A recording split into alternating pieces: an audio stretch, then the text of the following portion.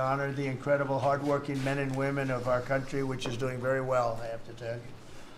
Every policy of the Trump administration is designed to lift up the American worker, promote great-paying blue-collar jobs, and to rebuild the industrial bedrock of our nation. It's also obviously for great defense. We have the greatest military in the world. We rebuilt it largely in my first term. Some of it was stupidly given away to Afghanistan. For what reason? Nobody can figure that one. But it was still a relatively small amount of what, if you compare. The concept of what they did, however, is just incredible. But the country is doing well. We're respected all over the world like never before, probably. We went to NATO, as you know, and they went from 2% to 5% of GDP. Nobody expected that, and the difference is they didn't pay the 2 and they paid the 5. So, and as you know, we are selling a tremendous amount of equipment to NATO. We're not spending any money, we're making money, but I don't want to talk about making. I want to talk about we're no longer involved with funding Ukraine, but we are involved with trying to stop the war or the killing in Ukraine. So we're selling missiles and military equipment, millions and millions, and ultimately billions of dollars to the NATO people, where I'm very friendly and we have a great relationship. But that was an amazing trip. So they're funding the entire war. We're not funding anything. I think it's an important point to make because a lot of people don't understand that. And we will continue to do that, and we're trying to get as much as we can for them. They want the American product. The American military product is by far the best in the world, and that's what they want to get. They have lots of options, but that's what they want to get. So the factories are doubling up and tripling up where they make the Patriots and other really, you could say, defense and offensive weapons. The wages for blue-collar workers are now rising at the fastest rate in 60 years, which is so important to all of us around this table. The average American worker has already seen a $500 wage increase this year, and there's no inflation because there's been decreases, tremendous decreases, with thanks to Doug and Chris, some of the people, the great job they've done with energy. Thank you very much. And Chris, thank you very much. I see you down close to $60 a barrel, and you'll be breaking that pretty soon, and that has a huge impact. So we have groceries are down, energy is way down. Energy is way down. It was $4 and $5 for a gallon of gas. Think of that for gasoline, and now it's probably $2.25. There are some places it's $2. It broke $2 at a couple of locations in the South. In places like California where they charge such high taxes, it's higher, but it's still much lower than what it was a year ago. So energy's way down, groceries are way down, eggs are way down. Thank you very much, Madam Secretary. You've done a great job. Appreciate it. When we came in, the eggs were through the roof. They were 4 times higher than they've ever been. And my first question from you people, what are you going to do with eggs? I said, what's the problem with eggs? That was caused by Biden, or whoever was operating the auto pen actually caused it, I guess, because I don't think he knew too much about eggs. Factories are booming compared to before I took office. Domestic auto production is going to be, it's going to be so thrilling in 2 years when you see the numbers, because they're building plants all over the country. They're all coming in because of tariffs. They don't want to build, they don't want to pay the tariffs. And if they build their plant here, they don't pay the tariffs. And they're pouring into our country, and you know about AI and you know about but the auto plants, that's the good old-fashioned stuff that I love.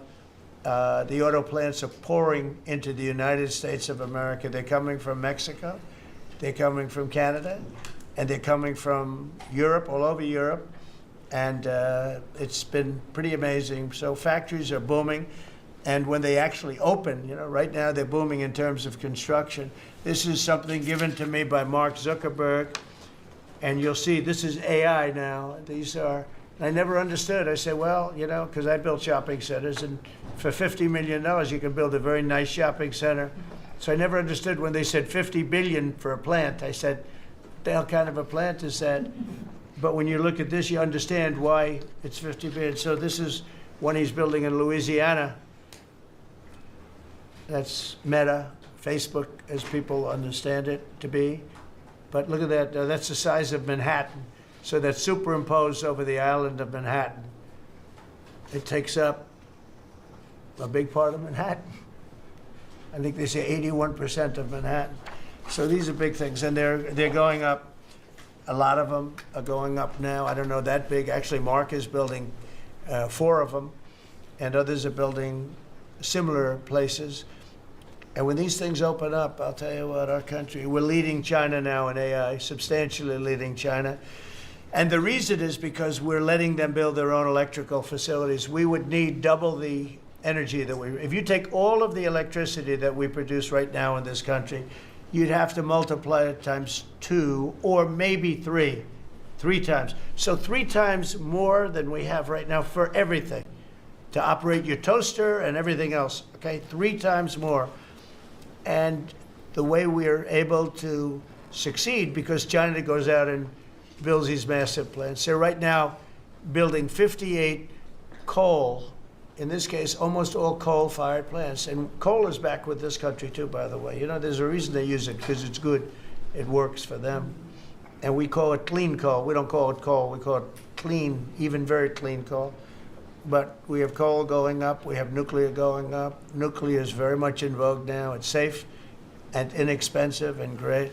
We don't allow windmills. We're not allowing any windmills to go up. I mean, unless there's a legal situation where somebody committed to it a long time ago, we don't allow windmills.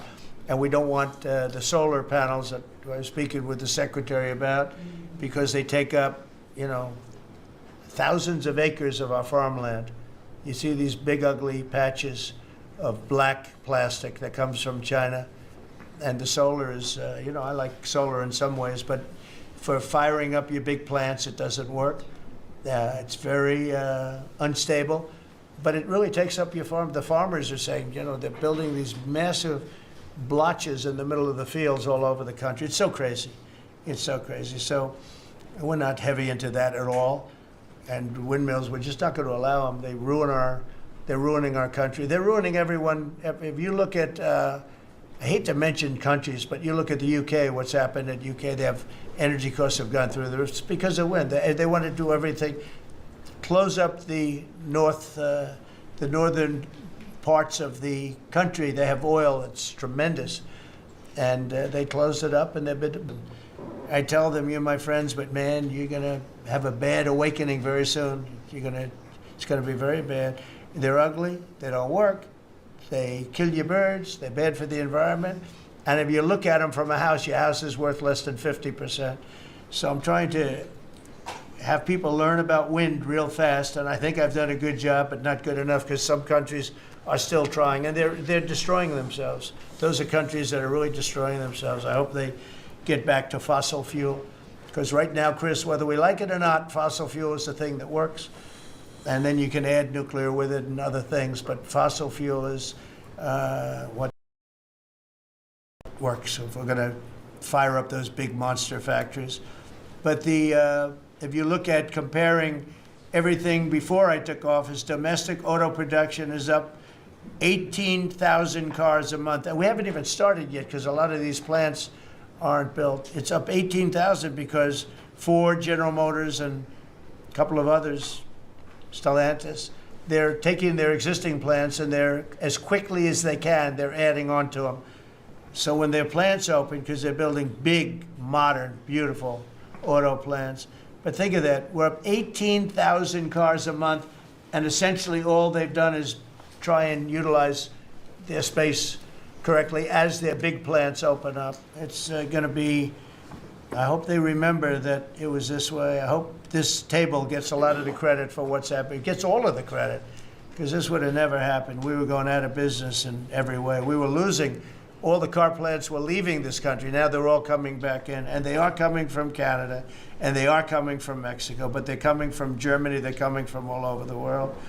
Domestic steel production is up by 100,000 tons of steel a week. We have a 50% tariff on steel, aluminum, and various other things. Copper just got brought into the picture, and that means people are going to want to make steel here. made a deal with U.S. Steel. As you know, we have an outside company come in, spend $17 billion on building new plants, new everything. It's great, and it stays right here in America. So we're doing amazingly well on steel, and domestic oil production is up by more than 300,000 barrels a day. That's a lot of barrels, and you're going to be talking about that in a second, I think, Chris and Doug. These two people have done a fantastic job, and we have the oil price down to about $62 a barrel. So just so you understand, because a lot of you like to talk about costs and prices, but I watch so much fake information. Product costs are down. Energy is way down. Energy brings things down. You know, with energy, that's what happened with Biden. He stopped our program, and then he went back to it when he realized that it looked like you're going to be paying numbers that nobody's ever seen, like $7 a gallon. You're going to pay $7 a gallon. They were up to $7.5. So then he immediately went back to the Trump plan that they terminated, but it was too late for them. It was too late. They blew it. They had a great thing going. I gave them something great, and they blew it. Since the inauguration, we've created over 500,000 new private jobs, and if you notice, when the numbers come out, government jobs are going down and private jobs are coming up, and that's what really fuels the country. It's easy to hire people and pay them for doing something that maybe is not very productive, but government jobs are down, actually substantially down, and private jobs are way up, and these are the jobs that make money, create a better life. Meanwhile, we've reduced the number of federal bureaucrats by 84,000. So we got rid of 84,000, and I think the job numbers, you're going to see the new job numbers are going to be through the roof because of all of the different businesses that are moving into our country. And not just production businesses, autos and AI, but any business you can think of. In the world of furniture, as an example, North Carolina, I went there many times when I built a lot of hotels and things, and I'd go to North Carolina, I'd buy the greatest, they were the greatest, most talented people. And then China came along and took all of those jobs away. If they would have tariffed them, China wouldn't have taken any of the jobs. But we had presidents that, honestly, and I like some of them, but they didn't know what the hell they were doing from a business standpoint, from running the country. And North Carolina, the most talented woodworkers that you've ever seen. I'd be there and I'd watch them. I'd say, I'd like to have a rail in that chair. Maybe can you fancy it up a little bit? How about this, sir? And it'd hand me a thing. It was like they were artists. They were unbelievable. And that business was stolen from us by others, not only China, but by others. All of a sudden, you're ordering your furniture from China. It was not even close to being as good, but they couldn't compete with it. If we would have said it costs 100% or 200% tariff, you wouldn't have lost one job. It's so sad. But we're going to rebuild North Carolina furniture and other places, South Carolina too, to a lesser extent. They make furniture. But furniture, we're going to put a very substantial tariff on. We've already announced it. It'll be done pretty quickly. And when that happens, everyone's going to start. I just tell you, North Carolina, go out and start getting the grandchildren and the children, start teaching them, because some of those incredible artists that I knew as young people, they're older people now, but they still have the talent and they have time left, but they're going to be teaching their sons and their daughters and their grandchildren, and it's going to be a beautiful thing to see. It's going to happen like magic. It's going to happen without question. It's not like, gee, I hope it happens. It's going to happen. The results of Ford that just announced it's going to create 4,000 new jobs, American jobs. Hyundai, 14,000 jobs. General Motors is moving production of the Chevy Blazer and Equinox from Mexico back to the United States where it belongs. Don't forget, we lost 55% of our auto production over the last 35 years. 55%. We were the auto capital of the world. Like there was nobody even think about challenging us. We lost 55% of it to Mexico, Canada, China, a lot to China, and other countries. And it's all coming back. We will be bigger. A couple of years, we'll be bigger than we ever were. We'll be more dominant. We'll be bigger. We make great product, too. We're starting to make really great product. We're going to be bigger than we ever were. We're going to be at the level that it was when we were the only one that we sold to the world. And we're going to be back selling to ourselves and other parts of the world. It's not going to be the same, but it's going to be equally as important as it was in the heyday 30 years ago.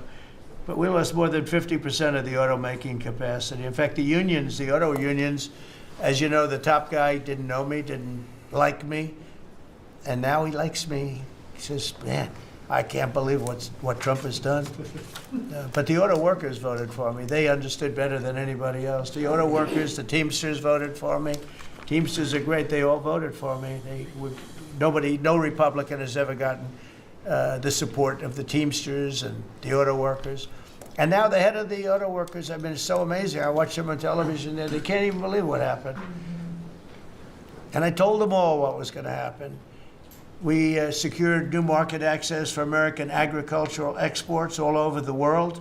Our secretary is doing a great job. Thank you, Brooke. And we have negotiated historic trade deals with the United Kingdom, China, Indonesia, Vietnam, the Philippines, Japan, South Korea, who was here yesterday, and the European Union. Foreign nations are now paying hundreds of billions of dollars straight into our treasury, and numbers that nobody's ever seen before. As you know, we made trade deals with a lot of countries, and many of those countries, just to be able to sit at the table, are paying us hundreds of billions of dollars. We made a trade deal with the European Union. They were rough on us for a long time, and now we have a very good deal. We made that with them. Trillions of dollars is coming into our country. Trillions. Far beyond billions, trillions of dollars. Wouldn't you say, Scott? Yes, sir. And in a short period of time, they have to buy $750 billion worth of our energy product. Energy is great. We have more than anybody else, so we're using it. But the European Union is a done deal, and Japan is done. And, I heard there was a problem with South Korea, but we met yesterday, and they're done. We didn't do anything. We just kept the same deal. He honored the deal. They wanted to see if I don't even want to say it, but they wanted to see if they could do something. But they honored the deal, which is nice. And we cut the previous record-setting trade deficit, I hear just came out. We cut it in half already. We haven't even said, we've only been here really for a few months because, you know, it takes you a little while to fix up the Oval Office and do those things, prepare for the battle, right? So we really only been here for a very short period of time, and we cut the trade deficit in half. Is that right? That's a fantastic. I didn't even think we were going to do that. And remember, these are things that are being built. These things are, you know, all these numbers up here, they're not open yet. When they open, you're going to see things happen in the United States that nobody's ever seen before, including our country in its heyday. And I had the greatest economy in the history of our country my first 4 years, despite COVID, which was a very unfortunate situation for the whole world. We did a great job with it, never got the credit for the job we did. Operation Warp Speed, people say, is one of the greatest achievements ever in politics or in the military, because it was almost a military procedure. But everybody, including Putin, said that Operation Warp Speed, what you did with that, nobody can believe it. And we did a great job, but it was a horrible, horrible pall over our country. We had a very dark cloud over the world. That was a very, very bad thing that came out of Wuhan, which I said it came out of Wuhan. That's where it came from. And China suffered greatly, but everybody did. But we did a good job with that, as good as you could possibly do, and we came back, and now we're stronger than ever before. If I didn't win this election, this country was gone. I'm telling you, economically it was gone. None of the things that we're talking about would have happened. The whole world was robbing us blind, friend and foe. They were stealing our jobs, our money, our factories. They were stealing everything. We would have been a shell. We would have been a bankrupt, broken shell.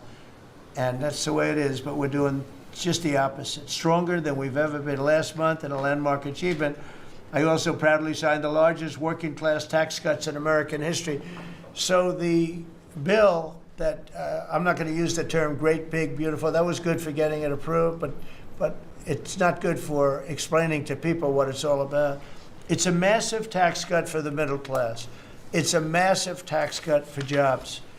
And it's, I mean, think of it, no tax on tips, no tax on Social Security. So seniors, I don't know how you can vote for anybody else. And, just think of that, and no tax on overtime. So you work overtime, you don't have to pay tax on overtime. That's good. The Democrats don't know what they're going to do. So they have, like, this soundbite. They have all these sound bites. They send it out. I don't know. Some guy sends out a word, and everybody uses it, including the fake news. Some of you are here right now. I'm looking at you. And it's death. They use the word death. No, it's actually life. It's almost like a newborn life. It's not death. That's their soundbite. The bill is death. It's not. We strengthen Social Security. We strengthen Medicare, Medicaid. The job we've done on Social Security is, if the Democrats got in, Social Security is over because the country's going to fail. There won't be any Social Security. And I made that pledge to you. We're going to take care of Social Security, Medicare, Medicaid, and we're doing that in spades because the country is becoming so successful again. And it hasn't been this successful. I think in the end, it will never have been this successful. I don't think it'll even be close with what's happening. Every American is seeing a tax cut as a result of the bill. The average police officer will keep an extra $1,000 a year at least in overtime, and the average waiter or waitress will keep nearly $2,000 extra in the fact that they would have had to pay that kind of money on tips. And I never realized that the government was so strong on that. But waitresses, waiters would tell me that the government would go after them. Like, it was horrible. That's how it all started with me. It just was incredible. And the biggest thing was, again, the $4 trillion that they found. They said, well, that was nice. They should have announced it. I could have told them that. And I don't know. It should be simple. But a lot of people didn't understand it. Actually, a lot of good people didn't understand it. But now they're saying, Trump was right. They've never seen anything like this. And I don't know what it is, Scott. They didn't understand what we were trying to explain to them was going to happen. Everybody's moving back to the United States because they don't want to pay a tax. If they're not here, they have to pay a tax. And it didn't seem that complicated, but it's working at a level that nobody can imagine. This is working $4 trillion, but that's a big number. It's a number that nobody ever heard of before. But $4 trillion is exciting. But that's nothing compared to what's happening, because these places haven't even opened yet. Some of them haven't even started hiring yet. They're under construction. So it's construction jobs, but it's not the big number, and the big numbers, when they open, they're going to be very successful. It's a revolution.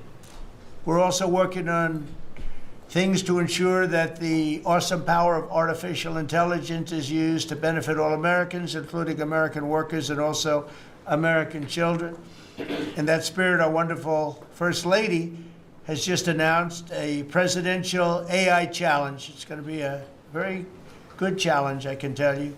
She's put her heart into it, which will inspire the next generation to stay on the cutting edge of this vital technology. This is the new internet, the new computer, the new television, the new everything, all put together in one. This is why when I show you a picture like that, I show you this.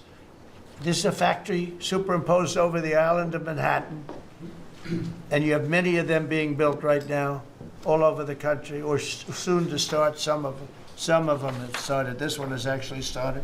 That's in the great state of Louisiana. But the First Lady is working very hard on this, and it's an important initiative. And Melania, when she puts her mind to it, nobody can do better. There's nobody. So every young person should go to AI.gov to learn more, AI.gov to learn more. And you'll see it's a great challenge. I think it's going to be a very modern kind of a challenge. It involves AI, which is very exciting to people. So I want to thank her, raise a lot of money for children.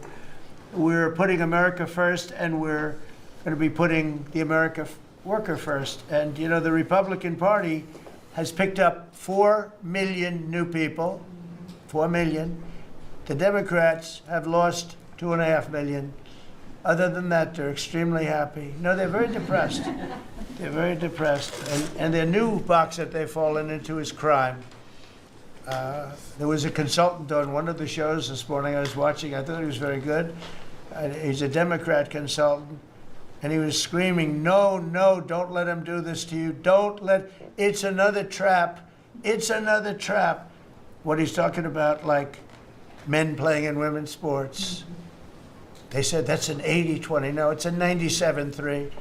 It's 97-3. Like transgender for everybody. They fought for it. They're still fighting for it. I saw a guy today, a politician that you all know very well, fighting like hell for men playing in women's sports. You don't understand. They're human beings also. Well, I agree they're human beings. But you can't have a 7-foot guy playing basketball with the women. You know, just one of those little problems in life.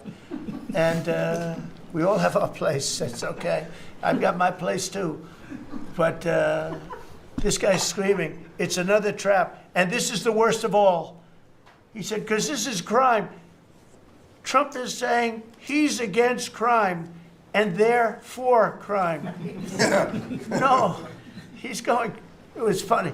No, it's a trap, don't do it. And then I saw this poor stupid Chuck Schumer, the guy, he looks like he's aged 100 years.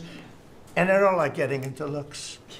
You know, looks don't mean anything, right? When you're in politics, looks don't matter. I look at Pam, I would never say she's beautiful because that'd be the end of my political career. Laurie, secretary. But I will tell you, this is the best of all. And they're going to fight me. Like this slob of a governor you have in Illinois. This poor guy got thrown out of his business by his family. I know the family. I was partners with the family. Nice family. I like the family. But he was no good. They threw him out. He's governor of Illinois, and he goes about Trump, we don't need his help. Chicago is the worst. These places are really bad. Crime in D.C. was the worst it ever was. You know, they make up stories. Crime in D.C. was the worst ever in history. And now, over the last 13 days, we've worked so hard, and we've taken so many, there are many left, but we've taken so many criminals, over 1,000. I watched a man from Maryland who said to me, I mean, sir, you're the greatest president. You're doing an unbelievable job. What a great job. Governor Moore, has anyone heard of him? Mm-hmm. He's another hopeful for president. I don't think so. But I met him, and I didn't realize it was on camera. Did you see they caught him on camera? I was at a game, I don't know, like the Army-Navy game or something, and I met him in a hallway. And as usual, you do your job very well. One of these great cameramen had it on tape. But I met this gentleman. I never met him before. Sir, you're doing a great job. You're doing an unbelievable job. Thank you very much. But then he goes on television and says, oh, Trump is a dictator. He's a dictator. And a lot of people have so the line is that I'm a dictator, but I stop crime. So a lot of people say, you know, if that's the case, I'd rather have a dictator. But I'm not a dictator. I just know how to stop crime. And you would think that Illinois would have such a problem with crime, such a bad governor. He should be calling me, and he should be saying, could you send over the troops, please? It's out of control. It's out of control. In New York, it's out of control. Not as bad as Illinois, by the way. Not even close. In California, you would have not had the Olympics had I not sent in the troops. Sent in the National Guard. They did a fantastic job. We have the Olympics. We have the World Cup coming. I got them in my first term. And I was really sad because I said, oh, boy, I got them, and I won't be president. And little things happen. Thank you, God. Thank you. Little things happen. Think of it. You could ask Johnny. Johnny would tell you, he's the head of World Cup. He's a great guy, too, great commissioner. But he's the head of the World Cup. He said, Trump is the only reason we're doing this. And the sad part is that I was not going to have it. I would have to be, probably I wouldn't have even been invited to the game, depending on who's president, right? And I got that. I did not get 250, okay? The 250th anniversary. I did not get. I'd like to claim it if I might, but I didn't get that. That was whether I was president or not. It was still 250. I'd like to take credit for it. What I will take credit for is we're going to have a better celebration under Trump than you would have had under some stuff. That I'll take care of. We're going to have a safer place, Christy, because of you and Tom Holman and everybody, right? But so we have 250 coming up. We have the World Cup coming up, which is like having 45 Super Bowls. And we have the Olympics coming up. So we're going to have a very exciting 3.5 years remaining. We're going to have a very exciting, it's going to be done properly. So I just want to tell you, our country's in incredible shape. Our military is strong and powerful and respected. We had some fantastic decisions from the Supreme Court that let us put the people into the military and other businesses that are best for the job, as opposed to some woke reason that was killing our country. That was a very strong, very powerful. You can now go into a company based on your ability, as opposed to being forced in based on some factor that cannot make our country great. That was a big decision, very, very big decision. And we've had a lot of great decisions, and we've all made some great decisions sitting around this table. I want to thank Scott. Unbelievable what's happening financially with you and Howard. And Vice President's involved in everything, and he's been great. And Marco has been really, I think you're born for this job. I don't think you should ever run for another office, actually. I don't think you should, really. You're so good at this. He is so good. And everybody likes him, everybody likes him. But everybody, much more importantly than like, I think you would say, is respect. They respect Marco. They respect all the people around the table. So what I'd like to do is, I'd like to go around the table. You seem to like it. Your audience seems to like it based on ratings. And I want to mention, about crime, because we have a young lady here, Iris, of Epoch Times. You're Iris, aren't you, huh? And I heard you were very savagely mugged in the city, and we're not going to let that happen under this administration. That was last year. And would you like to mention what happened? Of course. So first of all, thank you, Mr. President. Do you want to listen to this? For having me here to share my story to the room and to the broader public. My name is Iris Tao. I'm a White House correspondent for NTD, the sister media of the Epoch Times. So more than 2 years ago, it was a Saturday morning in broad daylight. I was on my way to work, and a young man with a black ski mask pointed a gun at my face and threatened me to hand over my phone, my wallet, my laptop, and everything else. And when I refused, he used the butt of his handgun to strike me across the face, in the cheek, or what some people call pistol whip me, before running away. And that has deeply traumatized myself and my family. Ever since, I've never dared to walk in the street of DC at night, ever.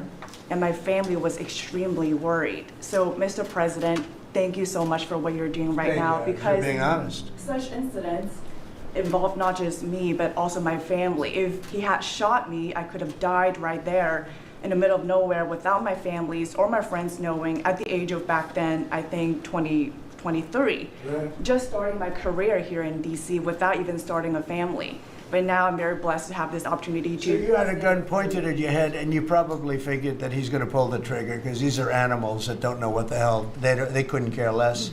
The pulling the trigger to him is a very minor event, and I'm sure he's done it before. So how did you, and you did refuse to give it, which would probably, maybe somebody would say that was not the right decision, right?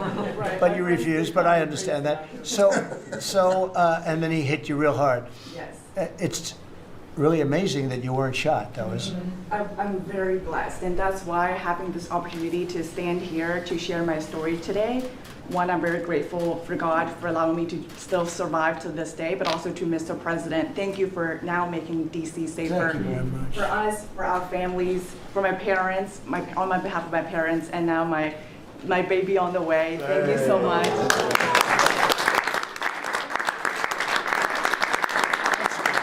And there are other reporters and journalists, good people, and you don't have to say it, but that have also been attacked violently. And not violently, too, pretty badly. But, and I bet you see a big difference in the streets right now. And this is only 12 days, but people are telling me they're going out to dinner now. They haven't, I told my friend, but I have a lot of friends that are going out to dinner all the time now in D.C., and they weren't doing it 12 days ago. They would never even think. One of my friends went out 5 times. It was 4 times the last time I told. Now it's 5 times. He said, I love going out to dinner, and restaurants are starting to open again. A lot of them closed because, nobody wanted to go into a restaurant. Nobody wanted to get to a restaurant or even sit in the restaurant. But you see a big difference now, don't you? I do pass by Union Station every day on my way home, and I do feel a lot safer seeing the trucks right outside, seeing the National Guard troops members right outside. It does make me feel like I'm hopeful about DC again, and one day hopefully we can raise our family here. Thank you very much. It's nice. And those are tough troops, too. Those are not politically correct troops. We don't have politically correct anymore. We have tough guys, tough people, including some tough women. But we have tough people, and when you look at them, I'll tell you, they showed one scene where a bunch of Tren de Aragua guys, or whatever, maybe MS-13, maybe MSDNC, okay? Because to me, they're worse. I think they're worse. MSNBC maybe is worse than Tren de Aragua. Real scum, real dishonest people. But anyway, they went into this gang, I think it was Tren de Aragua, Venezuela, and they weren't nice to this group of people. The gang was calling them sir. Yes, sir. Yes, sir. Get out of here. Get the hell out of here. You're no good. Get out of here. And yes, sir. Yes, sir. Yes. These are people that beat up people all day long. And they're calling these soldiers, that's what they are. They're real soldiers. There's no games. I said, you don't have to be politically correct.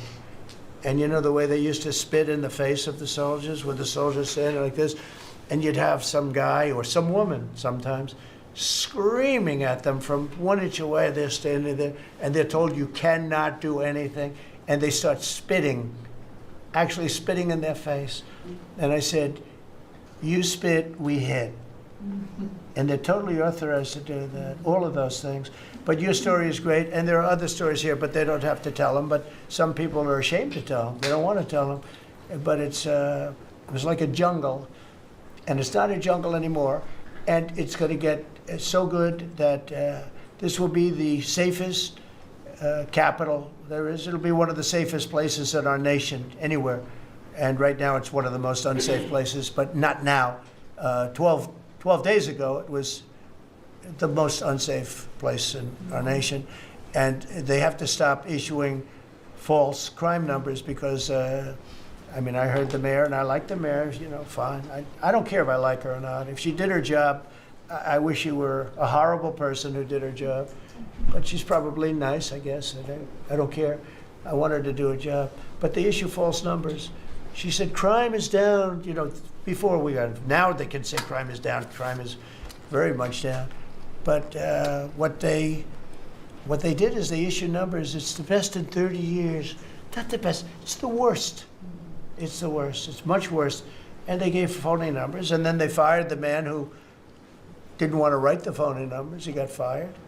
And I guess that whole situation's under investigation because it's a very important thing, Pam. If they're going to give these phony numbers, it's a false feeling that you get crime, you have to do something about it. And you can't go around saying, oh, Washington, D.C., safe, if it's not.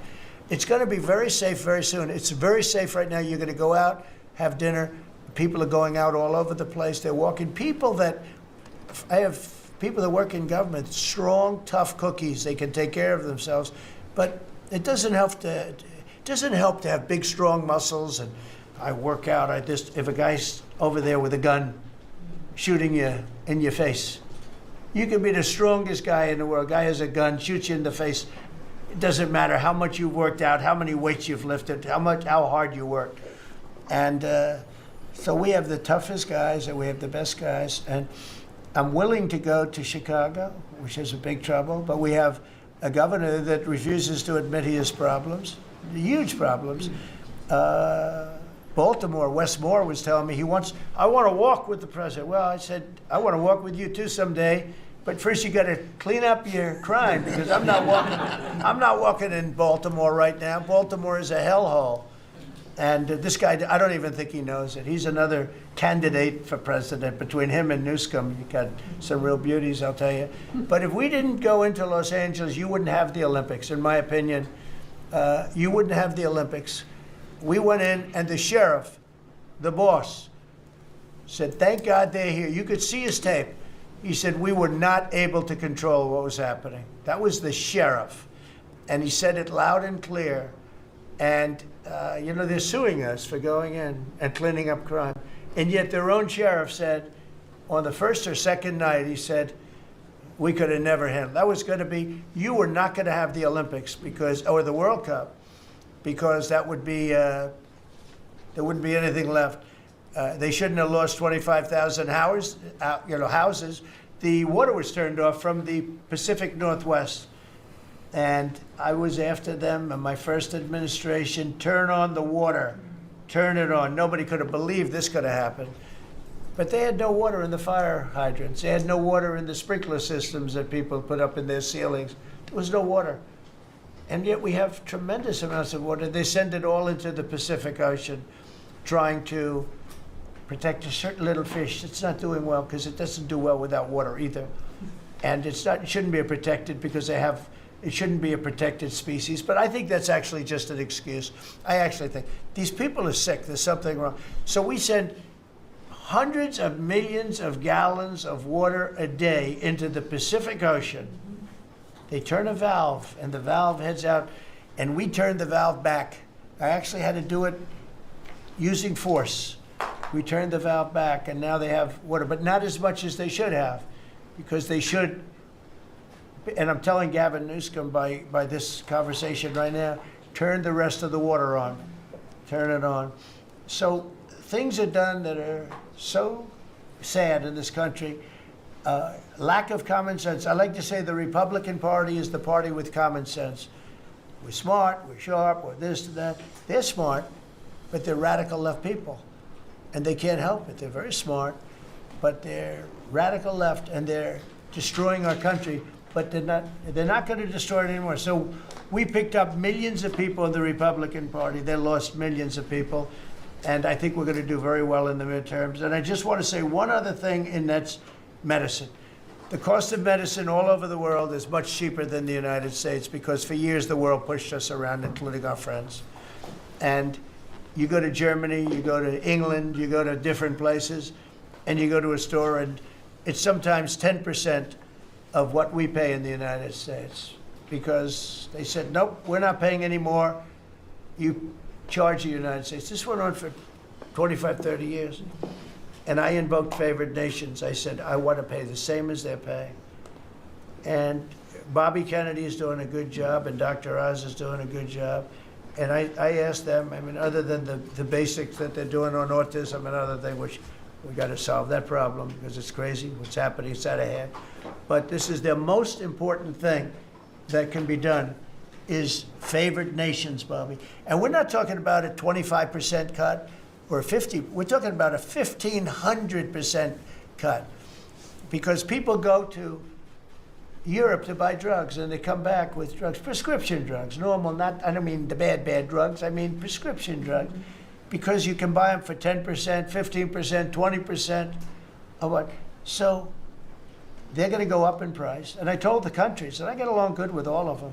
I mean, you could ask anybody, I get along good with all of them. But I said, you know, I told them, I said, you're going to go up a little bit because it's the world. It's the world. So more people in the world than we have. We're going to go down a lot, and they're going to go up a little. And it's called equalization. We're going to have equalization. So we pay the same price as the lowest drug sold anywhere in the world. And I think, Bobby, that's going to happen pretty soon. The companies are ready for it. They had to go for years. I was with a very great gentleman from Eli Lilly. I think he's an incredible executive. I mean, I'll mention the company and I'll mention him, because we had this argument my first term, and then we had it in my second term. In my second term, I wouldn't stop until I won the point. And he threw up his hands. He says, you're right, I can no longer defend it. I can no longer defend that a pill that's made by Johnson & Johnson in a factory, in the same factory, in the United States versus a place in Europe or other places, including Canada, by the way, you could buy it for 10% or 15% or 20%, the cost of what we're paying. Where we'd pay 5, 6, 7 times more money. He said, it's the hardest part of my job, defending that. I'm not going to do it anymore. I'm saying that we have to get down to business. And that's a great company. He's done a great job, and I appreciated it. And it really broke the ice because they were sending, well, we have to do research and development. Well, you have to do it for Germany and all these other countries too. Well, they think the United States should bear it. I mean, I heard this stuff and I finally said, it's over. Now, you have to have somebody that can get these countries to do it. I told them, if you don't do it, we're going to charge you a 25% tariff on everything you send into our country. That's much more money than what we're talking about. Then we have to get the drug companies to do it, and they'll do it because we have tremendous power over the drug companies too.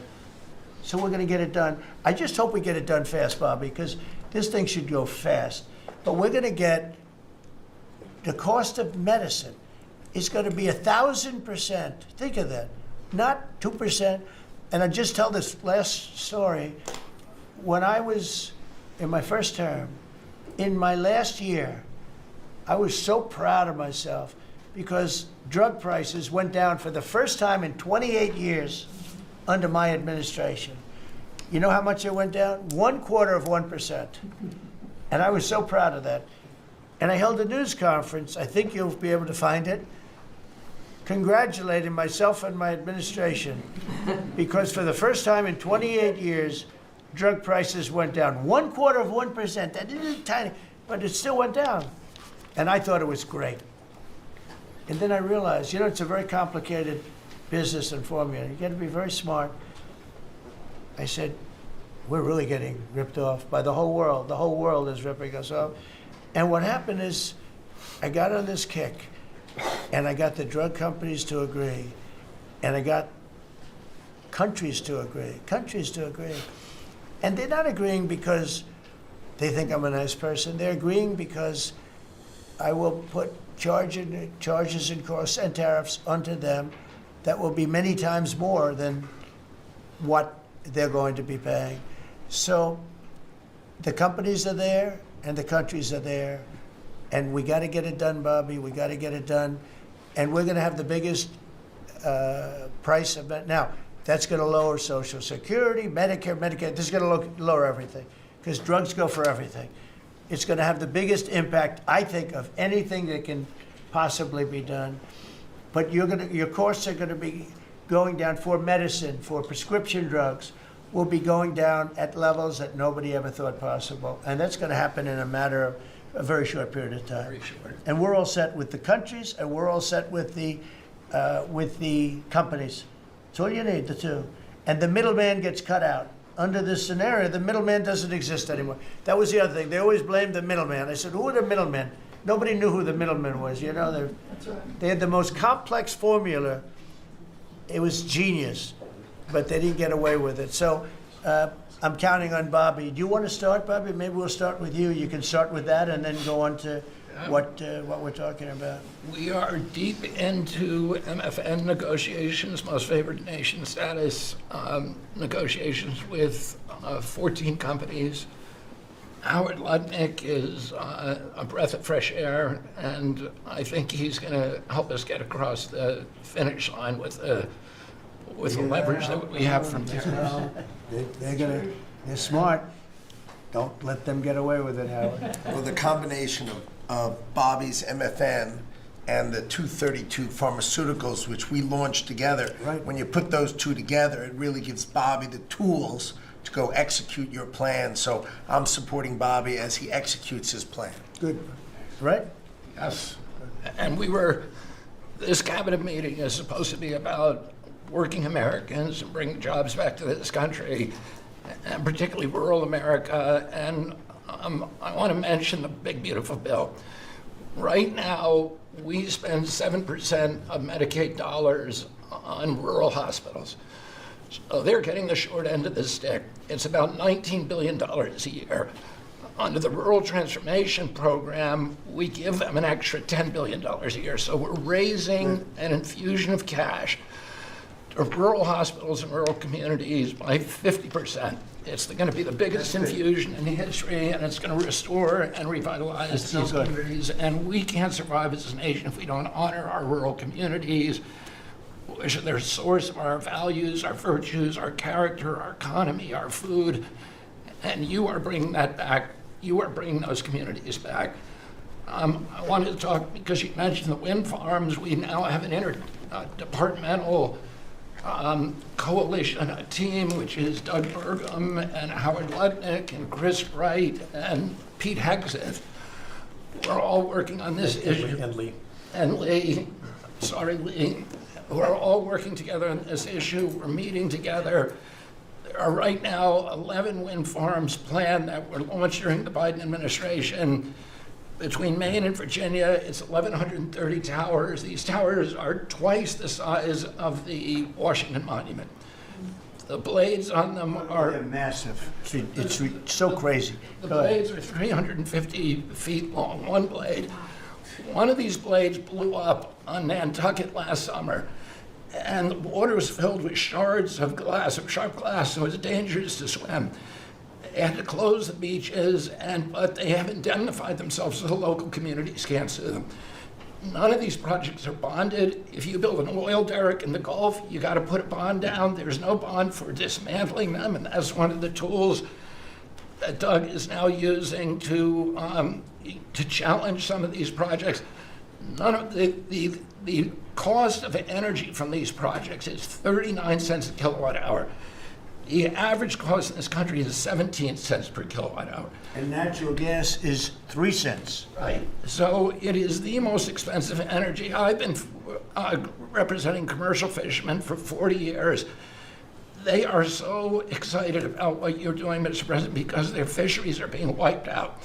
As soon as they begin construction, the groundfish fisheries just disappear. The fish leave the area. They've killed 160 whales in the last 2 years. So they're wiping out the whale population, the Atlantic whale population, the big whales, the minkies, the gray whale, or the humpback whales, the right whales.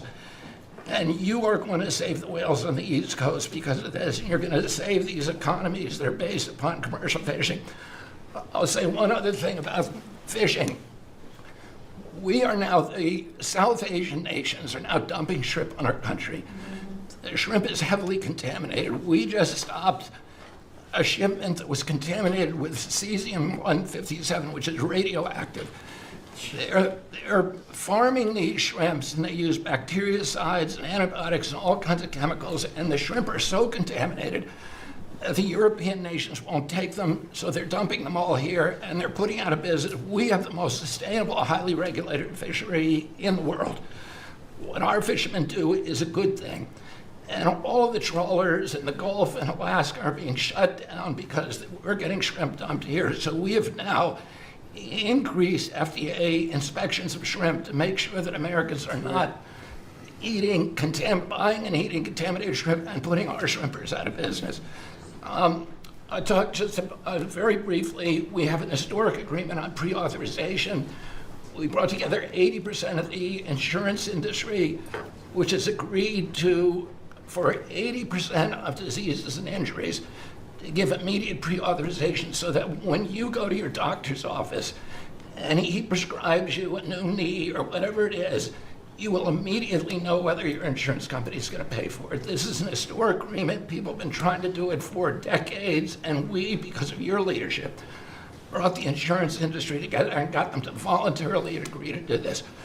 Similarly, we've made another historic agreement with personal health records.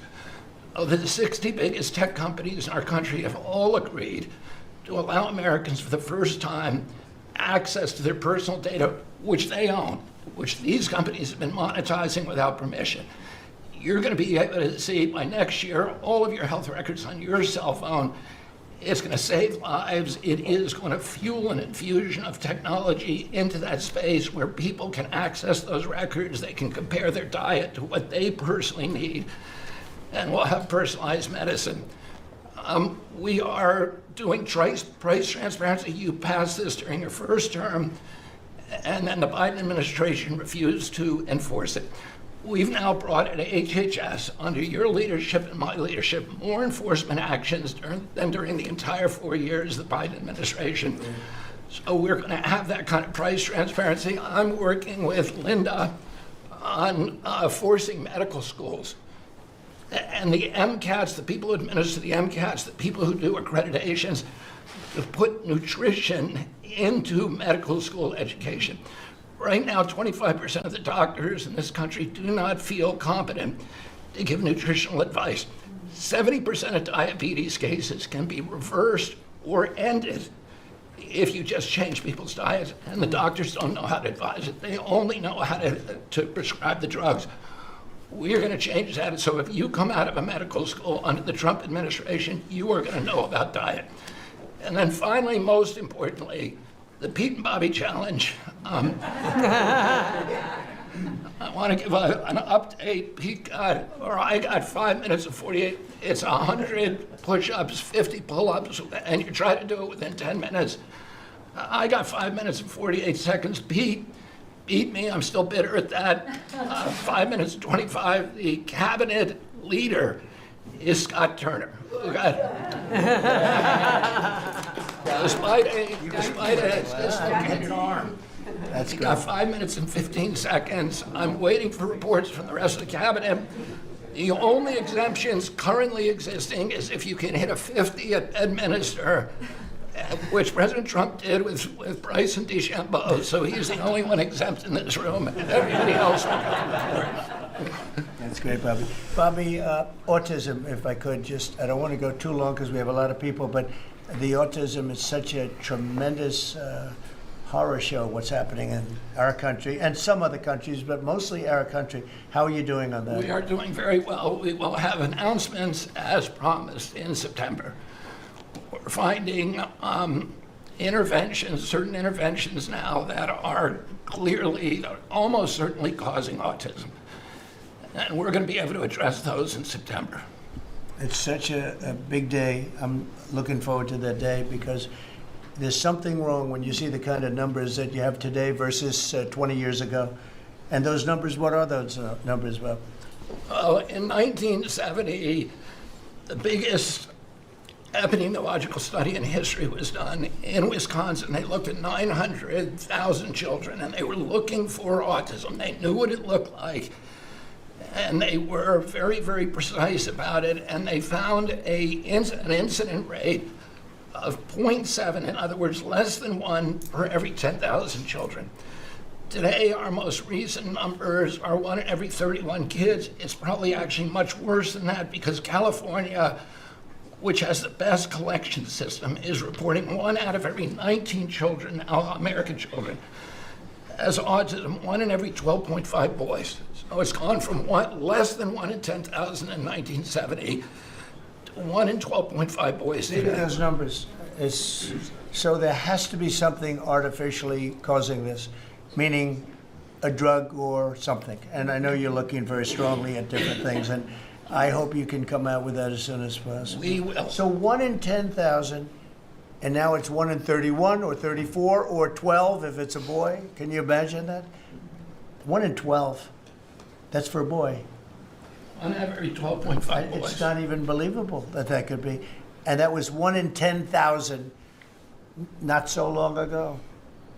I've been hearing these numbers, and they get worse and worse every year. There's got to be something. I think there's nothing, including favored nations and everything else, there's nothing that can be, if you can find out the reason that that's happening, and I know we're gonna do some things. I think it's. We will I think. have that answer I think for we. you. I think we maybe know the reason, and I look forward to that press conference, to be with you in that press conference. That's going to be a great thing. Thank you, Bob. You're doing a great job. Linda, how about it?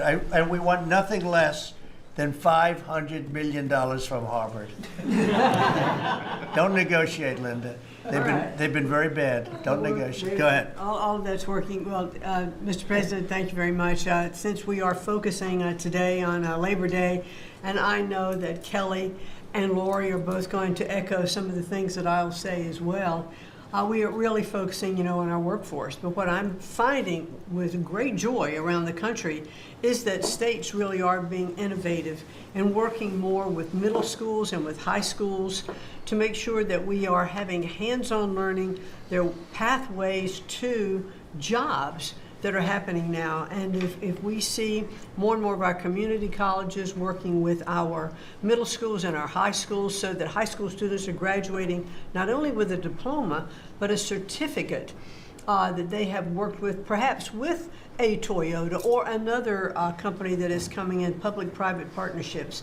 And they're learning on the job so that when they graduate from high school, they're ready to go into the workforce, because we know with all of these wonderful jobs that are coming back into the country through AI, through just our normal jobs, that we need electricians, HVAC operators, et cetera. If we don't have this training, we're not going to have the workforce we need for all these wonderful jobs. So governors are really excited about this prospect.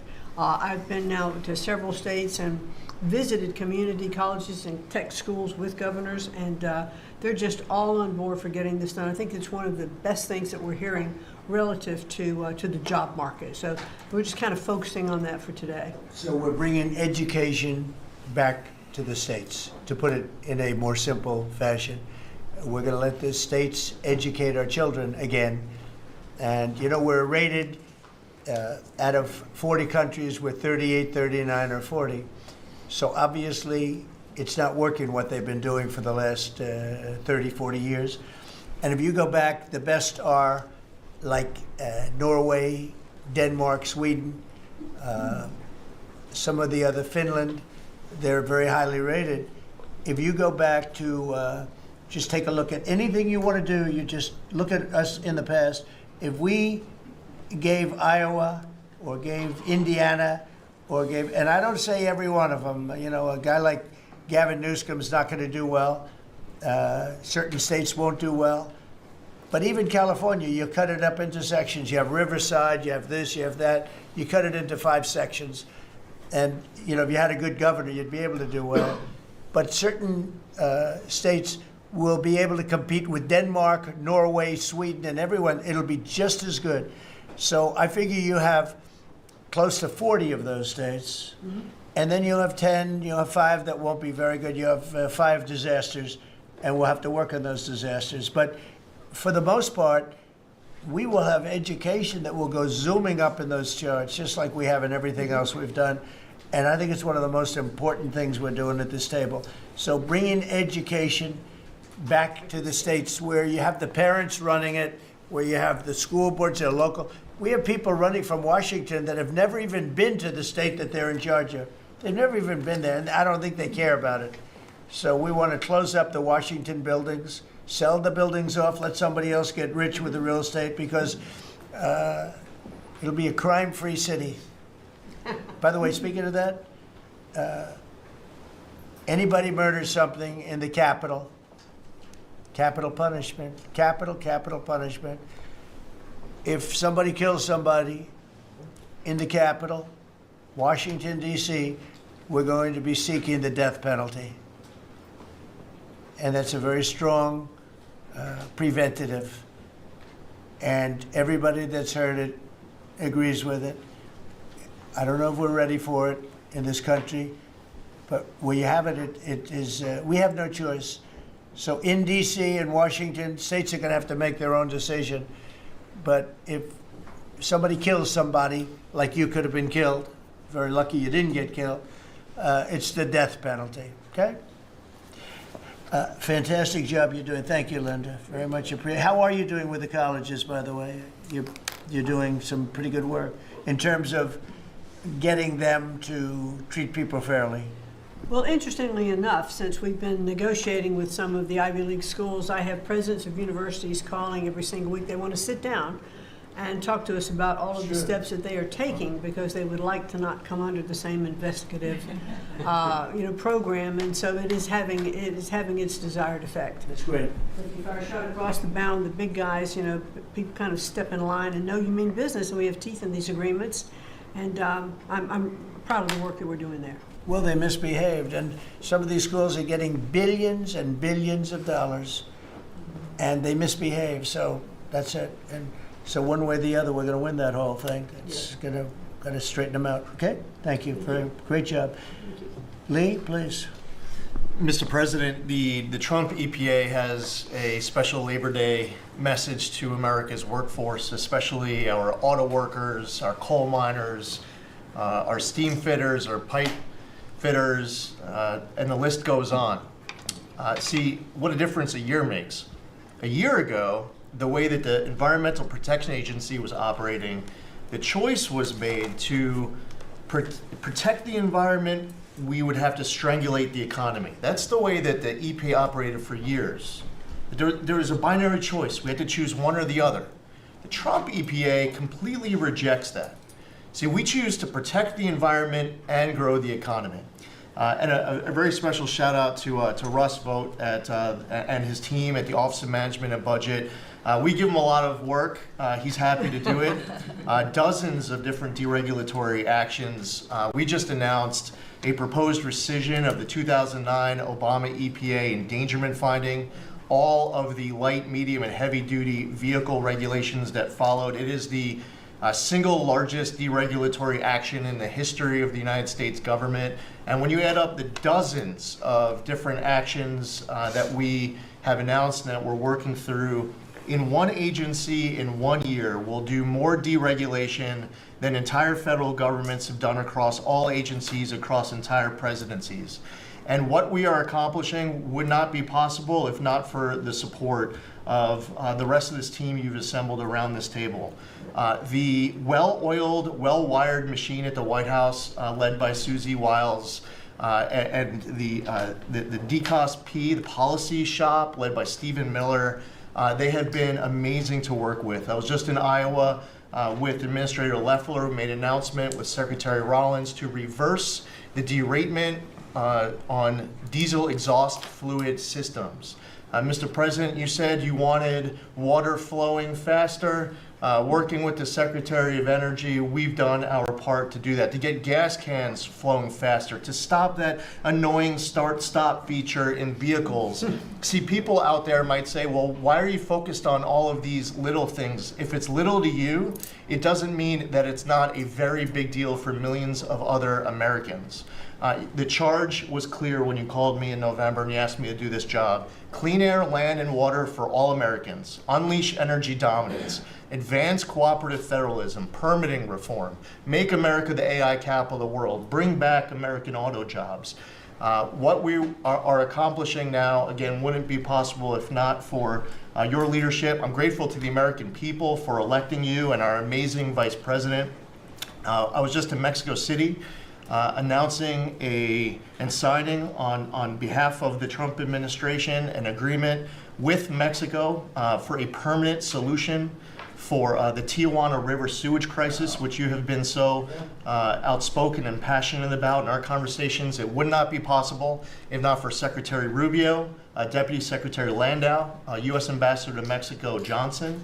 The team at the State Department has been incredible. The work with the NEDC on permitting, to be able to get new pipelines built, to get new factories started. The list, it's amazing. So, somebody out there might not realize the relationship between the Environmental Protection Agency and the Department of Defense. The amount of work with Secretary Hegseth and the Army Corps, from responding to the LA wildfires, to getting more water flowing in California, which is also something that Secretary Burgum is involved with, to helping the farmers, the ranchers and landowners to revise the waters of the United States definition so they don't have to go hire an attorney or a consultant to tell them whether or not a water on their property is subject to federal regulation. Thank you for putting this entire team together. It's an honor to be at the Trump EPA, where we choose to both protect the environment and grow the economy. It's a very happy Labor Day for America's workforce.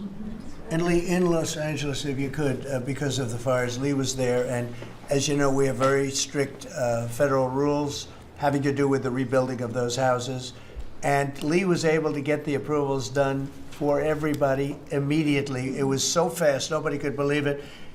And the mayor and the governor still haven't gotten their approvals. And they're going to have riots out there for that reason. These are great homeowners. They want to build a house. They can't get approved because you have the mayor, Bass, who has no idea what she's doing, and you have a governor who is such a bad governor, and the people are unable to build their house. The toughest permit to get was the federal permit by far, and yet he got them all in a short period of time after the fire. How long did it take? Well, Mr. President, you came in, signed an executive order, and told the EPA that we had less than 30 days to complete our hazardous material removal, which the initial response, once all of our heart rates went down a bit, was just to figure out how to get it done. We got it done in just less than 30 days. The Army Corps of Engineers then comes in for the debris removal. The federal government, in clearing over 13,000 properties that were destroyed because of these wildfires. We've got to the point today where property owners all across Los Angeles, they're grateful to the Trump administration. They're happy that we did our part, but they are desperate to rebuild. And there is not a single green light approval that they are waiting for from the Environmental Protection Agency. The EPA and the Army Corps of Engineers proudly have done our work. It's important for those local officials to let these property owners build on their land. It's their property. It doesn't belong to the mayor of Los Angeles. And they need to represent their people better. They're ready to build. When will they have their permits from Los Angeles? Well, here's the problem, Mr. President, is that they have been ready since the moment we were done with the federal part. I mean, I was visiting a week after. Actually, I thought my first trip was going to be to Los Angeles. However, the moment I got confirmed, the vice president said, "You're going to East Palestine right away." So that actually ended up being the first visit because the vice president's so passionate about that from the great state of Ohio. Then we went to Los Angeles from there. We're talking about the beginning of February, where we were meeting with property owners already. They were already all set up. They had the contractors. It was the beginning of February, and they were waiting for green lights from Los Angeles to be able to go onto their property and start rebuilding. Some of the same people who were waiting for a green light ready with the contractors at the beginning of February are still waiting now in the middle of August. Let these Californians rebuild. And they're talking about also taking away some of the properties and building low-income housing on those properties. They're going to have problems like they've never had before. These people don't know what they're doing. So we have all our permit. Everything the federal government has to do was done long ago. They should have been. I went to a town hall with Lee, but we were there, and the mayor was saying it would take 2 years, maybe 3 years to get this approved. I said, no, not 2 years, 2 days. They should have it in 2 days. And I toured the site, and I met 100 homeowners, all standing in front of their site a couple of days after the fire, and they were ready to go right then. They wanted to just build right then. And the city won't let them do it. Los Angeles, I don't think it's that they won't. I think they're incompetent, okay, to be honest with you.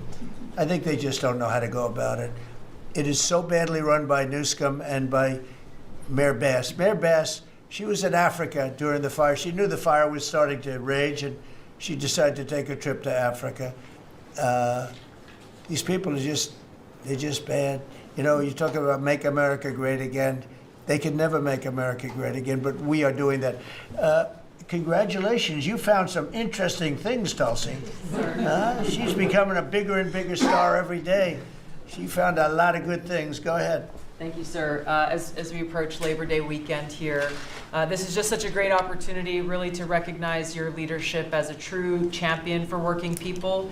And I know we'll hear, as we go around the table here, how your focus singularly on putting the well-being and interests of the American people first is that common thread that we're seeing in your policies being implemented across your administration. For ODNI, number one, our focus is and must always be making sure that our intelligence community is focused on our mission, keeping the American people safe, secure, and free. We're doing great work on this front. I'll point out our National Counterterrorism Center, led by Director Joe Kent, are working across different agencies with Homeland Security, DEA, FBI, and others to catch terrorists, both those who are trying to come into our country, those who may already be in our country. They are finding the worst of the cartel bosses and making sure that they're not able to continue to wreak havoc and terror in our communities. Secondly, Mr. President, you have charged me with the mission of finding the truth and telling the truth to the American people. And we've exposed some of the worst examples of the weaponization of intelligence in the last several weeks. I will continue down that mission and that path wherever it leads. Transparency, telling the truth, is what will drive true accountability for the American people who deserve nothing less. And lastly, Mr. President, all of us are charged with being good stewards of taxpayer dollars. I've gone through a reorganization for ODNI that we've announced in the last week. We've cut nearly half of redundant, unnecessary functions within ODNI, saving taxpayers over $700 million a year. We will continue focusing on our core mission in keeping the American people safe, and appreciate your leadership and your focus on this most critical task.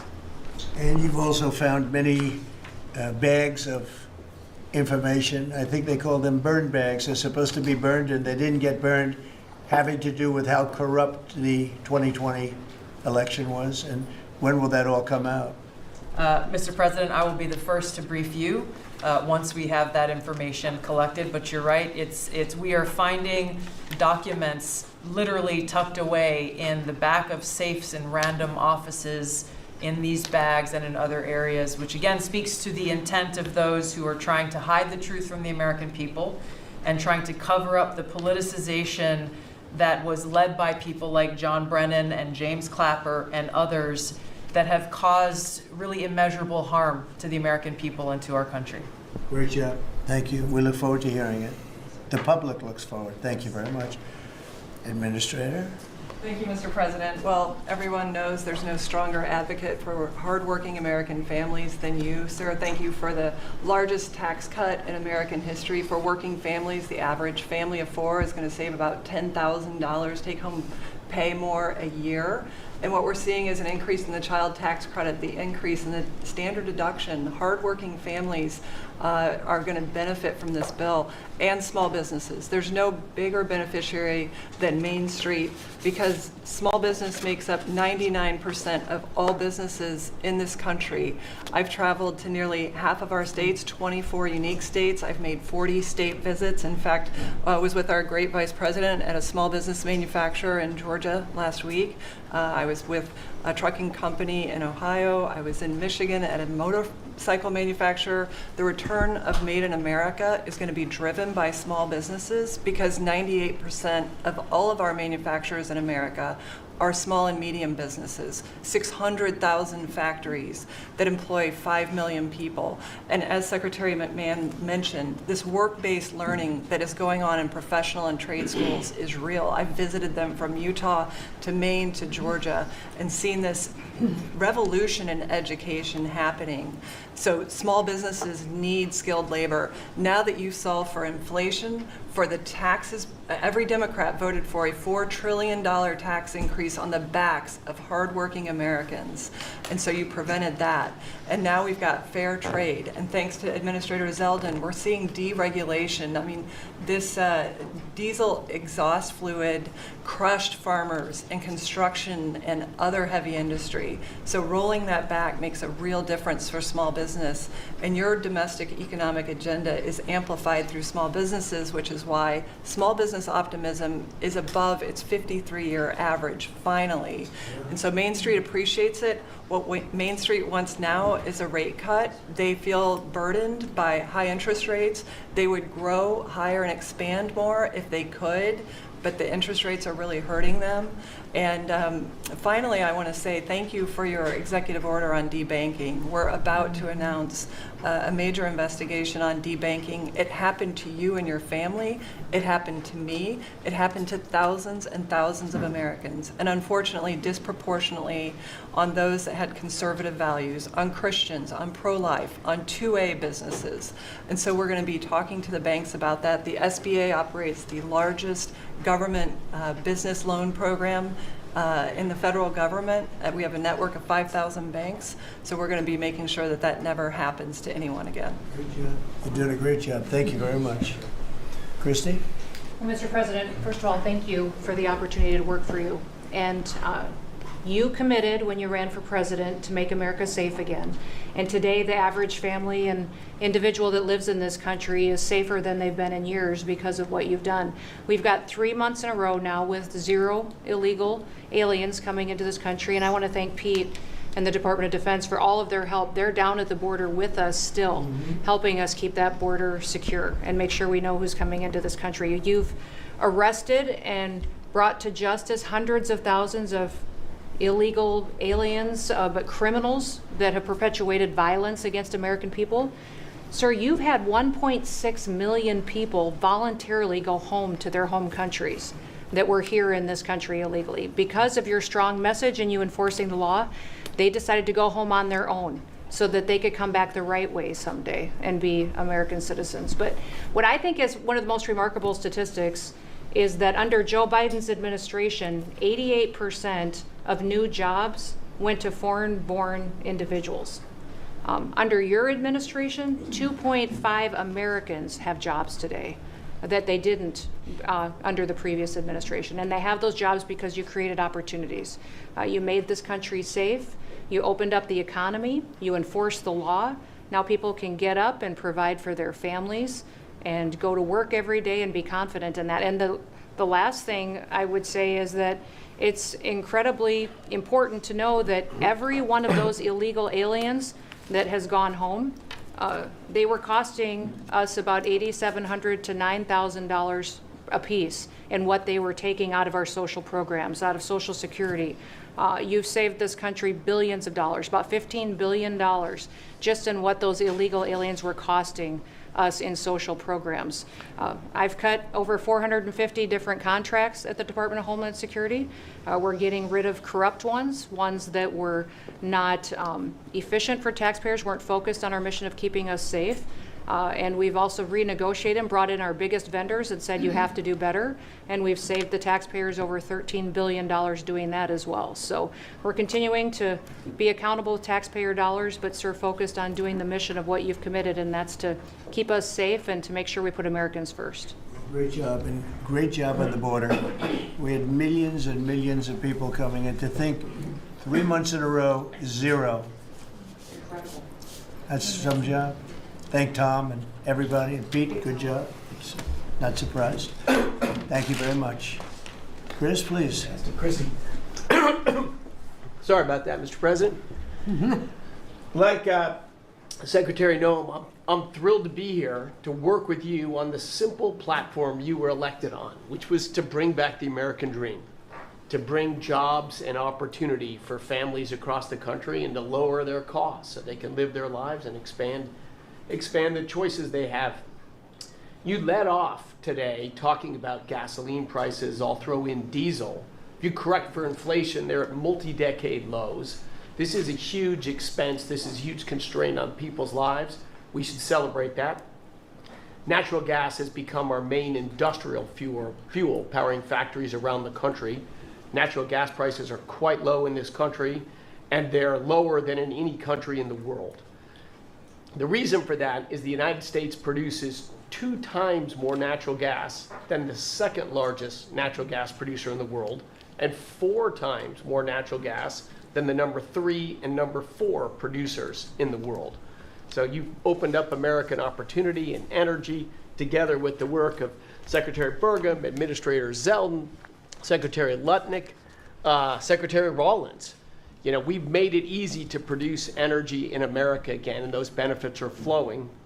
I could go on about this stuff forever, but let me talk about one specific area of energy, electricity.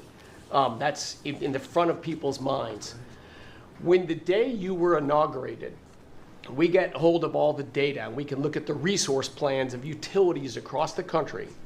What you inherited when you arrived was a plan over the next 5 years to close 100 gigawatts of reliable electric generation. So that's 100 large power plants. Now that was offset with a plan to build 22 gigawatts of reliable electricity generation.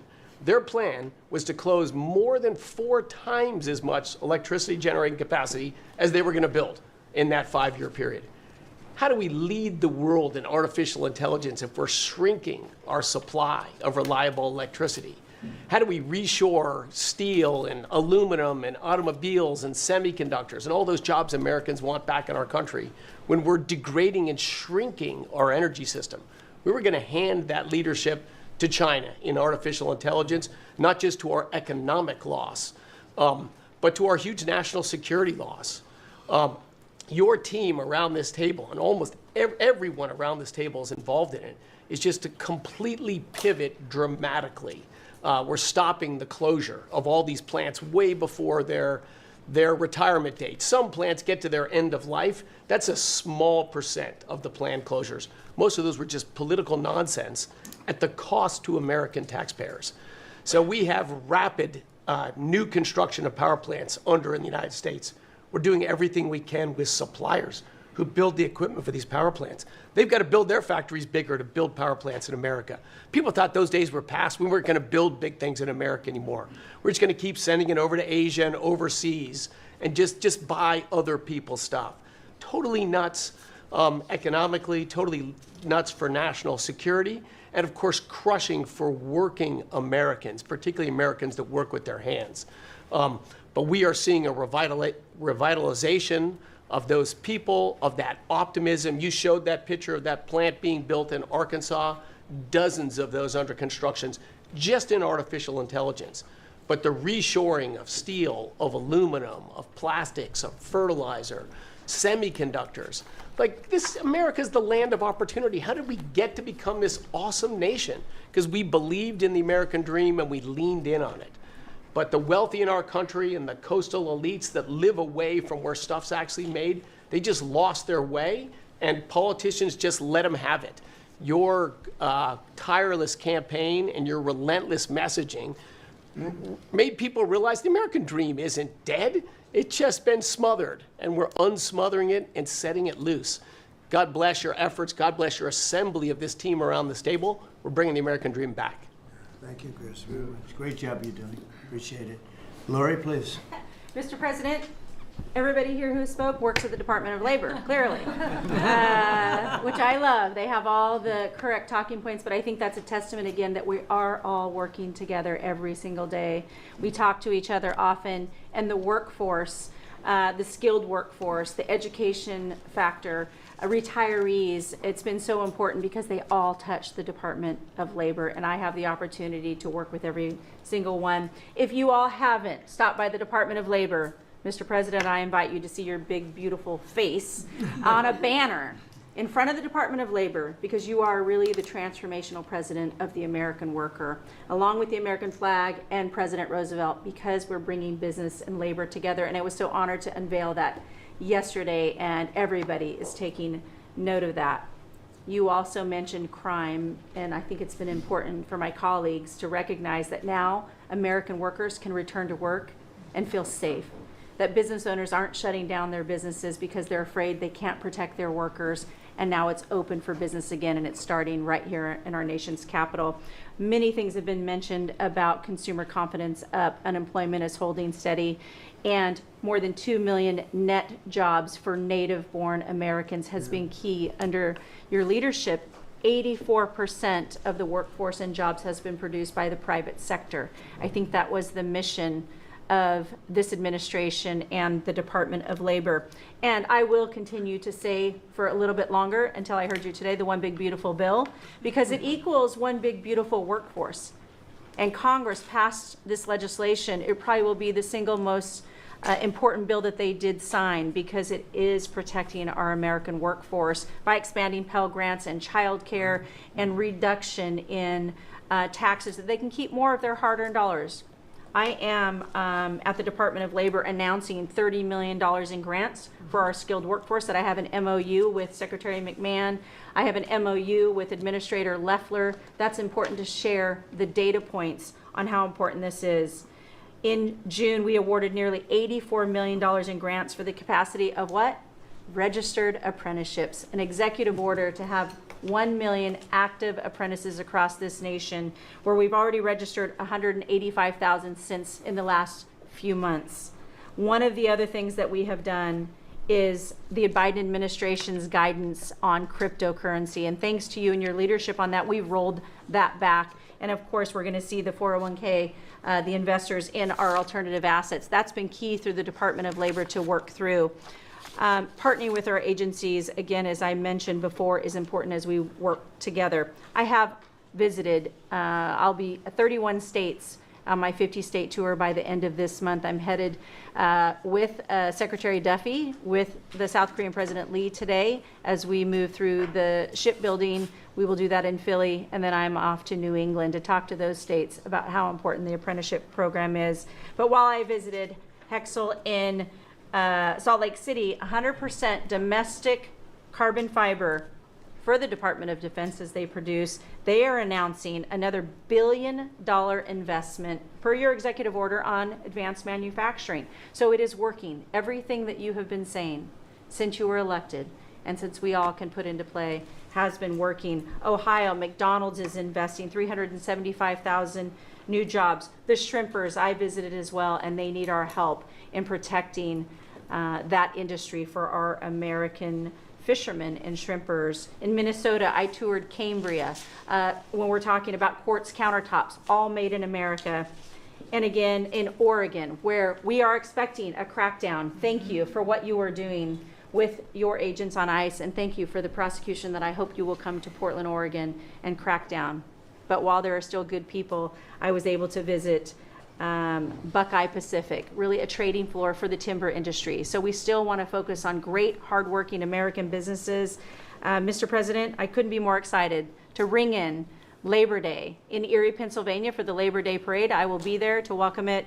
It is an honor to serve this country. It is an honor to serve under your administration as the Labor Secretary, and we will kick off, and Republicans will own Labor Day again, not Democrats. We will own it because we are, and you are the president of the American worker. So thank you for everything that you've done. Thank you very much, Lori. Absolutely. You're doing a fantastic job, and I will tell you that Lori was recommended by the Teamsters. And I said, that doesn't really work, does it? And it turned out to be one of our best choices. So I just want to thank you and Sean, who, as you know, recommended you very strongly. You really turned out to be a gem. Thank you. I was able to talk to the president on the phone the other day. He called and we visited, and he said, but I know that you were, a little bit middle of the road and not so sure. I said, Mr. President, I have been a Republican. He's like, what? Wait, what? Now I like you even more. I said, You're doing a great I job. appreciate it. Thank you, Lori. Thank you. Thank you. Pam? President, I'm working with everyone around this table almost daily on legal issues that we're winning on. But today, because it's Labor Day, President Trump, if I could focus on public safety. Not only domestic, but from our foreign adversaries. And Secretary McMahon, I know you know, kids are out of school this weekend. It's Labor Day. And Secretary Duffy, you know, our highways are going to be packed with travelers coming to not only our nation's capital, but all over this country. We're also going to have boaters, Secretary Duffy, right, on our waterways. It is illegal to be under the influence and on a boat. So get a designated boater if you're out on our waterways, whether it's the Potomac or the Gulf of America or the Pacific. Wherever you're out this weekend, people need to be safe. And on an international level, Secretary Rubio, thank you for all your help on everything we're doing, and everyone around this room. But yesterday, there was a big, big win. El Mayo pled guilty, and he was the co-founder of Sinaloa cartel with El Chapo. And there's even a Narcos Netflix series about these guys. Well, now we know the ending. He's going to die in an American prison. They are one of the worst, El Chapo and El Mayo, some of the worst narco traffickers in our world. And he will spend life in prison now. And that's so important because those guys and others throughout this country, throughout this world, have brought into our country drugs, cocaine, heroin, fentanyl, methamphetamines that's killing our kids. And we have to stop that. And that's what you've been doing, not only in DC, but around the country at your leadership. And over the weekend, parents need to know, with kids out of school, with people out on our highways and on our waters, do not take a pill from anyone you know don't know, do not buy anything on the street. It could be laced with something toxic. We've seen so many fentanyl overdoses. And when you were here in DC, we showed you pictures of some of the drugs that had been seized right here in DC. President, they were packaged for children. Packaged for children. And people are dying from these around our country. So thank you, President Trump, for your leadership and for letting Americans know that it's now a safe place to go. But parents also have to know, college kids have to know, to be vigilant and not take this trash. Because you could be thinking you're taking a Xanax, an Adderall, anything, and it could be laced with something very lethal. It's a So great message. thank you, President. Great Trump. message, Thank and you, you've been fantastic this last 12 days in DC. The job you and your whole group has done is, All of us. everyone's talking about it all over the world. I hate to have to talk about that, but we have to. It's becoming a very safe place again, and the work, I've seen how hard you worked the last, well, from the beginning in all fairness, but this focus on DC is so important for the country, so great job, and to everybody. Great And job. President, it's a team around. We're all working hand in hand, side by side, all of our agencies together to make America safe and DC safe. And Iris, congratulations on your baby, and I'm so glad that you're safe now. Thank you, Pam, very much. Mr. VP, would you like to say something? Yes, sir. I'll be brief, but I want to congratulate you and the entire team on all the things that have been accomplished. You'll hear about a lot of it. You've already heard some of it, but I thought it would be helpful, Mr. President, just to take stock, not just of what we've accomplished, what we will accomplish, but of the mess that we inherited, because I think it makes this first Labor Day a bigger and more special occasion. You heard, I think, Christie talk about this, that all of the net job growth under the Biden administration had gone to the foreign-born. Now that net job growth is going to American citizens who deserve opportunity in their own country.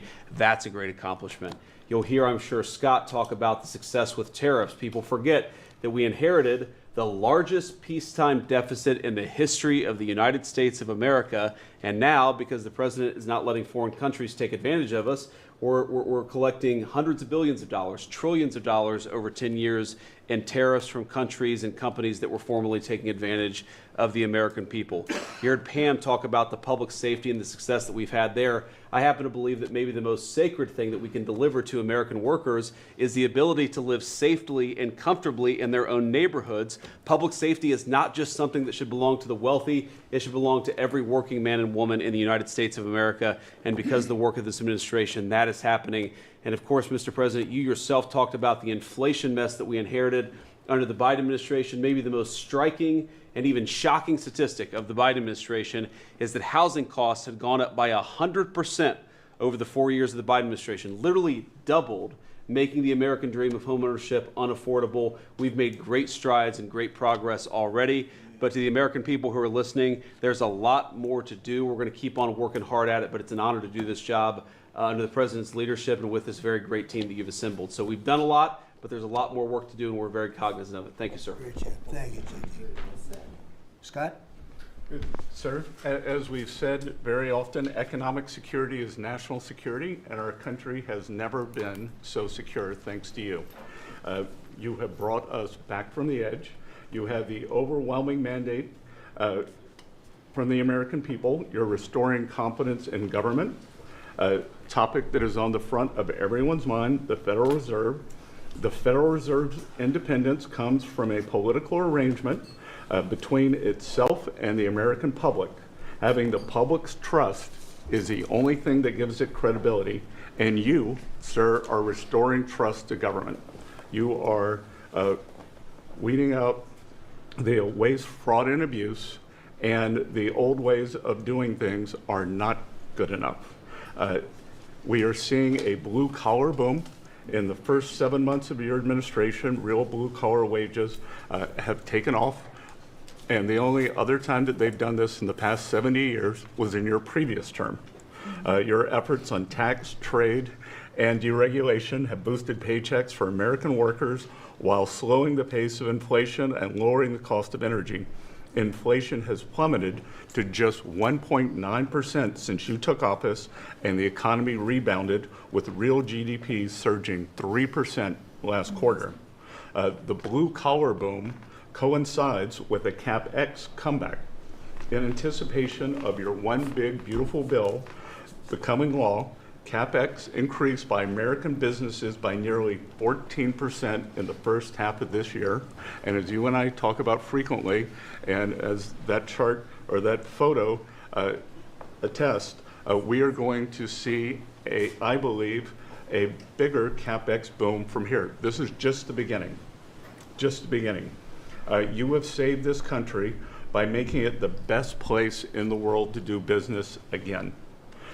Treasury is helping to implement these new provisions, as well as no tax on tips, no tax on overtime, and no tax on Social Security.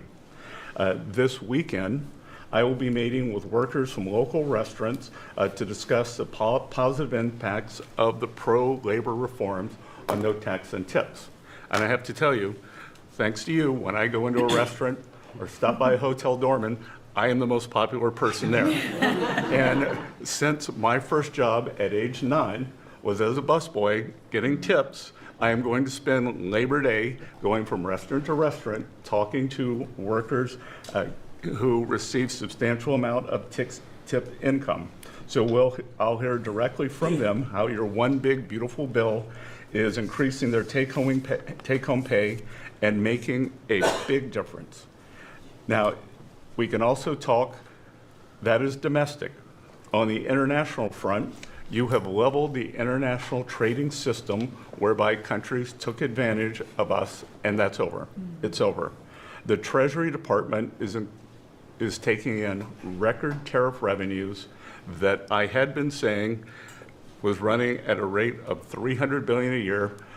You chastised me for saying that it's not, that number is too low. And as usual, you're right, that we had a substantial jump from July to August. And I think we're going to see a bigger jump from August to September. So I think we could be on our way well over $500 billion, maybe towards the $1 trillion number. This administration, your administration, has made a meaningful dent in the budget deficit. The average budget deficit during this term is 26% less than the last 12 months under Biden.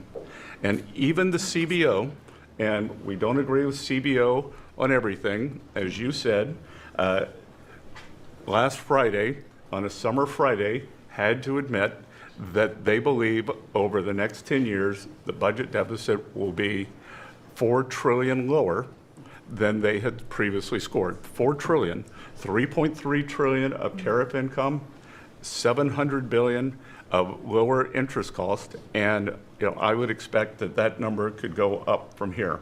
So, Mr. President, your return to the White House marked the return of the American worker. Thank you for reclaiming Labor Day for the American people. You're growing the economy for everyone, especially the middle and lower income households who suffered disproportionately under the last administration, and it's an honor to do this under your leadership. Great job.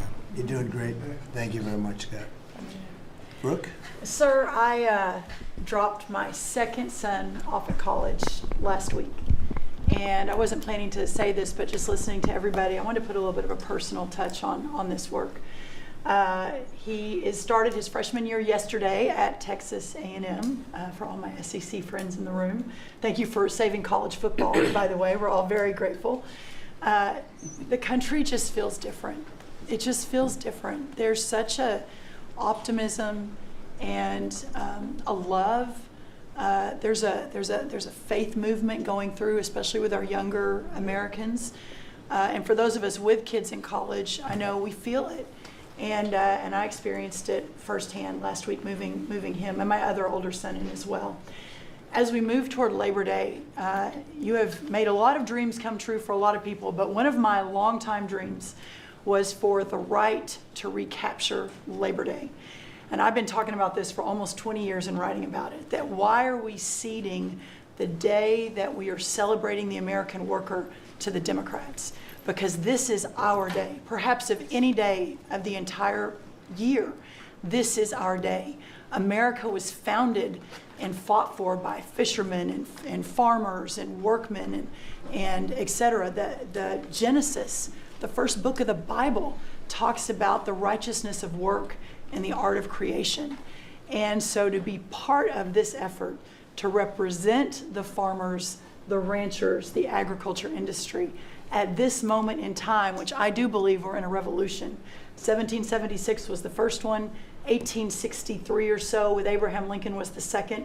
This is the third with Donald Trump leading the way, and we are saving America.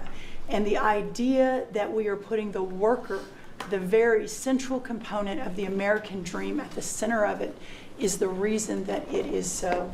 So at USDA, it continues to be my greatest honor to fight for the original American worker, whom I think the farmer is and what they represent. And as we are building new systems and new structures, as we have this year going to have the best harvest on record for our row croppers and others, what this team has done and is doing to open up those markets to ensure that these farmers can continue to return prosperity to rural America. I'll finish with this. This morning, we had a working group with 6 of our cabinet members. Bobby Kennedy representing healthcare, Linda McMahon education, Lee Zeldin deregulation, Kelly Loeffler small business, Lori Chavez Rimmer labor, and Scotty Turner housing. And how you leading the way in your vision, how that will return the golden age to rural America, to the very fabric of our country. And whether it's better hospitals, better education, more opportunity, less government, better and bigger small businesses, better opportunities for our workers, and better housing, and of course the agriculture piece of that, through the big, beautiful bill, the bill, what it did, the greatest investment in rural America in history. And now the opportunity to effectuate that is, again, a game changer, a country saver, and what a joy to be able to do it under your leadership. So thank you, sir. Thank you. Beautifully stated. Thank you very much. Scott? Yes, sir.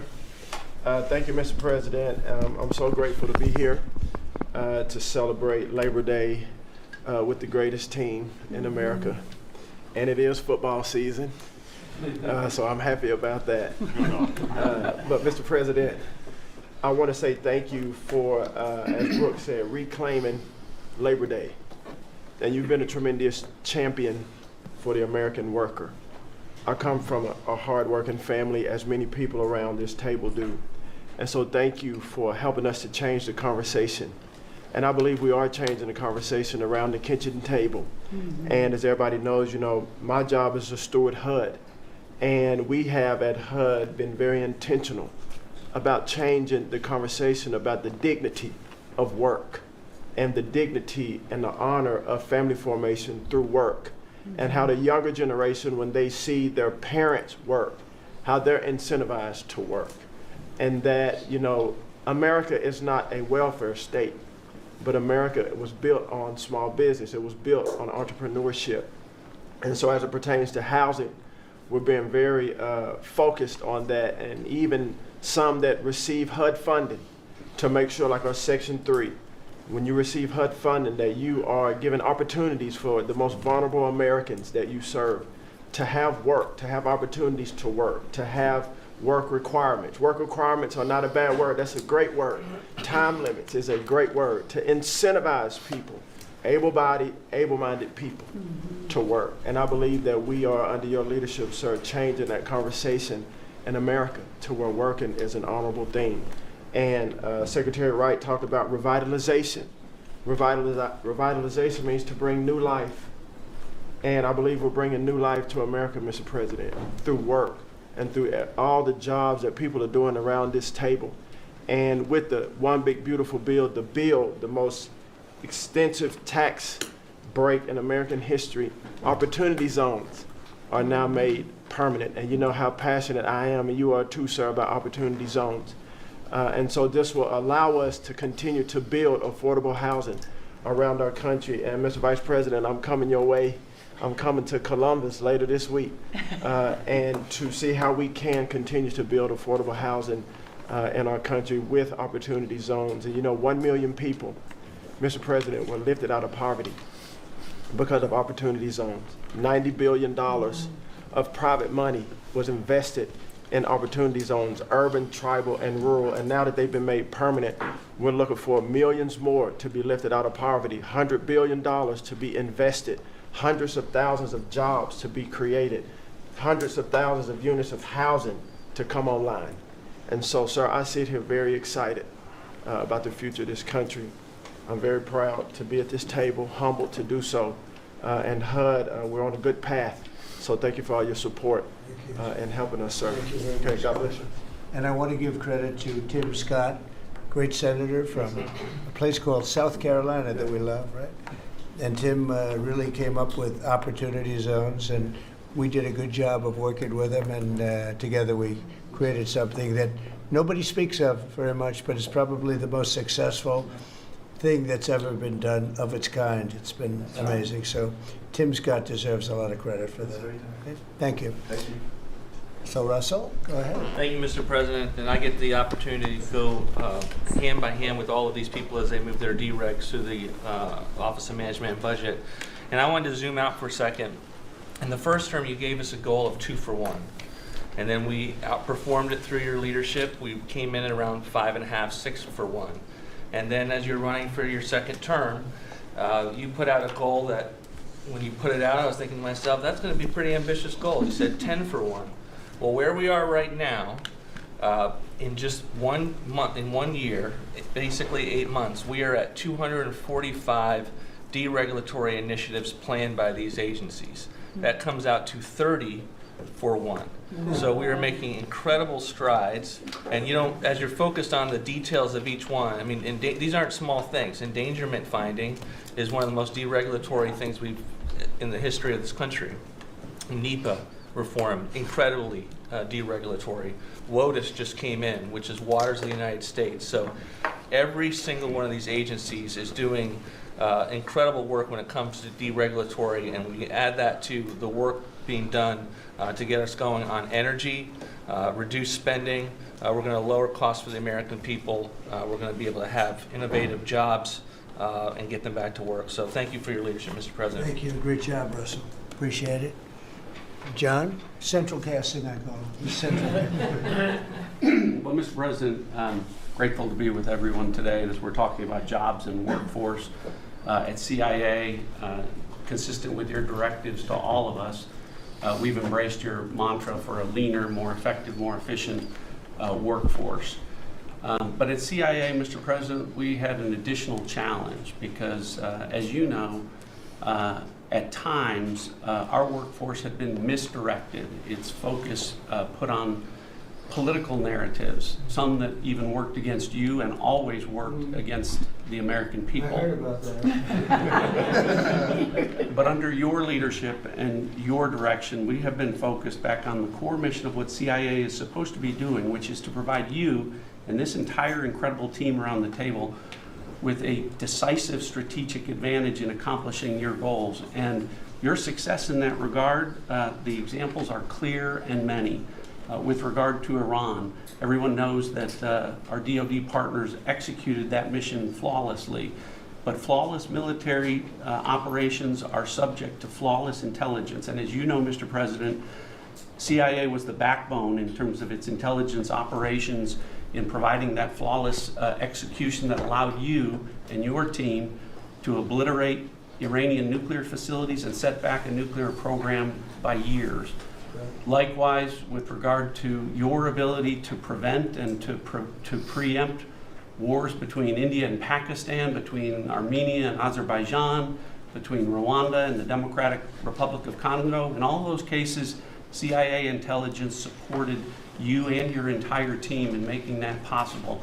It's not just you, it's folks around this table, Secretary Bessent, Secretary Lucknick, Trade Representative Greer, and their great successful negotiations on trade and tariffs. Again, it was a CIA workforce working to enable them to accomplish your goals. So as we roll into Labor Day, I tell you that the CIA workforce at the Trump CIA is grateful to be focused on what it's supposed to be, which is helping you prevent and end wars and to make America safer. Okay. Thank you very much. You've been really fantastic, but I'm not surprised. I've known John a long time. I'm not surprised at all. Thank you very much. Steve, please. Mr. President, working for this government, for you, is the greatest honor of my life. I tell it to everybody, and I really do feel that way, and I thank you, because it's a privilege to go out there and represent you in your humanitarian effort, in your goals of solving conflicts all over the world.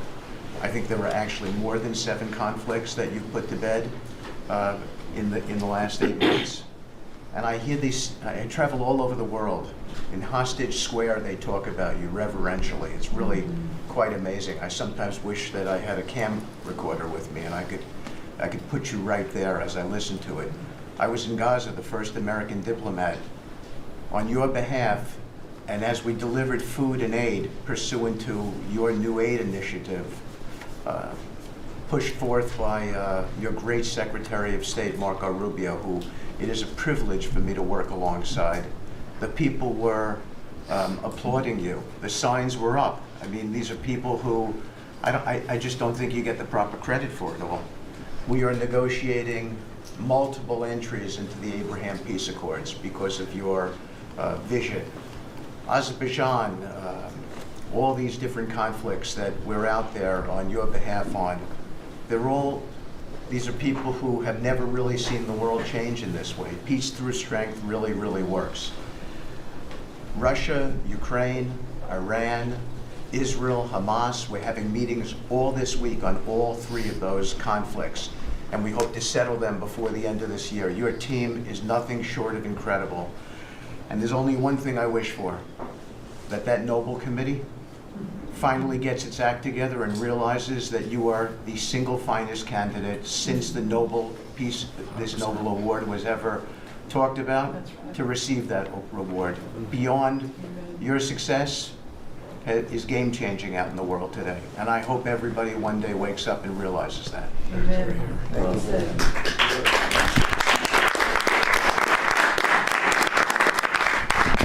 Thank you, Steve.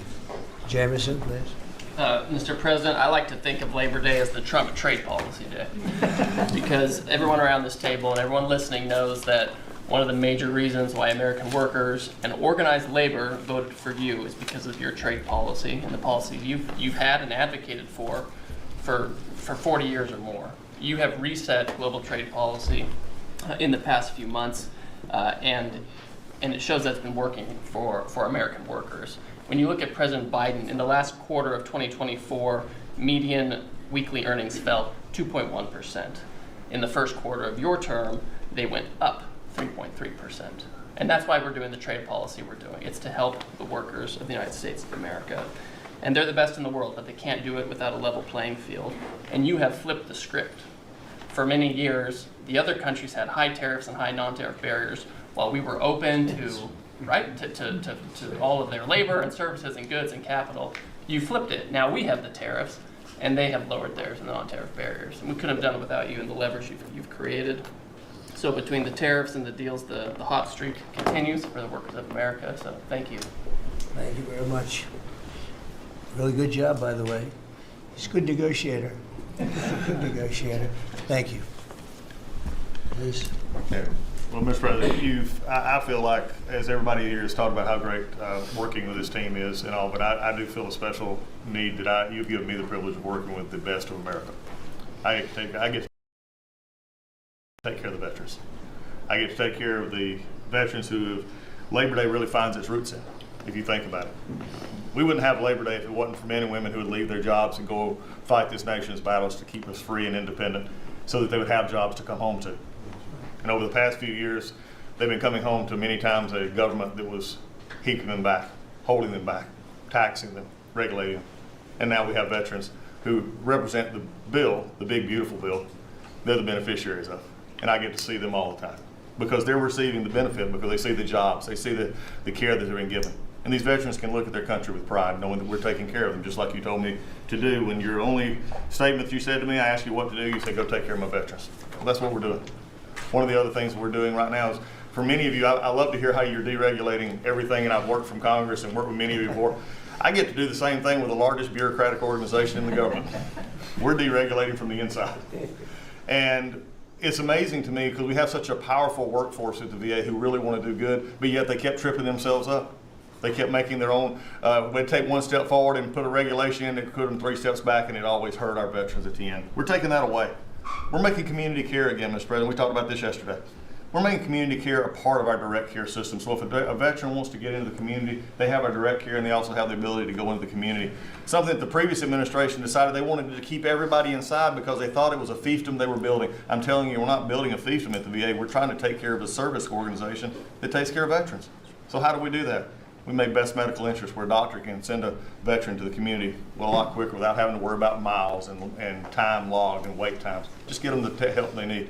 We've actually expanded out, and it's made a difference in this regulation, and also unleashed a workforce that is now free of the collective bargaining agreements and other things that have kept them from being able to do the job of national security that they've been intended to. I'm actually giving them the benefit of the doubt to actually go be the workers that they're called to be, and that's what Labor Day is about. The VA is going to have the best workers. But just to let you know how that's working out, wait times at our hospital are going down because we're getting them in our hospitals or into community care. And then one for you, Mr. President, you heard about this a lot, and that was backlogs. At the backlog when I first came in, I've said this before, in February we had over 260,000 backlog. That means over 125 days of not getting an answer. In just a little over 4.5 months, we've dropped that over 100,000. We're under 150 and heading down to historic lows. We'll be within the next month lower than any time under the previous administration at all. That means our veterans are getting the help they need. So when you look at it this way, we've opened new facilities. We've put new facilities in places where workers can get to. We've expanded out hours, over 1 million extra hours, so veterans, younger veterans in particular, can get off of work and bring themselves and get their appointments in after hours or on Saturdays. That's what it means to be in the Trump administration. That's what it means to take care of veterans. That's what it means for Labor Day, because you can't forget the ones who fought for us to be on this table today. And it's all because of what you've done and the progress that we've made. Well, you've done a tremendous job, and I hear it all the time. We have a 93% approval rating at the VA now. And you know what it was before? It was like horrible. So thank you very much. Mr. President, there's been some conversation about the Pete and Bobby challenge. I would just note that I don't think Pete or Bobby could hold these sticks for 2.5 hours. Exactly. If they want that to be the challenge, so be it. But I think 50 pull-ups and 100 push-ups might be You know, easy it is compared to impressive. it. Really It is. We didn't have this problem with Biden. We're not It was shaking. in and out very quickly. So kudos on Labor Day to the audio team that's holding the sticks. But Mr. President, it's pretty great to celebrate Labor Day with a builder who loves labor, who loves the men and women who have built this country, the people that sweat, that have great skills, they have grit. They do the dirty jobs of America that have made this country great, and you know them very well because you have worked with them. The great Trump projects have come from the very men and women we're going into this weekend to celebrate. We all want to claim Labor Day in our departments, but I'm going to claim this at DOT because, you know, roads, bridges, pipelines, shipbuilding, rail, passenger, and freight all fall under the great men and women who wear boots and make this country wonderful. And at DOT, we don't want to have the Congress spend money. We want to take the money that Congress gives us and actually deploy it and put these men and women to work building the great projects of this country. That you said, the big, beautiful projects that connect this country. And that's why we have got rid of the DEI. We've got rid of the green. We've done what we can to streamline the regulation to move these projects faster. Time is money, and time has been money. Even Democrats agree now that it takes too long to go through the regulatory process. So we're going to move these projects faster, putting the great American worker back to work. I want to make a quick comment. We've all probably talked about this horrific accident in Florida, and I appreciate the help of Christy and Marco on this very issue. But in May, we said, listen, it's a safety issue if you can't proficiently speak the English language. And we gave states a little over a month to comply. And Washington, California, and New Mexico have refused to comply. And by the way, this individual in Florida received a CDL from Washington, from California, and received a speeding ticket after our rule went into place, and they didn't stop him. And had they taken him out of service, he wouldn't have been in Florida, and we'd have 3 beautiful people alive today. And I make that point because it's the work that maybe no one sees that then shines a light when horrific things happen, but also that your cabinet works together and teams up to make a difference for the American people. Real quickly, so we have a safety mission at DOT. I don't know that you'd think of the transit unions in the greatest cities of the country, New York maybe being one of them, that support us, but they do, because the violence in the subways and on our buses across the country, the transit workers are the ones who take the most abuse.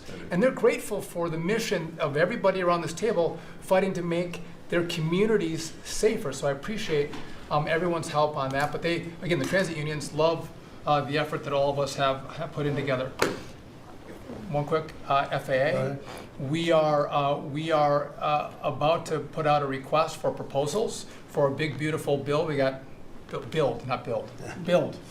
We got $12.5 billion in the big, beautiful bill. We need more, but this is a great start. I expect the middle to the later part of July, we'll be through the process to bring the proposed integrators to you for selection, so we're looking forward to that. We will have the most, I'm learning from you, this is going to be the greatest contract ever crafted in the federal government for this build for air traffic control. Really, it's innovative, and we have unique tools at FAA. It's going to be a great contract. Bobby left me out of the windmill conversation, Bobby, so there was a study done in the last administration that said if you build windmills 1.2 miles, within 1.2 miles from a roadway, it can mess up the automation and technology on a car. Same thing 1.2 miles from rail. The last administration buried that report, Mr. President. And so now what we've said is, what we're going to do is say, listen, I'm sorry, it is a safety risk to build windmills this close to roads. By the way, they want to build them by roads and by rail. We're going to say no more. It is a safety risk, and we have a report to show that. And just real quick. It's a good idea. It's a good team effort. I wasn't invited to the party, but I'm still going to the party. Maybe next time, Bobby. One last thing, we have this Mars to Moon mission at NASA. No, Moon to Mars mission. Sorry about that. But sometimes people think that space doesn't matter to them. But if you look at every rocket that's launched, the machinists, the truck drivers, the electricians, the welders that build these rockets in the industry that has developed over the course of the last 10 years in space, it's truly remarkable. It's not just rich guys sending up rockets in partnership with NASA. There's a whole industry of working men and women who we celebrate this weekend that build, refurbish, design the rockets that are making America the leader in space. So thank you for your leadership, and happy to celebrate this weekend with you, Mr. President. Really great. And he is doing a good job at NASA too, and we are, I think we'll have some pretty exciting announcements. Yes, we do. And you enjoy it. It's been fun. I said, how about temporary? He said, well, can I go a little bit longer? He loves it. He loves it. And he's doing a really good job. Thank you very much. Appreciate it. Howard, please. So, making America great again is one of the key statements, and people don't always understand what you mean. So, we always talk about 1870 to 1913. But in the mid-1980s, America owned more of the rest of the world than they owned of us. We owned $140 billion of the rest of the world net of what they owned of us. And when you came into office this time, the rest of the world owned $24 trillion more of our assets than we owned of theirs. And so when people argue with you about, the trade deficit is nothing, the trade deficit sends 1.2 trillion of our dollars to them. And what do they do with it? They buy the great America. Because when we learned in college, what we learned was that if you keep printing these dollars, they're supposed to devalue. But the problem is we're too smart. We invented the light bulb, the transistor, the GPU, so they keep buying us. And the only president ever to understand it, and you understood it in the 80s and the 90s, and I used to see you on TV and you'd say, God, what are these people doing? And finally we've changed it. So let's go over what we changed. So Japan and Korea, they're never going to open their markets to us. So we've negotiated $900 billion that they're giving you to invest in national and economic security in America. The European Union, the second largest economy, $20 trillion. And all the experts said you'd never get a deal done with them. and watching you in Scotland was my favorite thing, right? 15%, they'll pay us 15%, and we will pay 0. So we can export to their $20 trillion economy, and they can pay to come to the great American consumer, right? So, a couple of other things. 4 days before you took office, the Commerce Department, which had the CHIPS money, they set up this thing called NatCast, which was a make-believe not-for-profit. And they signed contracts to wire them $7.4 billion. This was just nonsense. So we stopped the payment. We've got the money. It's an illegal thing to try to set up a department that's not the Department of Commerce, that kind of acts like the Department of Commerce. And what was it filled with? All these people who worked for the Biden administration. I mean, it's exact corruption that you talk about. $7.4 billion now clawed back. Last week was the most fun. In 1 week, Intel came in, right? The Biden administration had given $11 billion to Intel, given it to them, done.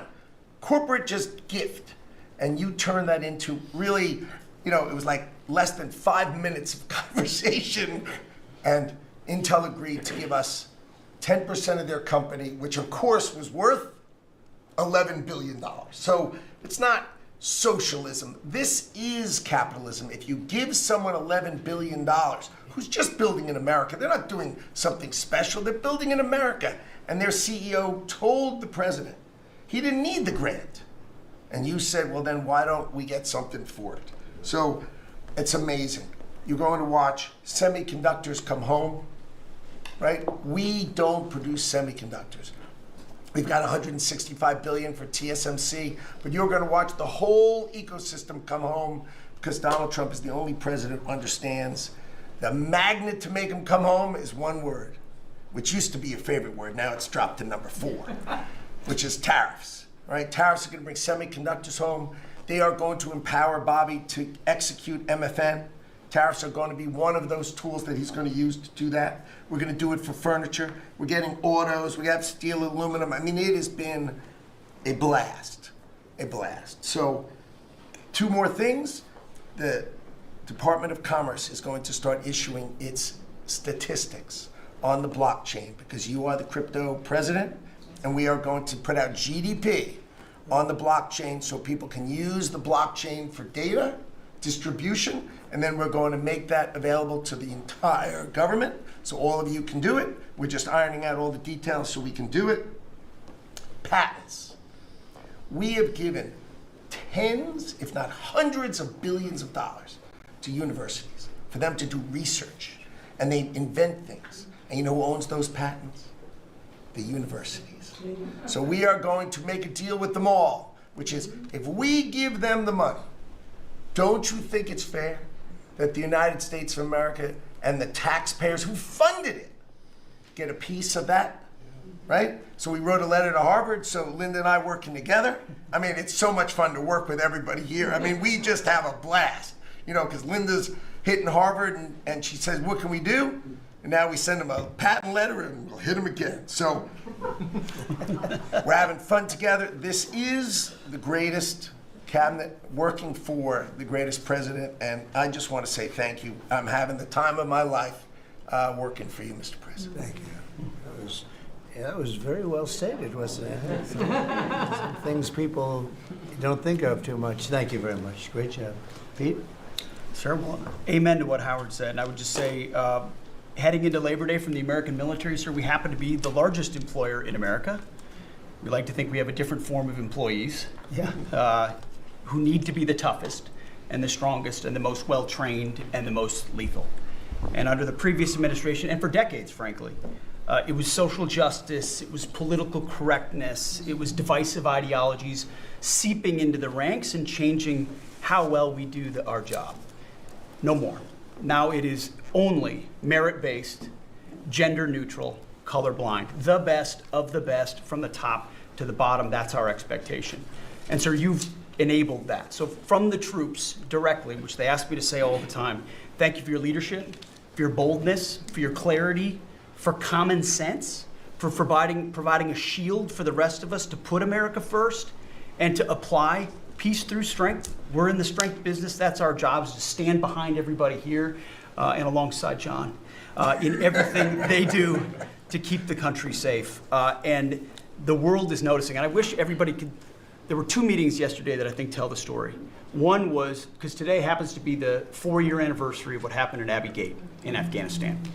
Mr. President, you had the families in, who you've met with multiple times, who, when the cameras were on and not on, acknowledged, sir, you were the only one that gave them a proper greeting, that recognized what they gave their sons and daughters in the debacle that was the withdrawal in Afghanistan, that we will bring accountability for at the Defense Department through our investigation. That's good. But at the same time, the world sadly took notice, whether it was Israel, whether it was Ukraine. Those wars never would have started if you were president. Instead, they looked at the foolishness of Joe Biden. Under your military, your Pentagon, we are restoring deterrence. Whether it's Midnight Hammer and those beautiful B-2s, 37 hours straight, whether it's counter-drug operations in our own hemisphere, whether it's the border, working with Christie and the national security team, whether it's LA, whether it's Washington, D.C., you name it, whether it's Europe. Our allies paying 5%, now our allies in the Indo-Pacific stepping up to do the same. That's a recognition that American leadership is here. And then in the second meeting, we were talking about what we're doing in D.C. and Pam's taking the lead. I have to say, just pause for a second. When I look around this table, yes, there's a national security team of Steve Witkoff and John and Scott and Howard and the vice president and Susie and Christy and Tulsi, but to every person here, we work together on a daily basis. And if you call me and I call you, if the answer is yes, how do we do it together? I think that's exceptional. It's what the American people deserve, and you've demanded that, sir. So I very much appreciate it. In that meeting on DC, I started my sentence by saying, the Department of Defense, to which you said that just doesn't sound right. So maybe next time we're here, my card will read Department of War. We'll see. But it's not, here's the thing, here's what people miss. It's not just about words. It's about the warrior ethos. It's about what the department is supposed to do. George Washington started the Department of War because he wanted us to win our wars. Our founders didn't want endless foreign entanglements. They didn't want endless contingencies and deployments. They wanted an empowered military that the handcuffs were taken off to fight to win and then bring those troops home. So my platoon in Guantanamo Bay, our motto was, those who long for peace must declare for war, and must prepare for war. We don't want war, we don't seek it. You are the peace president, sir. Because we are strong, our enemies know what we will do. And so whether it's Secretary of War or Secretary of Defense, that warrior ethos is changing. We're going back to basics. Our drill instructors can be drill instructors again, sir. So from the minute of the tactical of standards to the strategic of B-2 bombers, we're focused on what matters. Had a meeting yesterday on Golden Dome for America, which is on track to deliver strategically for the American people.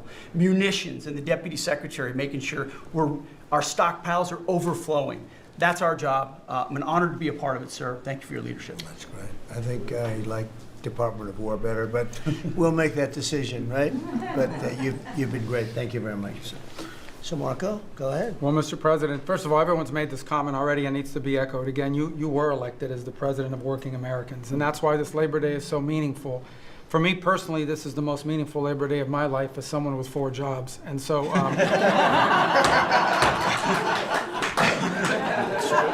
it's true. And but on the point of, you made it very clear from the outset, even in foreign policy, everything we did has to be pro-American. It has to make America stronger or safer or more prosperous. And there's just a few things I want to touch to because it involves your team under your leadership making it happen. The first is, for the first time in the modern era, we are truly on offense against organized cartels that are pumping poison, killer poison, into our cities. And that's a team effort. It's Christie's team, it's Pete's team, it's Pam's team, and obviously it's under your leadership. And by the way, we're getting incredible economic international cooperation. Countries just in the last week, Ecuador, Paraguay, Guyana, Trinidad, today Argentina, all joining us or trying to be helpful in advancing this. And this just, one thing is we're going to stop drugs from coming in and we're having record seizures, but another thing is to build an international coalition against the scourge on the international stage. The second is mass migration, illegal mass migration, which is dangerous for the country but harmful for American workers. What's happening on the border is essential, but it's not just what's happening on the border. And again, Christy and her team have been essential in this. We have countries all over the world that are actually helping us, whether it's through safe third country agreements, whether through it's stopping the migration flow from coming here in the first place. Incredible international cooperation. We redefined our border. It's no longer just our physical border. We are doing things ahead of time to prevent this from happening and getting cooperations from countries that we've never seen before. And last, I would say, and Steve touched upon this, who, by the way, is doing a phenomenal job. Steve is both a great negotiator and he's also a nice guy, which are two tough things to pull off together. But it's incredible. But we both work for the peacemaker in chief. Think about it, how fortunate we are as Americans to have a president who's made peace a priority.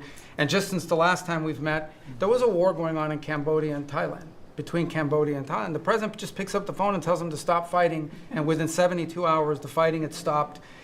You know, there's no other leader in the world that could have done it. And the fact that you were willing to spend time to do that and to make it happen is, of course, essential. And then the war that didn't happen because of Azerbaijan and Armenia coming here to sign that peace deal, which is historic in so many countries. You know how many countries said, oh, that's never going to happen, it isn't possible.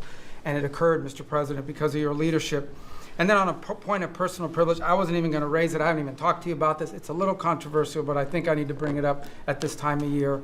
This thing about people getting married on Saturdays during college football season is a scourge, Mr. President. It's dividing families. And I don't know if we can have an executive order on this, just saying, but it's really difficult. There's 7 other months of the year that people could get married, so I just wanted to say that because it's very, very difficult. Thank you. Fantastic. Thank you very much. Doug, please. Well, Mr. President, you've heard from around the table how people are grateful to have an opportunity to be part of this team, have an opportunity to work for you, and have an opportunity to serve the American people. And I would say as we head into this Labor Day, the thing that really differentiates you and your leadership and everybody around this table is one word, and that's respect. Because this is a group of people that respect our farmers and ranchers. We respect the people that are in law enforcement. That's a huge change. Respecting the people that are in uniform, respecting our veterans, respecting the shrimp fishermen. I mean, whoever it is in this country, people that are building our roads. This whole group embodies that sense of respect. And when we start with that, then who benefits? We come up with policies that help those people. And what have you done? You've led an opportunity for us to have the lower taxes, way lower deregulation, record amounts of investment that's coming into this country. We're going to be seeing lower interest rates. All of those things coming together is a gift to the working people. The policies are lifting everybody up. There's 140 million Americans that get up and go every day and drive to work. They commute. And one of the most obscene things of the prior administration was their energy policies was creating a hidden tax on those people. The poorer you were, usually the further you had to drive because you couldn't afford the housing if you were working at a hotel, if you were working in a service industry. We were taxing them. A hidden tax on them was the high cost of energy. You're perhaps one of the only leaders in the world that understood the connection between peace abroad and prosperity at home was directly connected to energy policy. You came in and said, we're going to sell energy to our friends and allies. We're going to bring prosperity at home through policies here by having lower energy prices. And we're going to stop funding wars abroad with energy policies that help their adversaries and hurt us. You said we're going to sell energy to our friends and allies. And with the work that Jameson and Howard and Scott and everyone has done on these trade deals, we're going to have an opportunity to have a renaissance in American energy, selling energy to the world, which is going to help bring peace abroad. But the real key thing in closing I want to say is 2 things. One has to do with the U.S. Park Police. That's the group here in Washington, D.C. They're the oldest uniform law enforcement group in the nation. You coming out and visiting with them in person before they went out on the surge. Not only are carjackings down, muggings down, homicides down, everything down, morale is through the roof. Just like Pete saw, we've got record people signing up to want to be part of our military. You have breathed life back into the profession of law enforcement. Your respect for law enforcement is so incredible. It's making a difference. And then us giving them the tools. On a lighter note for everybody here, one of the rules that under President Trump we were able to change for the U.S. Park Police was they could do a pursuit. I was shocked to find out when we were talking to them, like, oh, you pull somebody over and they just drive away and you can't pursue them? I mean, and they said, no, we can't. They said, all rules. We got that rule changed in 24 hours because of President Trump's leadership. The next night, they had so much fun. They pulled people over. They started to take off. They chased them. They stopped them. And then the bad guys, some of these were in cars that had stolen plates. So they take the plate off. They steal them off somebody else's car. They know it. The plate doesn't match. They know they're doing this thing. The bad guys in the car said, what, you're not supposed to chase us. Like, you're breaking the rules. The bad guys are telling us to break. No, we're back in action. So it's like, and so the morale is high. They all wanted to say thank you to you. Yesterday, you announced increasing the number of U.S. Park Police that we're going to hire. This is the group that protects not only our sacred monuments of democracy here, but also the Statue of Liberty and the Golden Gate. This is a great group. But on behalf of all law enforcement, we say thank you. And as Chris Wright was talking about electricity, I want to close with that. We've solved amazing things in 7 months, but the big challenge we have against the remaining is, solving Iran's nuclear thing, that was an existential threat. China beating us in the AI arms race, that's an existential threat. We finally have a president who talks about it. You talked about it in your opening remarks. You've signed executive orders. You understand that essentially we used to say hundreds of years ago, people started saying that knowledge is power. But now, for the first time in history, we can take electricity and we can convert it into intelligence. So it's flipped. It's no longer knowledge is power. Power is also knowledge.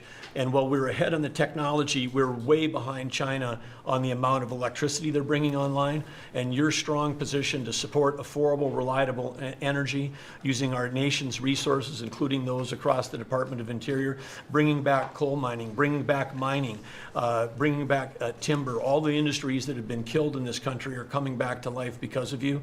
And with your leadership, we have a chance to not only win the AI arms race, but actually dominate it the way we're dominating in other things. So thank you, Mr. President. Thank you very much. And we're leading that race right now by a lot. And we're going to keep the electricity coming. In China, they do it very quickly. They have one person that says, do it, and that's it. But essentially, we have one person that says, do it. And we've given that order, and the job they've done has been amazing. And I want to thank again, Lee, what you're doing in that regard is so important. And the rapidity, just as fast as them, because it's a question of a week versus a day, and that's not going to make the difference. But you've done fantastically, and Doug and Chris, amazing job. So we've done this for a little while now. I don't think you've ever seen anything like it, and I think Sean was right. These guys that are holding these up, if you ever try holding your hand out for 2 hours, that's a long time. These are pretty strong characters. You've been doing that a long time, I guess. Congratulations. Are you getting tired? Are you getting tired? I'm looking at these guys. They look like they have no problem. It's amazing, actually. It's I think they would have beaten you guys in the test. So I want to thank you. If you want, it's been a long time. If you want, we could go in and we can call it a day.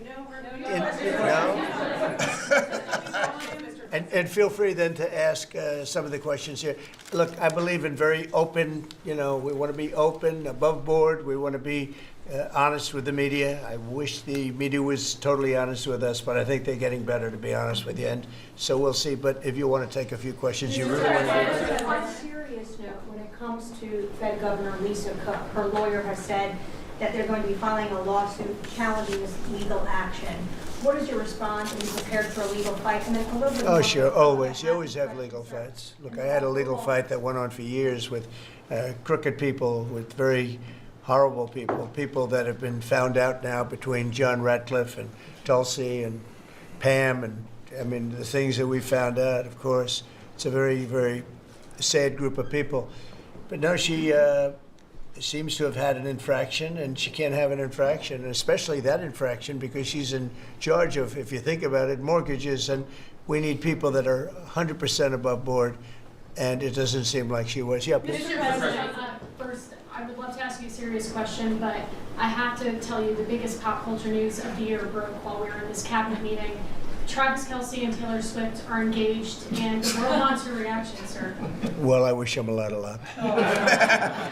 No, I think he's a great player. I think he's a great guy, I think that she's a terrific person. So I wish them a lot of luck. On a serious note, Mr. President, in May, Secretary Rubio said that they were aggressively removing visas of Chinese students. Yesterday, you said you wanted to allow 600,000 Chinese students to study in the United States. Could you and the Secretary clarify what is the policy on Chinese students in the United States? Well, we think we're getting along very well with China. And I'm getting along very well with President Xi. I think it's very insulting to say students can't come here because they'll go out, they'll start building schools, and they'll be able to survive it. But I like that their students come here. I like that other countries' students come here. And you know what would happen if they didn't? Our college system would go to hell very quickly. You'd have, and it wouldn't be the top colleges. It would be colleges that struggle on the bottom. And you take out 300,000 or 600,000 students out of the system. I like having, and I told this to President Xi, that we're honored to have their students here. Now, with that, we check and we're careful and we see who's there, and Marco wants that. We spoke, we're in the same position. But we have a tremendous college system, the best in the world, nobody even close. That's why China sends them here. And you can call it an industry if you want, but you're talking about millions of people. And I'm honored to have the students from China come here, and we're just getting along very well with China. And it's a different relationship than we had for years, where they took hundreds of billions of dollars, just sucked it right out of our country. They respect us again. I respect them. The relationship is very good. I think it's important that these are two very major powers, nuclear powers at that, but two very important powers. You know, when I get along with Putin, when I get along with President Xi, when I get along with these people, that's a good thing, not a bad thing. We're tough and we're smart and we're strong. We get along. It's a lot better than not getting along. You had somebody in here before. The war should have never started with Ukraine and Russia. It would have never started. And Putin said that himself. President Putin said that himself. So we want to see college students come in from countries. There are some countries that we can't necessarily say that. These are places that have ideologies that we can't live with. So there are some areas, some countries that we can't say that. But we're honored to have the students come here. Please. Yeah, please. Yesterday you said that within 2 to 3 weeks we'd have a conclusive, pretty good conclusive end to the war in Gaza. What did you mean by that? And could you tell us on what? In the war in Gaza. Yeah, what about it? You said in 2 to 3 weeks we would have a conclusive end, a pretty good conclusive. There's no conclusive. It's been going on for a long time. You're talking about, I guess if you really add it up, Steve, you're talking about thousands of years, okay? It's been going on there's nothing conclusive, but hopefully we're going to have things solved very quickly with regard to Gaza and also with regard to Ukraine and Russia. Mr. President, who are you considering for the replacement to nominate for Lisa Cook, and what economic background or history are you? Well, we have some very good people for that position, and I think we have some very good people. We're down to, I think I maybe in my own mind have somebody that I like, but I deal with Scott and I deal with Howard, and we're dealing with a lot of people actually that are going to be involved in that decision ultimately. It's a very important decision. As we see, I got a bad recommendation when I went with Jerome Too Late. You know, he's too late. His nickname is Too Late, costing us a lot of money, hurting the housing. Our housing industry is good, but it could be phenomenal. Most of this country, in economic terms, has been phenomenal. We've never seen anything like it. Because of him and his high interest rates, the housing is less than it could be. We're going to get that straightened out very quickly. He gets out very quickly, fortunately. He's been the wrong guy. Not a bad person, I don't think, but I do think he has motives, by the way, but I don't consider him. I've dealt with worse. But he hasn't done the job. The recommendation from a certain person was not a great recommendation. That person vouched for him, but we're doing a very careful study. We'll see what happens. Look, we just put a very good man in one position. We might switch him to the other. It's a longer term and pick somebody else, but we're very happy with the person we have in there. And we'll have a majority very shortly, so that'll be great. Once we have a majority, housing is going to swing and it's going to be great. People are paying too high an interest rate. That's the only problem with housing. We have to get the rates down a little bit. And when we do, it's going to be a tremendous difference. The country, but the country is doing so well. It sort of blows through the fact that we have a man who's too late and not doing a very good job. Please, in blue. Mr. President, regarding crime in D.C., something that might help, especially ladies, is being able to carry. I know you talked about reciprocal carry. Would you like for that to apply here in Washington, D.C.? When you say carry, I assume you're talking about carry what we're talking about, Concealed right? or- In other words, carry a gun. Is that right? Would you like to carry a gun? I would like to, yes, sir. You'd feel a hell of a lot better, right? I absolutely. I agree with you 100%, okay? Okay, great. But I'll tell you, within another couple of weeks, it's hard to believe what's been accomplished in 12 days, but within another couple of weeks, you won't have to carry. You're not going to have to carry. You're going to be safe. People are safe now. The turn has gone fast. I knew it was going to go fast, but this turn has gone really fast. And within a month or two, this is going to be one of the safest places in the country. I have no doubt about it. And we'll do an extension. We'll work with Congress, or I could declare an emergency, but I don't think that's going to be necessary. We'll work with Congress. We're going to be working with Congress. I spoke with our great speaker, and I will be speaking to John Thune, and we're getting tremendous support from Congress, especially maybe here. Everybody wants to see our capital be great. Could say be great again. You know, it's such a beautiful place, but if you have crime, nothing looks beautiful. So, but you won't need to carry a gun, but if you do, Well, I would like it's to going to be know your the choice. option, just in case. Well, a lot of There- people feel that. Also in other blue cities, you've got Karen Bass in Los Angeles, Brandon Johnson in Chicago. It seems to be very popular here, the fact that people can walk around, go to restaurants, shop, and Yeah. not have to worry about their safety. If blue city mayors oppose those efforts in their cities, do you anticipate the Democrat voters are going to take it out on them at the? I think so. I think that crime is going to be a big thing. And we are the party, the Republicans are the party that wants to stop crime. We're against crime. The Democrats like crime. I don't know why.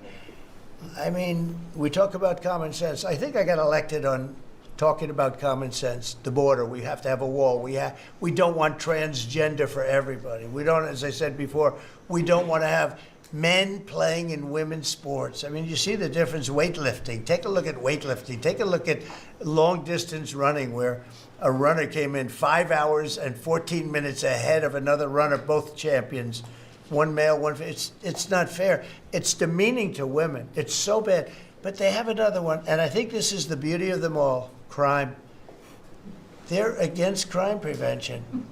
You can't do that. You can't do that. And I think to myself, I say, is there some game? You know, they're smart people. Is there anybody that could cheat like that in elections is smart, okay? And there's never been in history anybody that could cheat like that. They're smart. They're brilliant in many ways. I say, is there some trick to this? When they say, Trump is in Washington, D.C., stopping crime. He's a dictator. And people are being mugged like your brilliant associate here. I don't know how you're alive. I mean, based on that story, you got very lucky. He didn't just go, all he had to do is this, right? And, you know, it's pretty amazing. So we have something. I think we have two things. I think what Bobby was talking about with respect to drug prices is unbeatable. Nobody else could have done it but us. And I think that crime will be the big subject of the midterms and will be the big subject of the next election. Think of it. They are, instead of saying, Trump's right about crime, it's really bad in Chicago. You have a guy in Illinois, the governor of Illinois, saying that crime has been much better in Chicago recently, and Trump is a dictator. And most people say, if you call him a dictator, if he stops crime, he can be whatever he wants. I'm not a dictator, by the way, but he can be whatever he wants. I think it's going to be a big subject for the midterms, and I think the Republicans are going to do really well. They called it a trap. This Democrat consultant, they said, he's put him in a trap again, because these are all traps. You know, 80-20, but they're not 80-20. They're almost 100-0, all these issues. But I would say that crime is stronger than men playing in women's sports.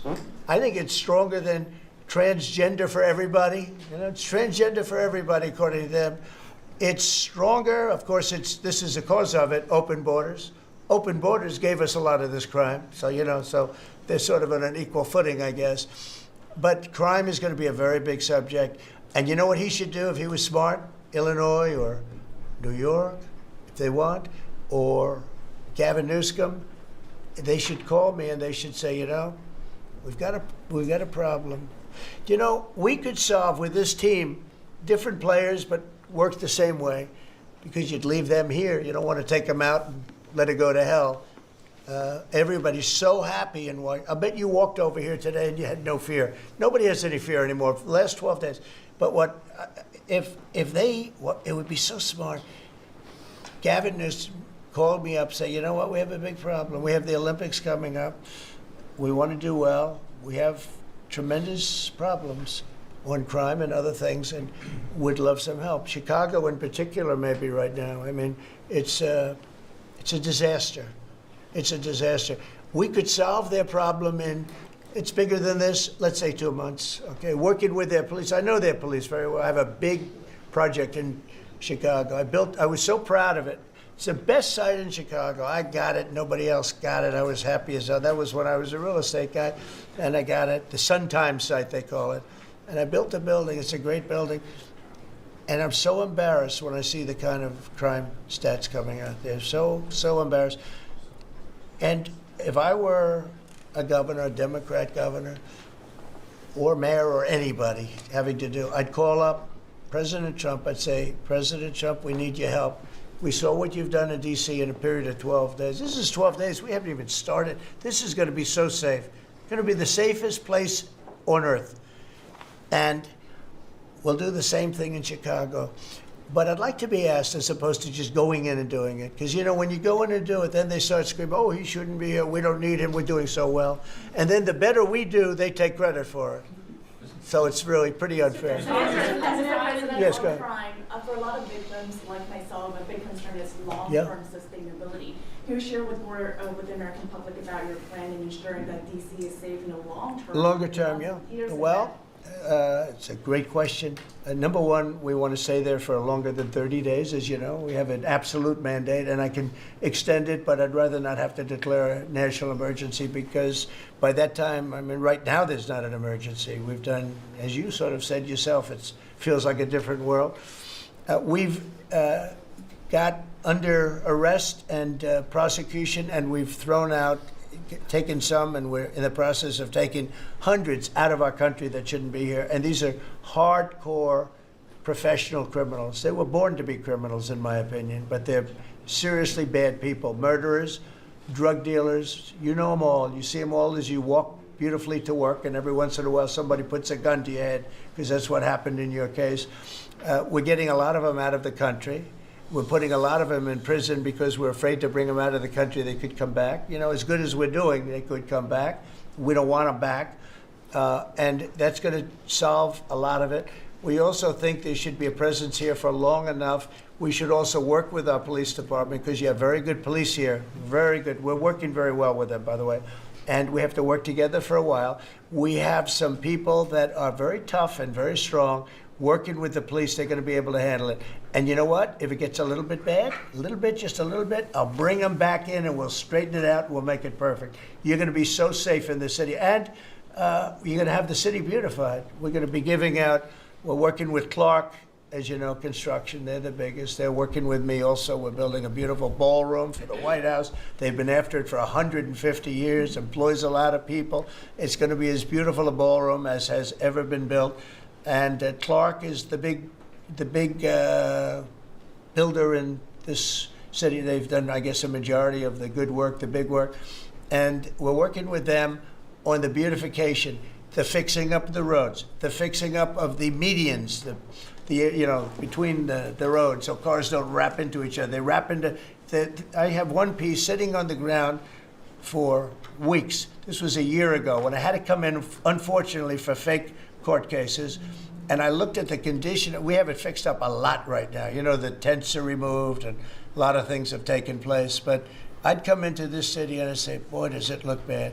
The filth on the roads, the medians were broken and always laying down, and nobody would fix them, and all of that. Well, we're going to have new medians. We're going to have a nice topping put on the road. We're not going to rip the roads apart and start a construction project that lasts for 2.5 years as they rebuild the road, which they don't have to do. And we're going to have this place so beautiful. That's going to be a part of it. Now, the biggest part is crime, but it's also a part, you know, when you see a dirty city, it's like I told, I don't know, it became the #1 thing viral. I said my father is a smart guy, he's a great guy, he's a loving, wonderful father, but he could be a little on the tough side. He told me that, son, when you walk into a restaurant and you see a dirty, filthy door going into the restaurant, don't go there because the kitchen's dirty also. When they see a dirty Capitol, the rest of the world, they lose a lot of respect for our country. This Capitol is going to be so beautiful. We're going to have new poles, new lights, new fences. It's stuff that, when you add it up, it's money, but it's peanuts compared to what we're talking about. And we're also going to have great safety. Mr. President, I wanted to ask you on crime and also a question on foreign policy that maybe other officials can weigh into. And on crime, Iris shared her story, and you mentioned, you know, people going to dinner. That was a terrible story. I'm just amazed she's here. When the gun is, Pam, when the gun is put to the head, did they ever capture these people, by the way? I kept calling, but I haven't heard back about this guy. It'd be really great if you could maybe give the information. She's very good at capturing people, you know? She's very good. If you could give that information to Pam, would be great. Would you do that? Yes. Wouldn't you'd love to see them? I would assume you'd like to see them captured. For sure. You can't. You just can't. For years. Yeah, take a good look at that. So, Go ahead. So go ahead. Just a few weeks ago, I was out to dinner with my husband, and then, you know, we're taking the metro back, and then we get attacked on the metro. They're throwing things. Some teenagers, you know, like throwing liquid at us. Oh, they're throwing things. They throw. How about where they chop down the granite curbs and the concrete curbs? But the granite curbs so expensive. You know, those granite curbs, nobody uses them because they're so expensive. And you see a guy chopping them and handing out big chunks of them like a brick, because they couldn't get in because people were stopping them from walking out. A little bit unusual when you're walking with a bag of bricks. Generally speaking, Sean, that's not a good sign. Right? That's not a good sign. But they now come in with hammers. They can disguise a hammer, and they start pounding the concrete and the granite, and they hand out chunks. And those people take those chunks and start throwing them at cops, or they stand on the top of bridges and they drop them down into the windshield of your car, and you get killed running into a light pole. It's those days are over. I wanted to ask you, Governor Hochul, Kathy Hochul, said that she spoke to you on the phone, and you said you might send National Guard troops to New York. You mentioned that. So will you? I'd love to do it. If she'd like, I get along with Kathy. If she'd like to do that, I would do it. See, look, New York has difficulty like other, and I don't want to make this I want to make this like friendly, but the places we're talking about happen to be virtually all Democrat run. Now, take a look at your 25 places that are most troubled. Everyone, except maybe one, and it's way back in number 24 or 25, but essentially 25 out of 25 are run by Democrats. And cashless bail was a disaster. When they did that, and I believe it was instituted first in New York, but when they did cashless bail, that was a tragedy for this, because that's when it really started getting bad. When somebody kills somebody, you don't say you can come out, you don't have to put up anything. You put that person in jail and you find out whether or not it's true, but you don't give cashless bail with a promise to come back in a couple of months, we'll start talking to you.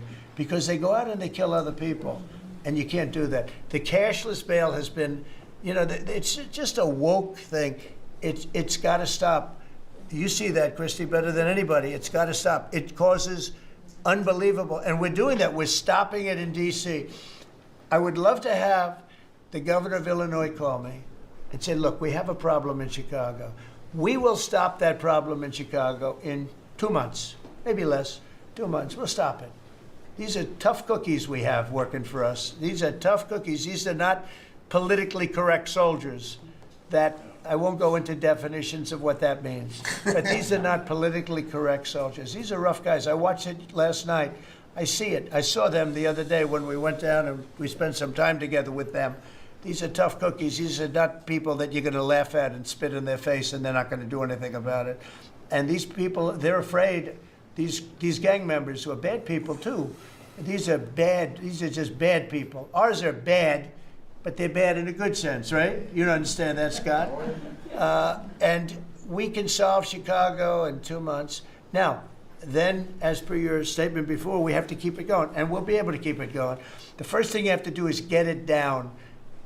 We are very close to being in that position in D.C., and within a month, we will be, within a month from when we started, which is quicker than I thought, you're going to feel very, very safe. I think you feel very safe right now. But I would love it to have these governors, mayors call me and say, we'd like to invite you into our community because we have a problem and you can handle the problem and we can't.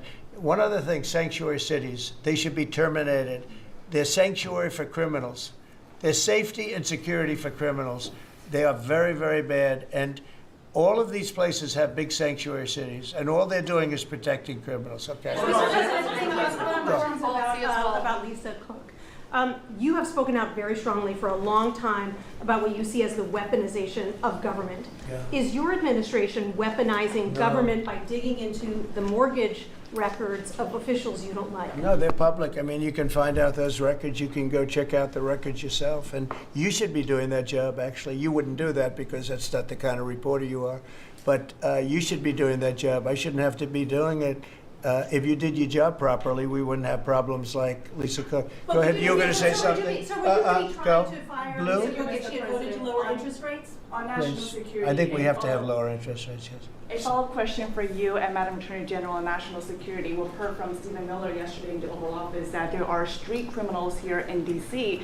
who are actually found to be doing business with transnational criminal cartels overseas. And we know who they are, and we know who they're doing business with. And we're arresting the people, very strongly arresting, and we're keeping them there because, you know, your laws here make it very difficult. And one of the other laws we're trying to get done, because you have 14-year-old kids that are just as tough as a 25-year-old kid, just as dangerous, and they carry the same gun. And we have to make a provision where they're treated like older people, because these are seriously tough, bad. They're children, but they're criminals, and they're really bad criminals. And they're used by older people because they never get charged because you can't do anything to them. But we are getting that changed, Pam, I hope, because you have 14-year-old kids that are evil, they're sick, and they have to be put away. Something has to be done because you can't have a society where they're allowed to walk the street. You know that better than anybody. Mr. President, on your way to Alaska. I can't believe it. You're not tired holding that? Look I have at a this. few more questions. How strong are you? How strong are you? Look at him. He's been holding that thing for 3 hours. You're a good fisherman. Well, let's give it a shot. Go ahead. On the way to Alaska, you had mentioned that there would be severe consequences if Vladimir Putin did not agree to a ceasefire. Yeah. After that summit that was rolled back, given the negotiations, is he back on the clock now? I want to see that deal end. It's very, very serious what I have in mind if I have to do it, but I want to see it end. I think that in many ways he's there. Sometimes he'll be there and Zelensky won't be there. You know, it's like, who do we have today? I got to get them both at the same time. But I want to have it end. We have economic sanctions. I'm talking about economic, because we're not going to get into a world war. I'll tell you what, in my opinion, if I didn't win this race, Ukraine could have ended up in a world war. We're not going to end up in a world war anymore, but it would have ended up possibly in a world war. That would have been they were ready to trot. But just like India and Pakistan, we're going to end up in a nuclear war if I didn't stop them. You know, it's sort of strange. I saw they were fighting. Then I saw 7 jets were shot down. I said, that's not good. That's a lot of jets, you know. $150 million planes were shot down. A lot of them. 7, maybe more than that. They didn't even report the real number. And I'm talking to a very terrific man, Modi of India. And I say, what's going on with you in Pakistan? Then I'm talking to Pakistan on trade.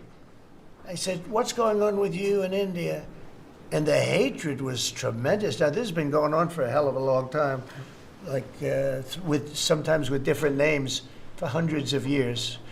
But I said, what's going on? I said, I don't want to make a trade deal. No, we want to make trade deal. I said, no, I don't want to make a trade deal with you. You're going to have a nuclear war. You guys are going to end up in a nuclear war. And that was very important to them. I said, call me back tomorrow, but we're not going to do any deals with you, or we're going to put tariffs on you that are so high. You were there, Howard, right? Yep. You're going to put tariffs on you that was so high, I don't give a damn. Your head's going to spin. You're not going to end up in a war.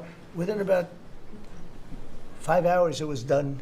It was done. Now, maybe it starts again. I don't know. I don't think so, but I'll stop it if it does. We can't let these things happen. The Russia-Ukraine situation, last week, 7,012 soldiers, 7,012 soldiers died. They were Russian, they were Ukrainian, they weren't American, so a lot of people would say, what do you care? They're not American. I care. They're 12,000, over the last couple of weeks, over 12,000 people died in like in 2 weeks. You know, we're talking about crime where somebody's killed here or somebody.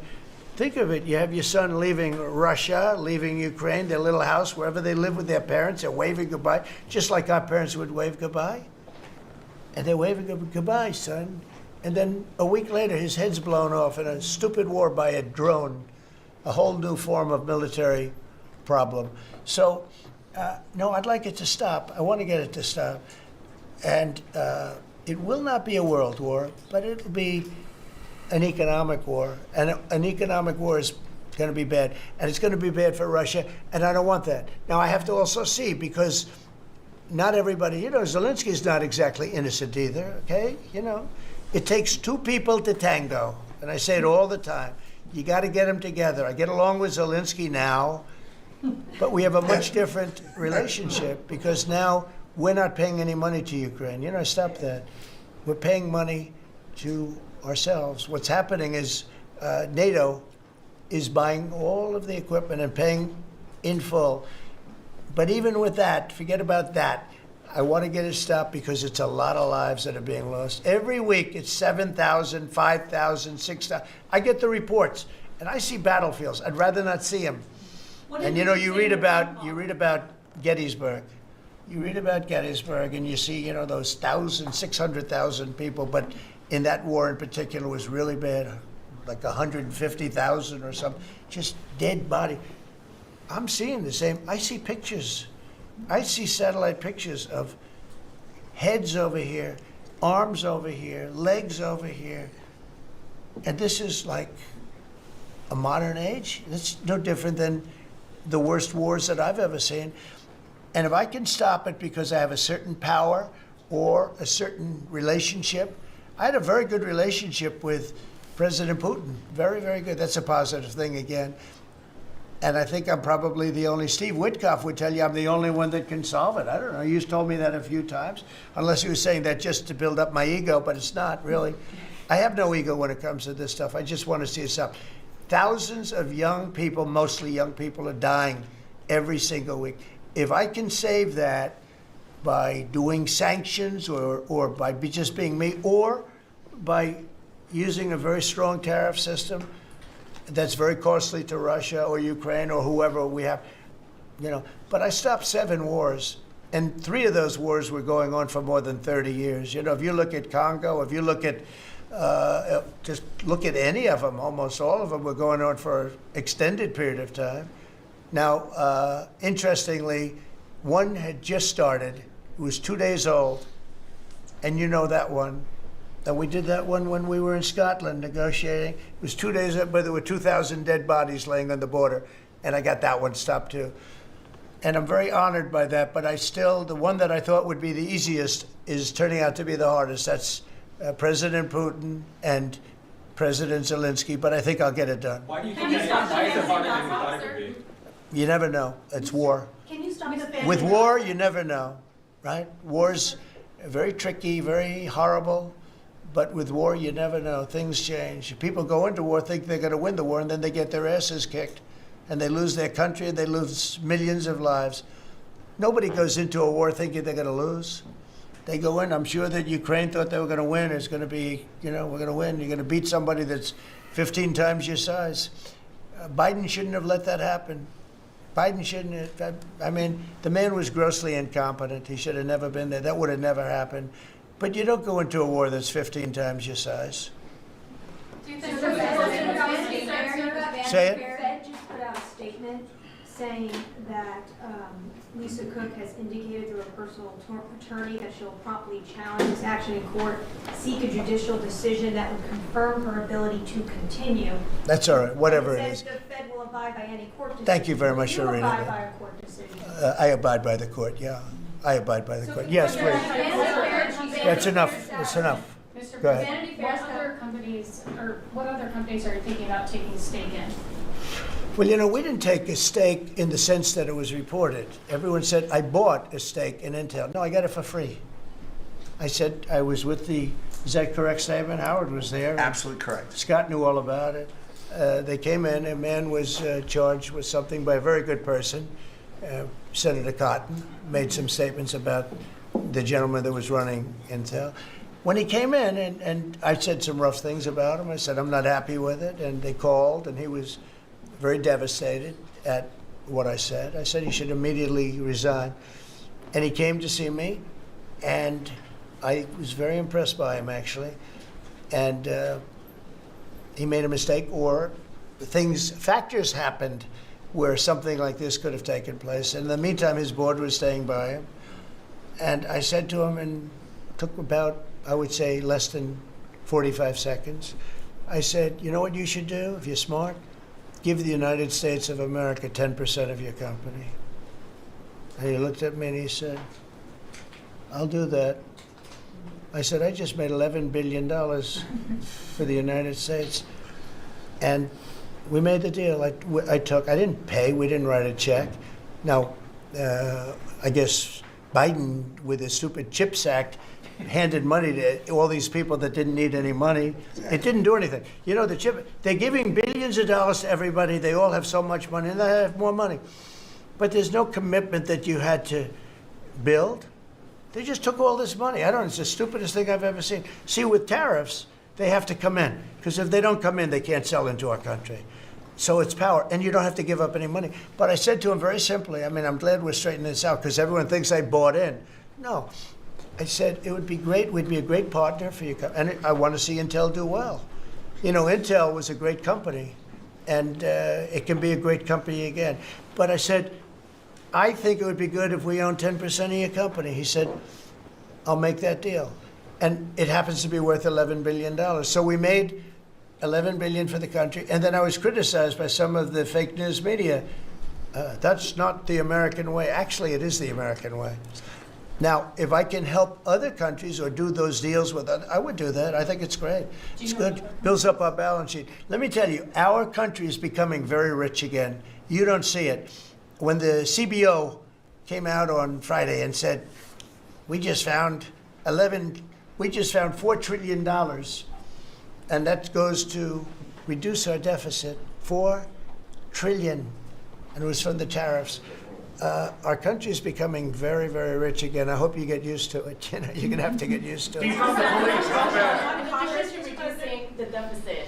Any update on your previous talking about potentially giving Americans a tariff rebate check? Any update on that? We have a lot of money coming in, rebate check for the Americans, and it's coming in at tremendous numbers. Don't forget, I would say, Scott, we probably are talking about right now 50%, maybe even less than that. With all the money you're hearing is coming in, you're talking about, a lot of it hasn't kicked in yet. And when it really kicks in is in 2 years when these plants are built and opened and the money starts pouring in, right? But, there's a concept of making you could call it a dividend, as we would say, making a dividend to the people in this country who have had to suffer through stupid leadership. And they paid a lot of taxes, and they got nothing for it. Or they got attacked like you were, okay, for it. No, there's a possibility. Primarily, we want to pay down debt.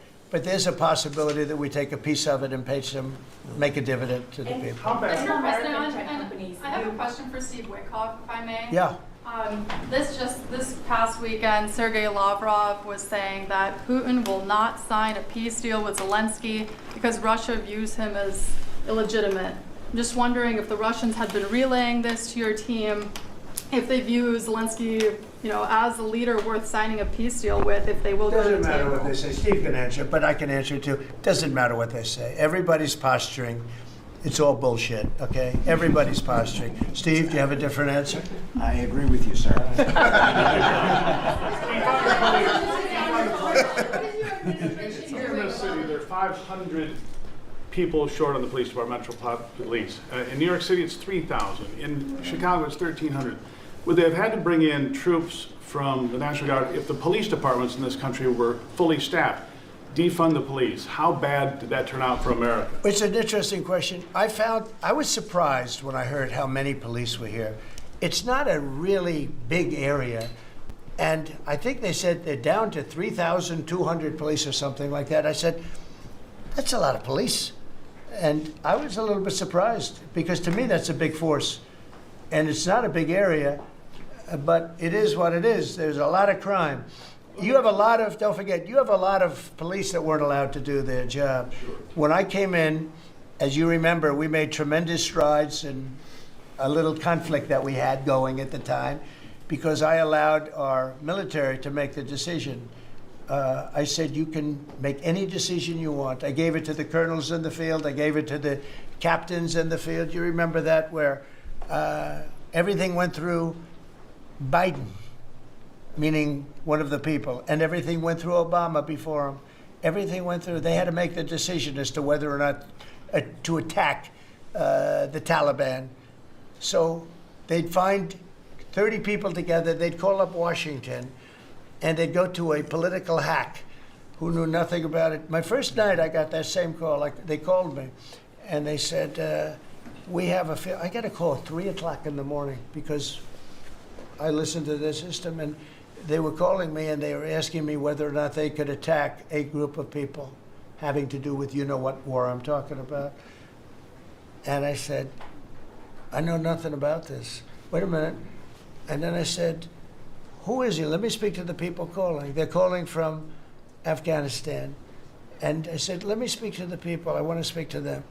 And it was a colonel. I said, where'd you go to school, Colonel? I went to West Point, sir. Were you a good student? I was, sir. I was a very good student. So you're calling the White House to ask for permission to attack, and by the time you get the answer, how long does it take? Sometimes 2 or 3 weeks. So by the time you get the answer, the people that you want to attack have already left, right? He said, how did you know that, sir? I said, let me ask you, so you're a good student, you went to West Point, and you love the military, right? You make the decision.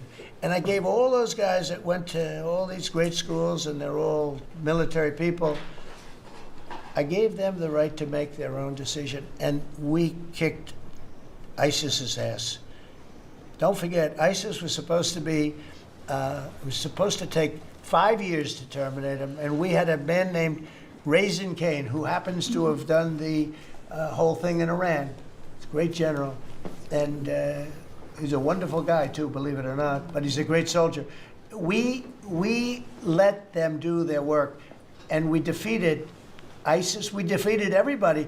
Every fight that we had militarily that I had, I won.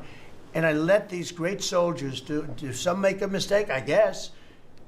But like this colonel, I'll never forget it. Where did you go to school? I went to West Point, sir. I did ask him a question. I like good students as opposed to bad students. He said, I was a good student, sir. And I said, you do what's necessary. And, I don't want to sound overly vicious, but he wiped out the entire group of very bad people that want to kill us. So you have to let them do their job. In Washington, they're not allowed to do their job, okay?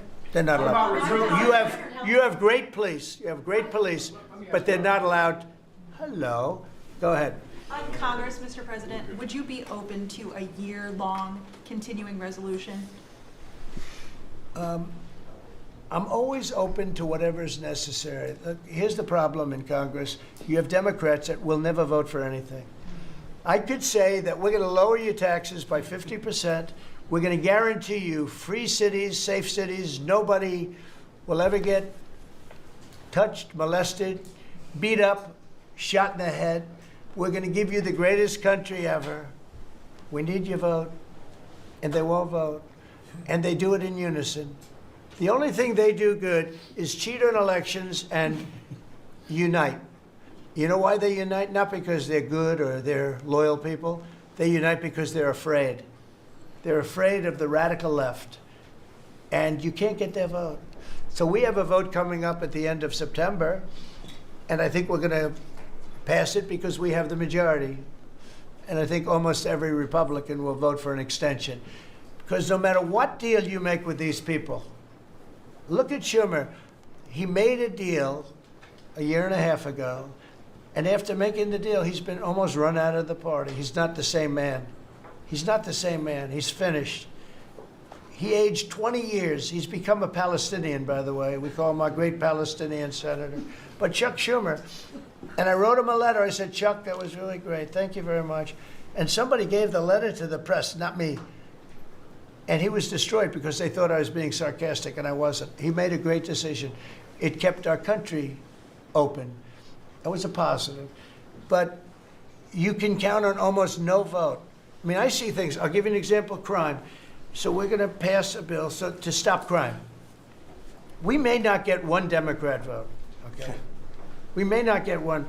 So when you say continuing resolution, I guess so, and it's going to be passed exclusively by Republicans. On farm Mr. President, visas, why do you use you mentioned in Palestinian Iowa that you derogatory wanted to sense, see sir? some changes to the H-2A visa Yeah. program for farm workers. Right. You mentioned in Iowa that you want to see changes. Do you want to see that before the fall harvest? Well, I love both groups, and we take care of our farmers, and we also take care of the people that want bad people out of our country. And we're working on something that's going to work really well. We take care of our farmers, but we also have to take care of those people that voted for me because they don't want criminals in our country. And we're working on something where we can take care of both. You were talking about the CBO report that two of your cabinet members were talking about. I remember back on Liberation Day, many of us reporters covered your detractors, people saying that it was going to explode the deficit and therefore explode the debt. Who all has called you to say I was wrong? That's very good. You know the answer to that. Okay, yeah, please go ahead.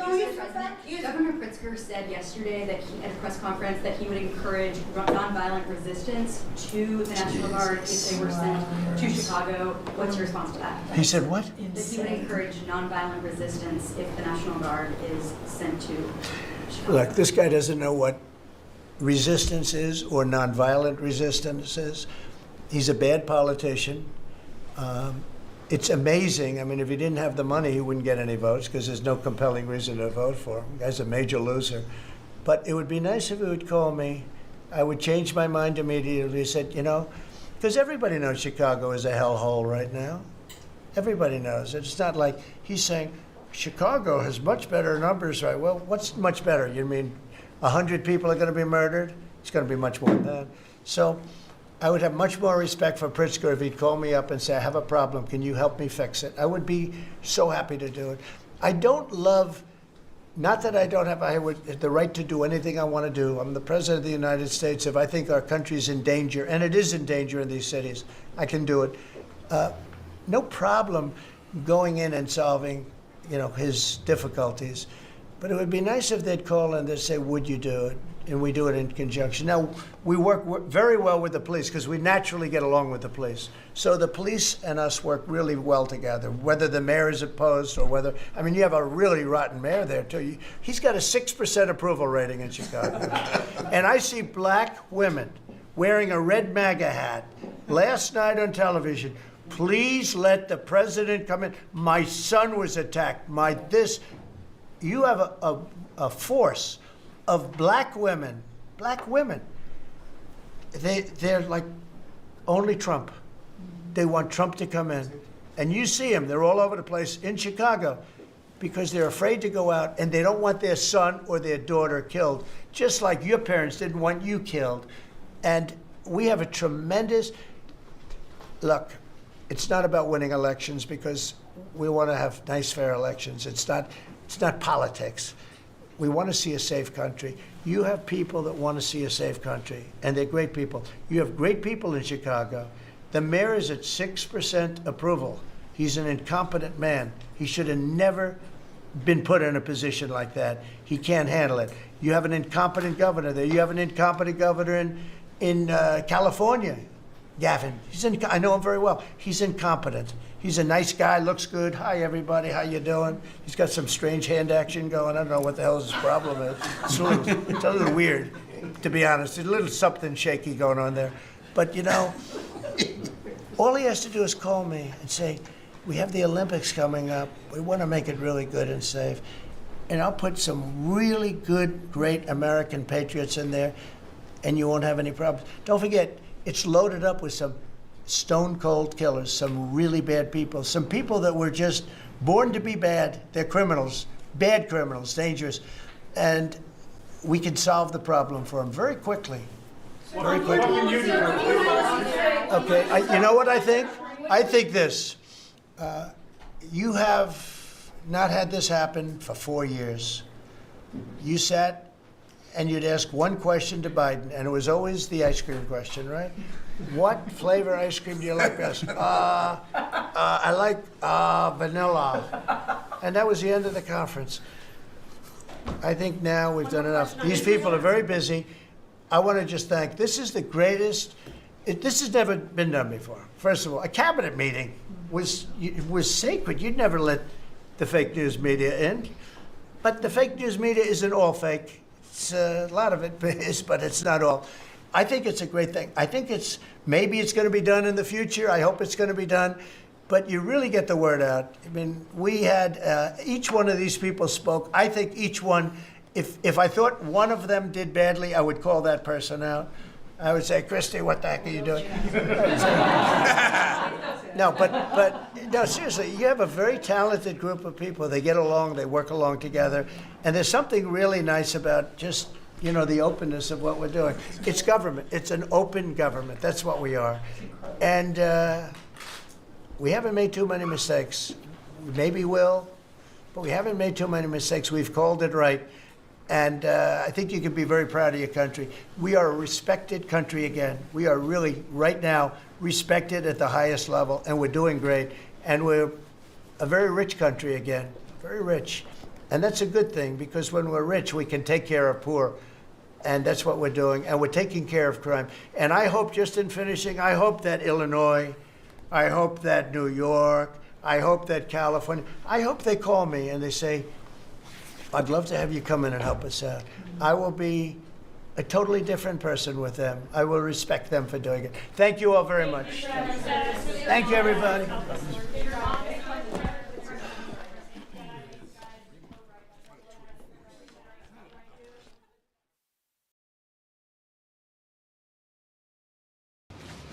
Good afternoon, everyone. We have a lot of news today, and I have quite a few announcements for you, so let's get to it. First, on behalf of the President and the White House, we express our deepest condolences to the family of New York police officer Islam, who made the ultimate sacrifice in defense of his fellow New Yorkers. As the funeral services are held in New York City today, everyone at the White House is keeping the officer's family, friends, and fellow NYPD law enforcement officers in our thoughts and prayers. The President has always, and will always, proudly stand with our men and women in blue.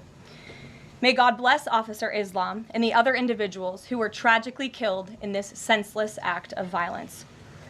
In other news, President Trump's working visit to Scotland was a huge success. In less than 48 hours, President Trump brokered the biggest, most impactful trade deal in history and prevented a war in Asia for the second time since he took office. We have never had a president who wields the full power of the United States to negotiate good deals for our country and its people like President Trump. This is what maximum leverage looks like. On the peace front, President Trump helped deliver an immediate and unconditional ceasefire between Thailand and Cambodia. The two countries were engaged in a deadly conflict that had displaced more than 300,000 people until President Trump stepped in to put an end to it. The president spoke directly on the phone with the acting Prime Minister of Thailand and the Prime Minister of Cambodia to inform both leaders that unless they brought their conflict to an end, there would be no trade discussions or agreements with the United States. Almost immediately afterward, a peace was brokered that will save thousands of lives and allowed for trade negotiations with these countries to resume, and they have. The president has now ended conflicts between Thailand and Cambodia, Israel and Iran, Rwanda and the Democratic Republic of the Congo, India and Pakistan, Serbia and Kosovo, and Egypt and Ethiopia. This means President Trump has brokered, on average, about one peace deal or ceasefire per month during his 6 months in office. It's well past time that President Trump was awarded the Nobel Peace Prize.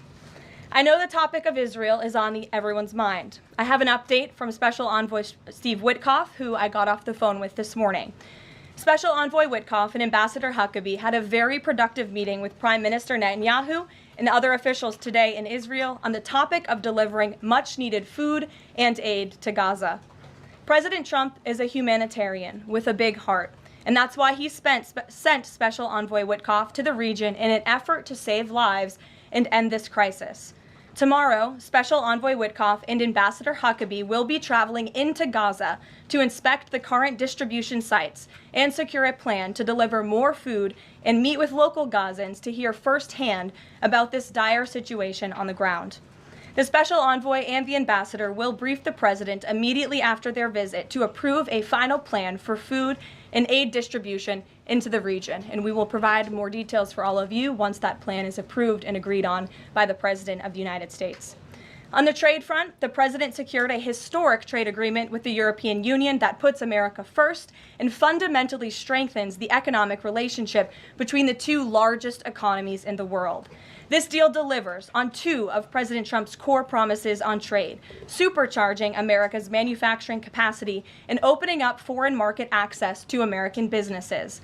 The deal guarantees that American businesses will have unprecedented levels of access to the European Union markets to export our American-made goods. Also, as part of this agreement, the EU will purchase $750 billion in U.S. energy to strengthen our energy dominance, reduce European reliance on adversarial sources, and narrow our trade deficit with the EU. The EU will also make new investments of $60 billion in the United States, in addition to the more than $100 billion the EU companies already invest in the U.S. every year. All of these massive purchases and investments will happen by the end of 2028. What we are watching is President Trump rebuilding the greatest economy in the history of the world and simultaneously proving the so-called economic experts wrong at every turn. Media pundits said a trade deal with the EU this monumental and beneficial to America would be impossible, but President Trump made it happen. The so-called economic experts repeatedly said that the American economy would be in a recession this summer. Well, summer is here. It's almost over. And that recession does not exist. Yesterday, in fact, real GDP growth in the second quarter increased at a 3.0% annual rate, significantly above expectations. President Trump's America First policies are driving economic growth, as he always said they would. And this growth is being driven by the private sector, not the government. Federal government spending fell for a second straight quarter, while real business fixed investment rose by nearly 2% following its first quarter surge. President Trump is right-sizing government spending, reversing the damage done by the Biden administration, and allowing the private sector to flourish. The same so-called experts claimed that President Trump's tariffs would spike inflation and hurt American consumers. But consumer spending growth just accelerated and inflation remains right on track. For the past 5 straight months, core inflation has come in below market expectation and remains in line with the Fed's 2% inflation target. Meanwhile, customs and tariff revenues have already totaled more than $150 billion since President Trump took office, leading to the first June budget surplus in nearly a decade. Those revenues will skyrocket even further starting tomorrow when new reciprocal tariff rates take effect. President Trump is restoring America's economic sovereignty by reducing our reliance on foreign countries, boosting investment in the U.S. to the tune of trillions of dollars, and creating hundreds of thousands of high-paying jobs for the American people. With America finally put first on trade and the largest middle-class tax cuts in history and other pro-growth provisions of the One Big Beautiful Bill beginning to take effect, the American economy will boom like never before over the course of the next 3.5 years, thanks to the president's vision. Finally, as you all know, the president signed an executive order earlier this year to solve the problem of exorbitant pharmaceutical pricing. According to recent data, the prices that Americans have been paying for brand name drugs are more than 3 times the price other similarly developed nations pay. The president is determined to solve this problem and took further action today. He has signed 17 letters to pharmaceutical companies' CEOs, and I would like to read you one of these letters to the CEO of Eli Lilly. All of these letters will be provided to you following this briefing. This is to the CEO of Eli Lilly from the President of the United States. On May 12, 2025, I signed an executive order delivering most favored nation prescription drug pricing to American patients to stop global freeloading and guarantee that Americans pay the same prices enjoyed by other developed nations. Right now, brand name drugs in the United States are up to 3 times higher on average than anywhere else for the identical medicines. This unacceptable burden on hardworking American families ends with my administration. Most proposals the Trump administration has received to resolve this critical issue promised more of the same, shifting blame and requesting policy changes that would result in billions of dollars in handouts to industry. Moving forward, the only thing I will accept from drug manufacturers is a commitment that provides American families immediate relief from the vastly inflated drug prices and an end to the free ride of American innovation by European and other developed nations. Accordingly, I'm calling on Eli Lilly and Company and every manufacturer doing business in our great country to take the following actions within the next 60 days. Extend the most favored nation pricing to Medicaid, guarantee most favored nation pricing for newly launched drugs, return increased revenues abroad to American patients and taxpayers, provide for direct purchasing at most favored nation pricing. The President's team, including Secretary Kennedy and Administrator Oz, stand ready to implement these terms. The President expects to further engage with them immediately in good faith to deliver relief for American families. Make no mistake, a collaborative effort towards achieving global pricing parity would be the most effective path for companies, the government, and American patients. But if you refuse to step up, we will deploy every tool in our arsenal to protect American families from continued abusive drug pricing practices. Americans are demanding lower drug prices, and they need them today. Other nations have been freeloading on U.S. innovation for far too long, and it is time they pay their fair share. I look forward to your binding commitments to each of these goals by September 29th, 2025, and my team stands ready to assist with implementation questions. Thank you for your immediate attention to this vital national priority. Signed, President Donald J. Trump. Again, to the CEO of Eli Lilly. This letter, in its form, has been designed for each of the 17 major drug and pharmaceutical companies in the United States, and we're happy to provide you the full list. And I believe you will see all 17 letters popping on Truth Social very shortly, so you can look out for those, and I'm happy to take any further questions. Before we get to questions, I do have one other announcement from the White House and from the President. We are proud to announce that the construction of the new White House ballroom will begin. For 150 years, presidents, administrations, and White House staff have longed for a large event space on the White House complex that can hold substantially more guests than currently allowed. President Trump has expressed his commitment to solving this problem on behalf of future administrations and the American people. The White House is one of the most beautiful and historic buildings in the world, yet the White House is currently unable to host major functions, honoring world leaders in other countries without having to install a large and unsightly tent approximately 100 yards away from the main building's entrance. The White House State Ballroom will be a much-needed and exquisite addition of approximately 90,000 total square feet of innately designed and carefully crafted space with a seated capacity of 650 people, which is a significant increase from the 200-person seated capacity in the East Room of the White House. In recent weeks, President Trump has held several meetings with members of the White House staff, the National Park Service, the White House Military Office, and the United States Secret Service to discuss design features and planning. President Trump has chosen McCreary Architects as the lead architect, which is well known for their classical architectural design and based right here in our nation's capital. The construction team will be headed by Clark Construction, and the engineering team will be led by AECOM. The project will begin in September 2025, and it is expected to be completed long before the end of President Trump's term. President Trump and other donors have generously committed to donating the funds necessary to build this approximately $200 million structure.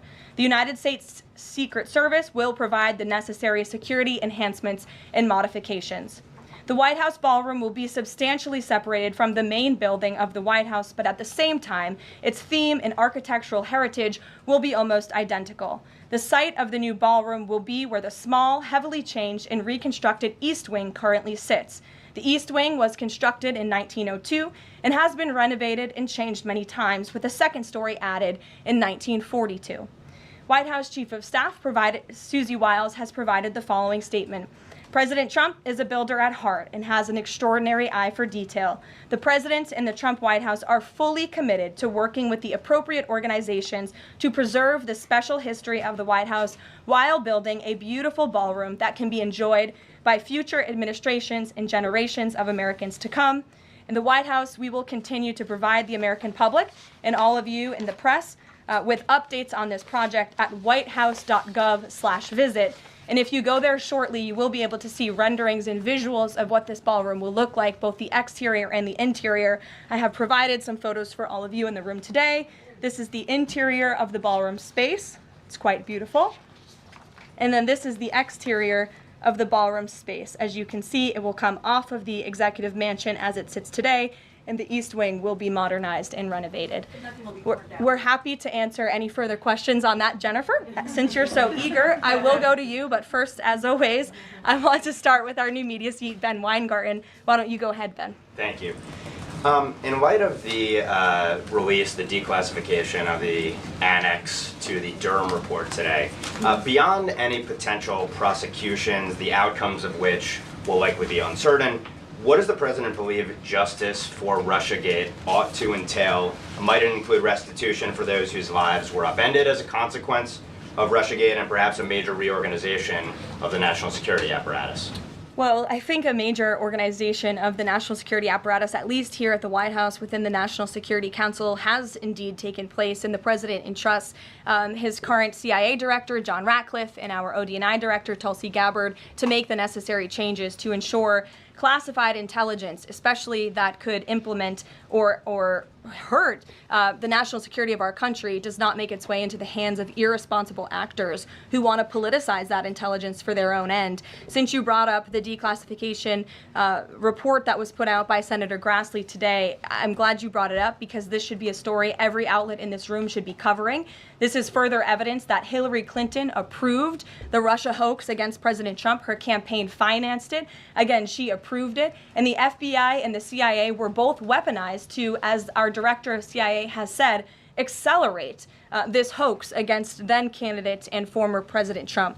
To answer the heart of your question, the President wants to see justice served, and he trusts the Attorney General and the Department of Justice to implement that justice and hold these people accountable. One more question, briefly, Sure. if I may, on a totally different topic. There's been legislation reintroduced in the House and Senate on designating the Muslim Brotherhood as a terrorist organization. The Muslim Brotherhood is considered by many to be the fountainhead of Sunni Islamic supremacism, from which Hamas and other groups have spawned, with a nexus to domestic organizations as well. Does the President support designating the Muslim Brotherhood as a terrorist organization? Frankly, I'm not sure, because I haven't talked to him, and I would never want to get ahead of the National Security Council on specific designations. It sounds like something this administration would support, but we can get a firm answer for you. How's that? Thank you. Thanks for being here. Jennifer, go ahead.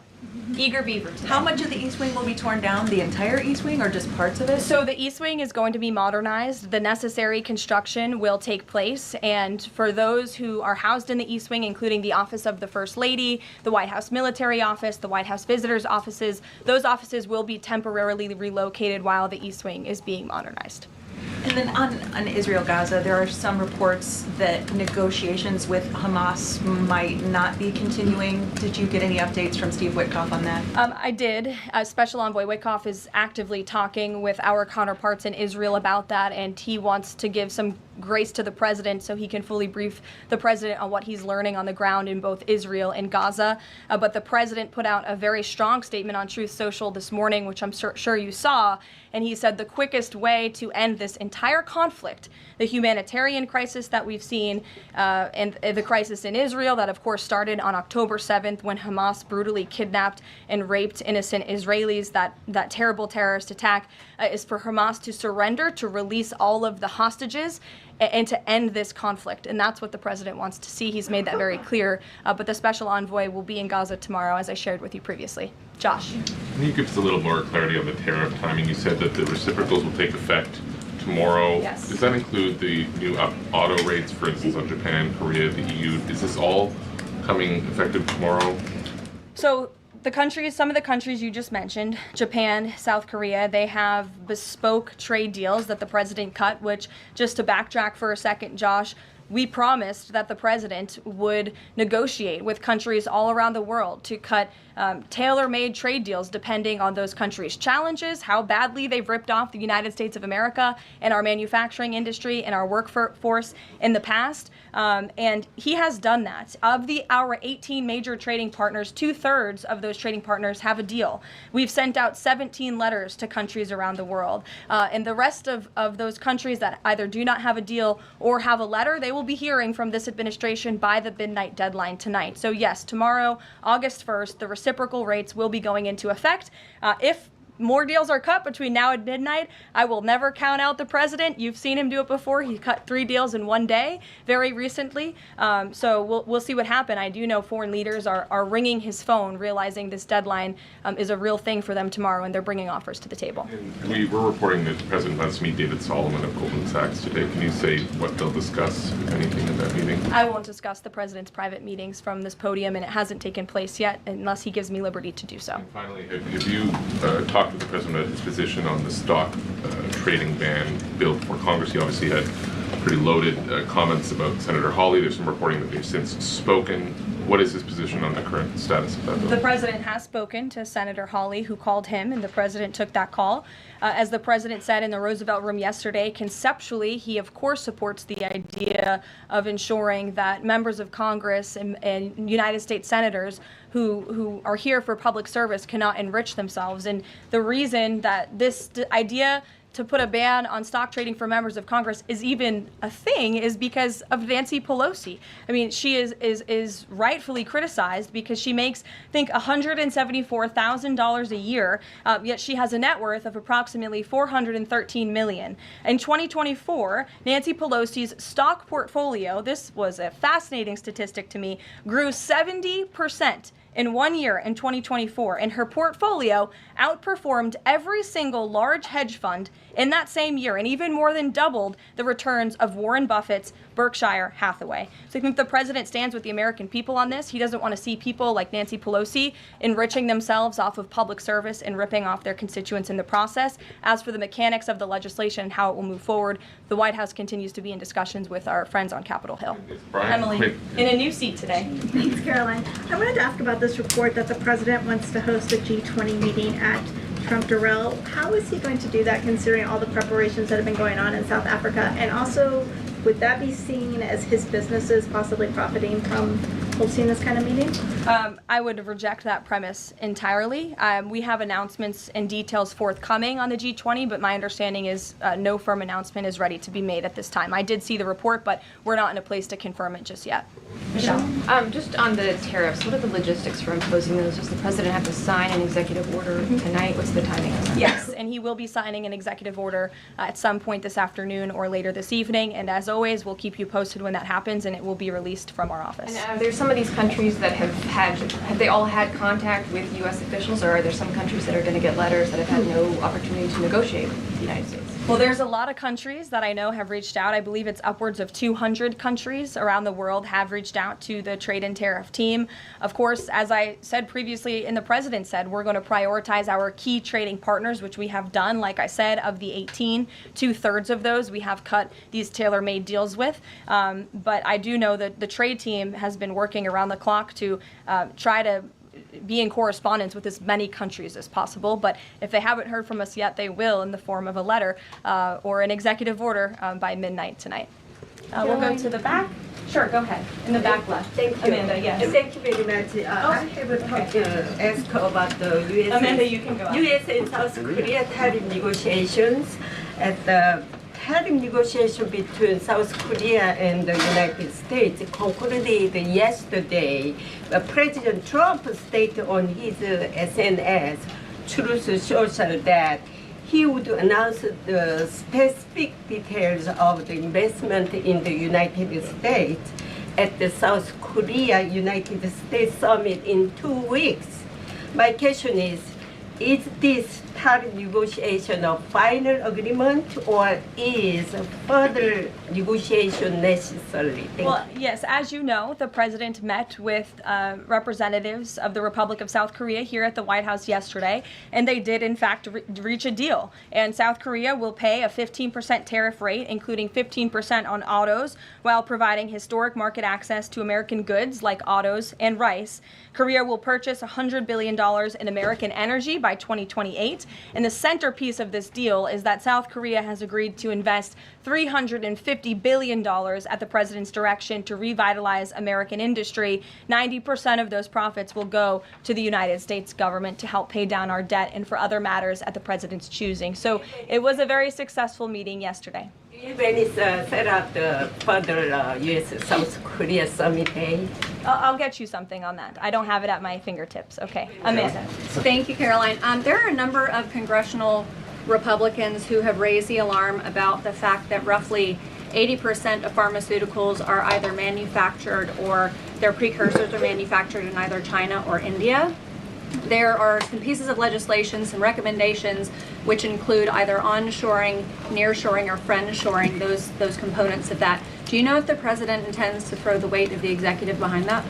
I don't have any updates for you at this time. I do have an update on our EU trade deal. I stand corrected. It's not $60 billion in investments. It's $600 billion in investments. I want to make that very clear. And I personally watched the president behind closed doors with the European president in Scotland negotiating this deal. And he got the most juice out of that squeeze that he could. And he was constantly looking out for America's interests. So I just wanted to clarify that one point. Deanna. Thanks, Caroline. For the countries that don't have a deal yet, should we be looking at the April 2nd chart at all? Or is he negotiating and talking about having a set tariff rate, 10%, 20%? Those discussions are taking place with the trade team today, and again, we'll provide further guidance with that executive order once it is signed, and the answer to that question will be in that executive order. Is he looking to provide any more extensions today after his phone call with Mexico? Is there any other conversations like that? I do know that other foreign leaders around the world have reached out, and if the president decides to share the conclusions of those calls with all of you, he will do so himself. But I do want to reiterate what the president said about Mexico. Mexico is still paying tariffs. They're paying a 25% tariff on fentanyl, 25% tariff on cars, a 50% tariff on steel, aluminum, and copper. And additionally, Mexico has agreed to immediately terminate its non-tariff trade barriers, of which there are many. And as the president said, we will continue to talk to Mexico over the next 90 days with the goal of signing a larger trade deal. The key to this, again, is Mexico has agreed to terminate those non-tariff barriers and to continue to work with us in good faith. Mexico is a very unique situation of all the other countries around the world because, of course, we share our southern border with Mexico, which we've seen an increase in cooperation between Mexico's President Claudia Sheinbaum and our administration on clamping down on drug trafficking and human trafficking at the southern border. We appreciate those efforts and will continue to work in good faith and to continue to have these trade discussions as well. Joey. Yeah, thanks, Caroline. Just clarifying on a previous question. President Trump has indicated he's been looking at either 15% or 20% baseline universal tariff? Has he landed on one of those yet? I won't get ahead of the president on that baseline announcement. And then secondly, what did Treasury Secretary Bessent mean yesterday when he called the new Trump accounts for newborns a, quote, backdoor to privatizing Social Security? Does the administration view this new Trump accounts as a way to, in the long term, perhaps privatize Social Security? What the Secretary of Treasury was saying and what this administration believes is that these Trump newborn accounts, which is an incredibly creative and great provision that was in the One Big Beautiful Bill for newborn babies and families and future generations of Americans, will help supplement, not substitute, Social Security. The Trump administration is wholeheartedly committed to protecting Social Security. The president did it in his first term. He's doing it again in this term. But these newborn accounts are another revenue stream for young people to watch their money grow throughout their lives and to one day be able to access those funds so they can hopefully build a home and live the American dream. Jake. Just one follow-up on tariffs and then one not.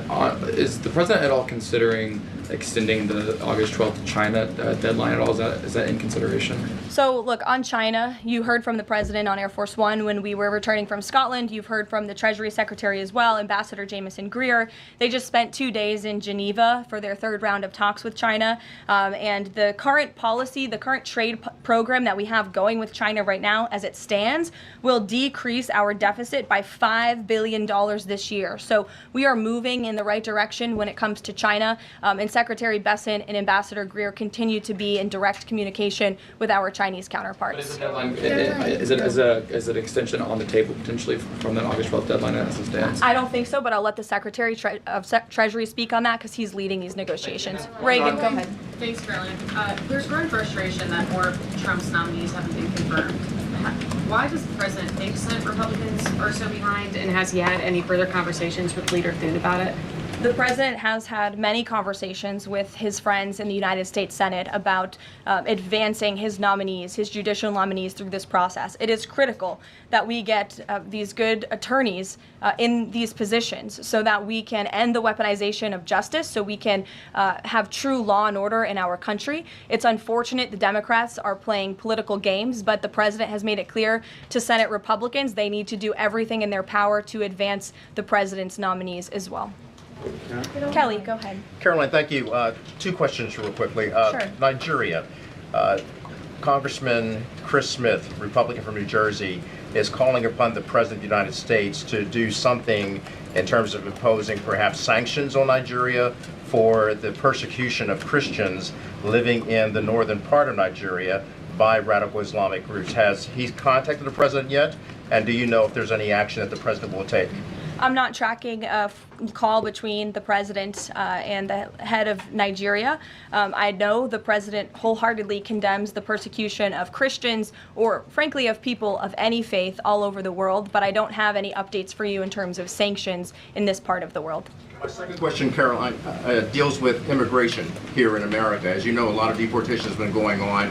ICE has been going after violent criminals that are here illegally, and rightly so. In the midst of that, there are some evangelical pastors who are stating that it may have gone to a point of being indiscriminate and actually getting innocent people, like members of the clergy.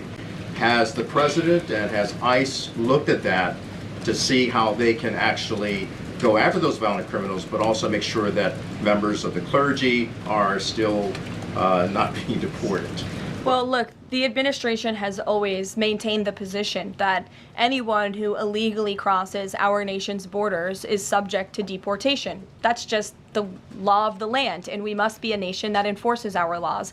But the priority from ICE, of course, is to deport, detain, arrest, and remove violent illegal aliens and criminals from our country. And they have been doing that at the rate of thousands of illegal violent criminals every single week, especially in Democrat-run sanctuary cities where these illegal violent criminals have been given a safe haven and have essentially been immune from our nation's laws under the previous administration. That's not happening anymore because of this president and Secretary Noem in the Department of Homeland Security. And we are going to be a nation of laws. And as we've said repeatedly, if you came here illegally, you are subject to deportation. But the priority are those public safety threats that we must remove from our communities. Thank you so much, Caroline. Two questions. So what Hamas hardens its position and Israel provides aid? Do you have any new information on the hostages that need aid too? And second question, we heard President Trump criticize President Macron and Prime Minister Starmer for their statement about recognizing a Palestinian state. What is the president's position on recognizing a Palestinian state, and will he recognize Israeli sovereignty in Judea and Samaria? I can answer both of those questions for you. On the second question about a Palestinian state, the president expressed his displeasure and his disagreement with the leaders of France, the United Kingdom, and Canada. He feels as though that's rewarding Hamas at a time where Hamas is the true impediment to a ceasefire and to the release of all of the hostages. So to your first question, the president wants to see all of the hostages released. He cares deeply about this. He has met with many of the former hostages, many of the families of those who have loved ones who are still being held hostage in Gaza. I have met with them too. It is absolutely devastating what these poor people have been through, and the president is always thinking about them, and that's why he's designated his special envoy, Steve Witkoff, who's doing a tremendous job to release the hostages and to end this conflict. But the president has always said the last remaining hostages, now there are 20 living hostages in Gaza, will always be the hardest because Hamas is unfortunately using these innocent people as bargaining chips. But nevertheless, we are committed to seeing this come to an end. Elizabeth. Thanks, Caroline. Part of the settlement with Brown prohibits it from performing transgender procedures or prescribing hormone puberty blockers, that type of thing. Will eliminating these types of procedures be a priority for the Trump administration in negotiations with other universities? I can tell you that ending the chemical castration of children in our country is a priority of this administration. We've talked to many of these universities about it, but the president has also taken very strong action to cut off the funding for any medical institution in this country that provides those barbaric procedures. The Brown University agreement, since you brought it up, is yet another win to root out anti-Semitic behavior on our nation's college campuses and unlawful racial discrimination. Brown has agreed to no longer allow unlawful racial discrimination in admissions or university programming. They have agreed to provide access to all relevant data and information to rigorously assess compliance with its commitment to merit-based admissions, and they will pay $50 million over 10 years to state workforce development organizations that comply with anti-discrimination laws, supporting regional economic growth and career opportunities. Brown will also adopt the definitions of male and female from President Trump's executive order, defending women and gender ideology extremism for women's sports, programming, facilities, and housing. Brown will no longer perform gender reassignment surgeries on minors or prescribe them puberty blockers or cross-sex hormones. And Brown will take steps to improve the campus climate for Jewish students and combat anti-Semitism on their campus. This is yet another huge win for American students and for those who love our country and want to abide by our country's laws. On the topic of defending women from gender ideology extremism and helping women's sports, the president will be signing an executive order at 4 o'clock today with some very famous professional athletes whom I'm sure you all know. And that executive order will be focused on strengthening athletics in our country and making America healthy again. And we are going to re-implement the presidential fitness test in America's schools, which is, I think, something all Americans can get behind. So you'll hear from the president in 2 hours, and we will see you all there. Thank you.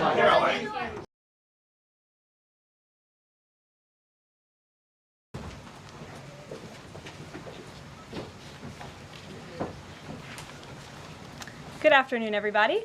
Good afternoon. How are we today? Good.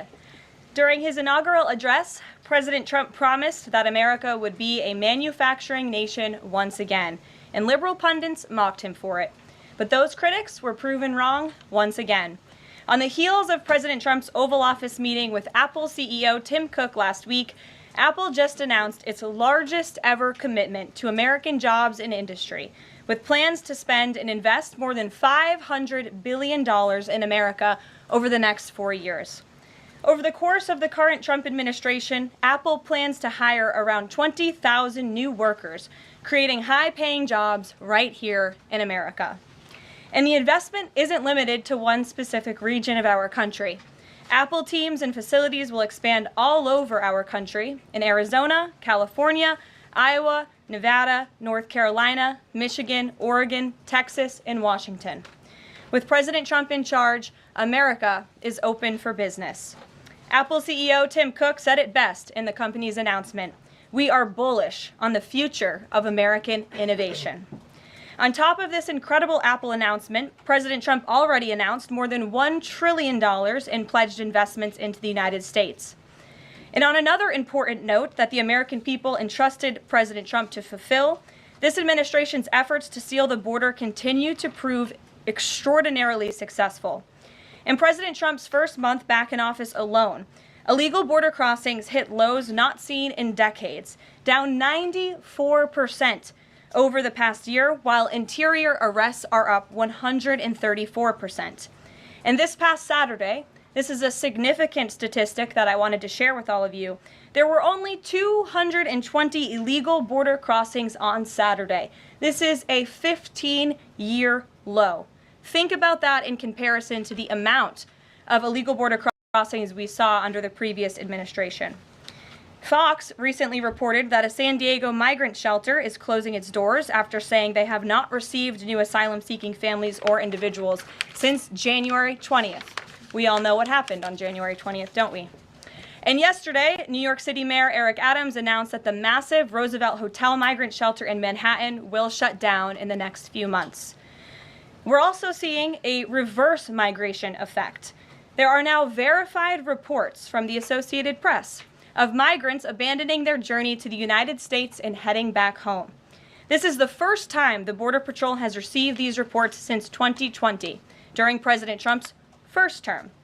The returning migrants claimed in interviews that the new heavy security posture adopted by the Trump administration was a significant reason for their decision to return to the countries of their origin.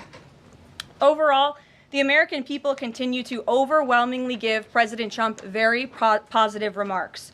Nearly every one of President Trump's policy initiatives are receiving strong majority support, and I have noted that in every briefing since Inauguration Day.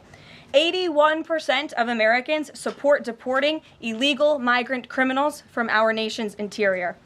76% of Americans support the DOJ-led efforts of a full-scale investigation to find and eliminate fraud and waste in government expenditures.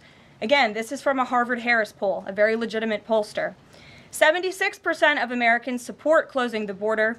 69% of Americans support President Trump's common sense efforts to ban men from women's sports. As you all know, we celebrated that executive order at the White House a couple of weeks ago. 65% of Americans support the president's efforts to eliminate all preferences by race in the hiring and awarding of government contracts, which is another pledge that DOJ is working hard to fulfill. And 61% of Americans, vast majority, support the president's plan for reciprocal tariffs to ensure that other countries are treating us the way we have always been treated. Despite what many Democrats and media members want you to believe, the Trump agenda is not only necessary, but it is overwhelmingly popular. Why? Because it's driven by common sense. And finally, as you all saw yesterday, a federal judge denied the Associated Press's emergency motion for a temporary restraining order against myself, our Deputy Chief of Staff Taylor Budowich, and our Chief of Staff Susie Wiles for our decision to remove the Associated Press from the White House press pool for certain and special events. The judge's ruling, upholding our decision to deny the Associated Press such privileged access, reinforces the truth. And it reiterates what I said from this podium last week when that suit was filed. Asking the President of the United States questions in limited spaces such as the Oval Office in Air Force One is a privilege that unfortunately has only been granted to a few. It is not a legal right for all. The Trump administration has already proven to be the most transparent ever, and this president the most accessible in history. This is evidenced by President Trump's daily press conferences in the Oval Office, where he takes many questions from the journalists who have the honor and privilege of standing before the beautiful Resolute desk. The president and this entire White House are committed to ensuring the American people continue to receive this same level of historic transparency, access, and visibility. In fact, we want to double down and give even greater access to the American people. We want more outlets and new outlets to have a chance to take part in the press pool, to cover this administration's unprecedented achievements up close, front and center. As you all know, for decades, a group of DC-based journalists, the White House Correspondents Association, has long dictated which journalists get to ask questions of the President of the United States in these most intimate spaces. Not anymore. I am proud to announce that we are going to give the power back to the people who read your papers, who watch your television shows, and who listen to your radio stations. Moving forward, the White House press pool will be determined by the White House press team. Legacy outlets who have participated in the press pool for decades will still be allowed to join, fear not, but we will also be offering the privilege to well-deserving outlets who have never been allowed to share in this awesome responsibility. Just like we added a new media seat in this briefing room, legacy media outlets who have been here for years will still participate in the pool, but new voices are going to be welcomed in as well. As part of these changes, we will continue the rotation amongst the 5 major television networks to ensure the President's remarks are heard far and wide around this world. We will add additional streaming services which reach different audiences than traditional cable and broadcast. This is the ever-changing landscape of the media in the United States today. We will continue to rotate a print pooler who has the great responsibility of quickly transcribing the President's remarks and disseminating them to the rest of the world. And we will add outlets to the print pool rotation who have long been denied the privilege to partake in this experience, but are committed to covering this White House beat. We will continue to rotate a radio pooler and add other radio hosts who have been denied access, especially local radio hosts who serve as the heartbeat of our country. And we will add additional outlets and reporters who are well suited to cover the news of the day and ask substantive questions of the President of the United States, depending on the news he is making on that given day. This administration is shaking up Washington in more ways than one. That's what we were elected to do. As I have said since the first day behind this podium, it's beyond time that the White House press operation reflects the media habits of the American people in 2025, not 1925. A select group of DC-based journalists should no longer have a monopoly over the privilege of press access at the White House. All journalists, outlets, and voices deserve a seat at this highly coveted table. So by deciding which outlets make up the limited press pool on a day-to-day basis, the White House will be restoring power back to the American people who President Trump was elected to serve. So in that note, in our new media seat today, we have Shelby Talcott, who is a White House reporter for Semafor. In 2022, Semafor launched as a global digital news platform with the aim of bringing meaningful innovations to the news industry. Today, they have nearly 1 million newsletter subscribers spanning 11 separate editions. With that, Shelby, I will take your questions. Thanks, Caroline. I've got 2 for you. One on foreign policy. Over the weekend, the President's Special Missions Envoy, Rick Grenell, was talking about Venezuela, and he said that the President isn't someone who wants regime change. Other administration officials have made clear that they don't see Maduro as the rightful leader. What is this administration's policy on a new government in Venezuela? I think the President has made his position on Venezuela quite clear. He stands in opposition to the Maduro regime, and Secretary Rubio has spoken on this extensively as well. And then on Doge, last night Elon Musk said that a failure to respond a second time will result in termination. Will there be additional rounds of the "what did you do this week" email from Doge to federal workers? And what's the guidance on the federal workers who've been instructed by their agencies not to reply? So a couple of things on this. First of all, let's just take a step back and talk about this idea. The President sent out a truth last weekend to Elon Musk saying he loves everything Elon is doing and he wants him to be even more aggressive because Doge thus far has proven incredibly successful in making our government more efficient. And so Elon and Doge came up with this idea. Elon has implemented this at his private companies. It has proven successful. And it's a very simple idea when you think about it. All the Office of Personnel Management is asking, all this administration is asking, President Trump is asking, is for federal workers who live off of the American taxpayers' dime to send 5 bullet points of what they have done in the previous week. That is all we are asking for. And so the Office of Personnel and Management sent out additional guidance last night. Those responses should be directed to agency leadership, and the president defers to his cabinet secretaries, who he's obviously entrusted to pursue the guidance relative to their specific workforce. And for some of the agencies that you've seen who have said, please don't send these emails, it's in their best interest for that specific agency, and the president supports that. And let me be very clear, the president and Elon, his entire cabinet are working as one unified team, and they are implementing these very common sense solutions. You're welcome. Jackie. Thank you. One follow-up on that question. So about the deadline, Alina Habba said that you have until tonight. Elon Musk said a failure to respond a second time would result in termination. So is that a real deadline? Should federal workers be looking to that guidance, or should they be looking to the agency heads? Like, what is the actual deadline?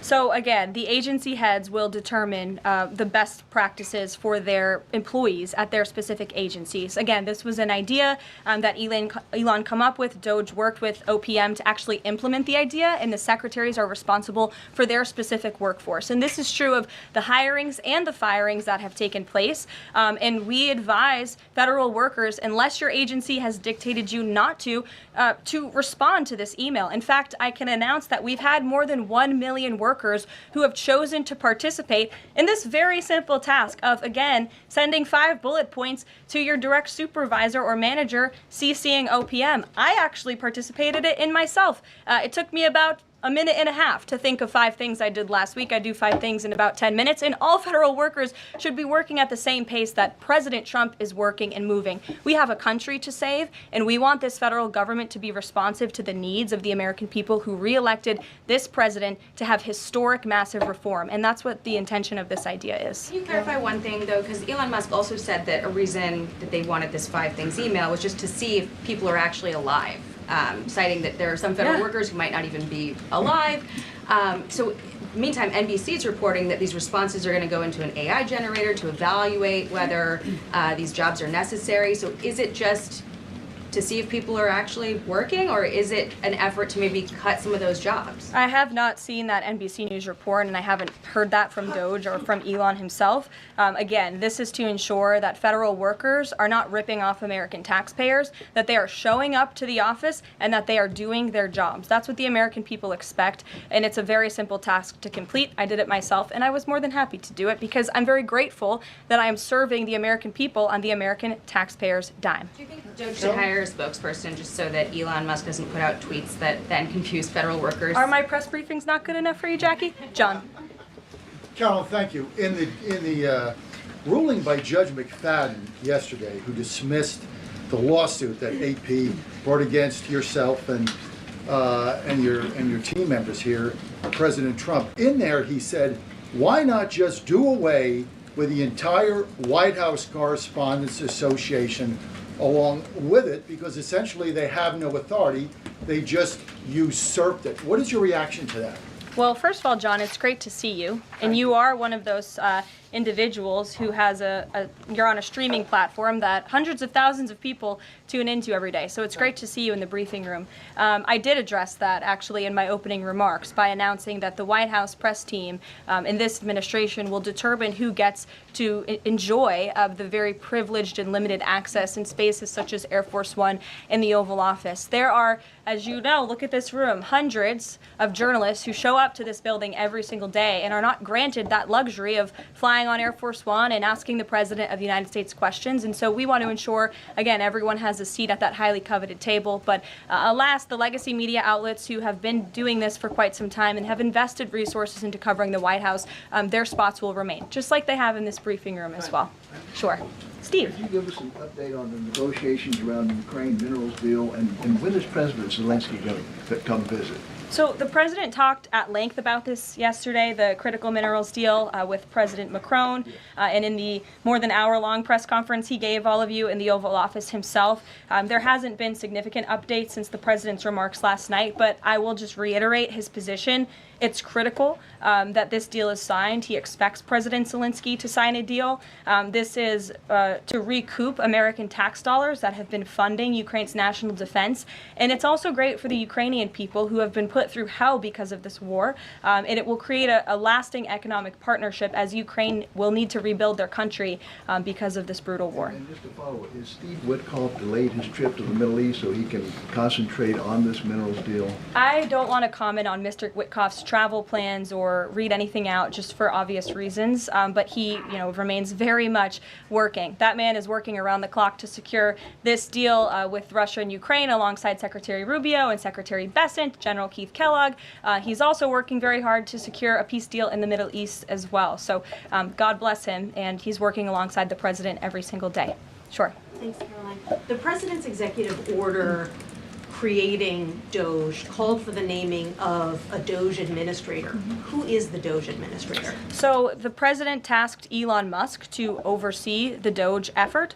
There are career officials and there are political appointees who are helping run DOGE on a day-to-day basis. There are also individuals who have onboarded as political appointees at every agency across the board to work alongside President Trump's cabinet to find and identify waste, fraud, and abuse, and they are working on that effort every day. So is Elon Reagan. Musk the administrator? Reagan. Thanks, Caroline. I have two for you today, one on the border wall and one on the DHS investigation. Sure. First on the border wall. Border wall construction has restarted in Texas and California under contracts awarded under Trump's first term. Is the president looking to secure new contracts, and how is he defining success in terms of border wall construction this administration? The border wall is a signature promise of President Trump's campaign. He talked about it way back in 2015 and 2016, and people laughed at him for bringing up this idea. It's proven to be not only an idea that he delivered on in his first term and continues to deliver on in his second term, but it's also proven to be highly effective. In fact, we know where there were parts of President Trump's border wall built and standing under the previous administration, illegal border crossings dropped 87% where there was a border wall. So the wall is an incredible deterrent factor for illegal migrant caravans. The president is committed to the continuation of the construction of the wall. And the previous administration actually sold off the resources that the Trump administration secured to build the wall. And that's an egregious misuse of the American taxpayers' money. They just let those resources rot on the southern border. They actually sold them for pennies on the dollar. So this administration, DHS and ICE and Customs and Border Patrol and Tom Homan and all of the great people who are working on this effort are committed to continuing the construction of President Trump's border wall. DHS investigation into people who might be leaking within the administration. Will the White House release the names of the individuals that DHS Secretary Noem said were caught leaking details of the ICE raid? And can you share how many leakers have been caught so far and what agency they were a part of? I would defer you to DHS on the leakers that they have identified, but I know the president and this White House commend Secretary Noem for launching an internal investigation to identify those leakers because it's unacceptable for career bureaucrats who are standing in the way of the will of the American people and enacting President Trump's agenda.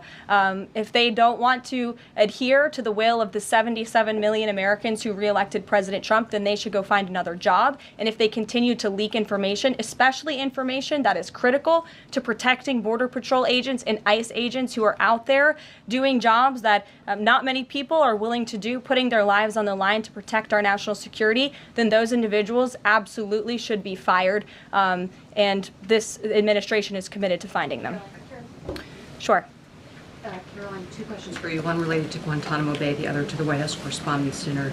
I wanted to get your response to some Washington Post reporting of the migrants who stayed over at Guantanamo Bay for the last 2 weeks. They told the Post they were rarely let outside, they were shackled and placed in what they described as cages, and alleged that they were not treated as human beings. Does the White House have any response to those conditions? At Guantanamo Bay?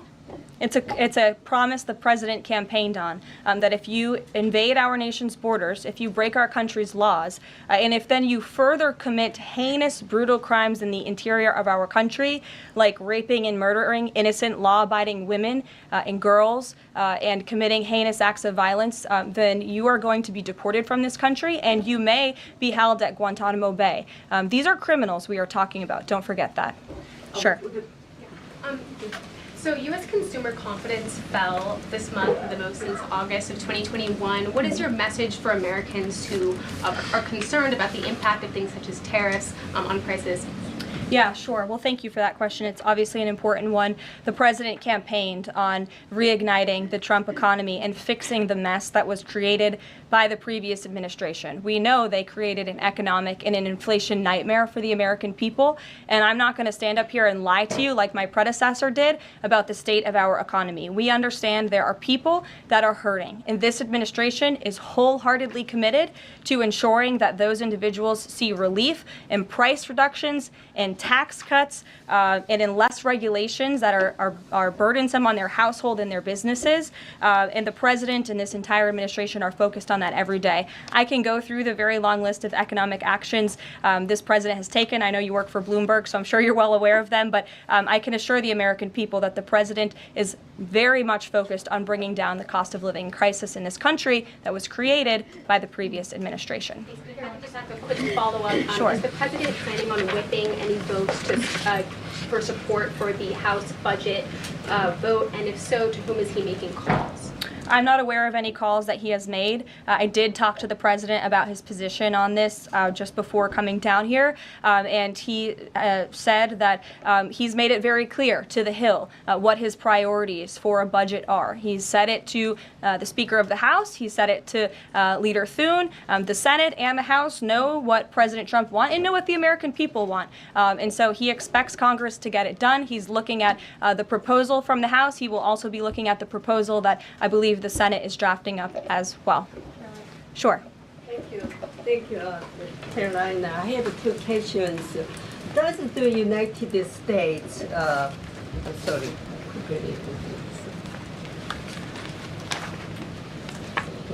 Well, why don't you identify your question and I'll come back to you. Sure, go ahead. So, what guarantee that Israel will withdraw from Lebanon soil after 2 weeks, as the ceasefire terms indicates? I'm not sure about the guarantee that you're referring to. I can tell you that this administration remains very much engaged. We know the deadline for the Phase 1 ceasefire is imminent. So Steve Witkoff, whom I mentioned earlier, and the president's administration and his team and the president himself remain very much engaged. We want to see the ceasefire continue, and the president has made it very clear he wants to see all of the hostages who have been held in captivity in Gaza returned home.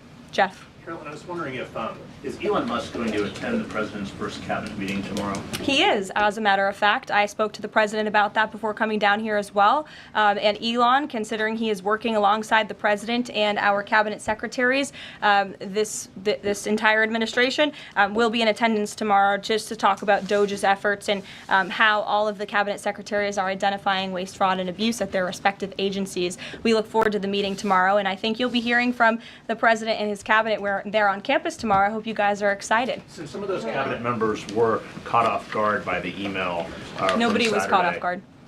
A few departments said they were caught off guard. The FBI was, the DOJ was.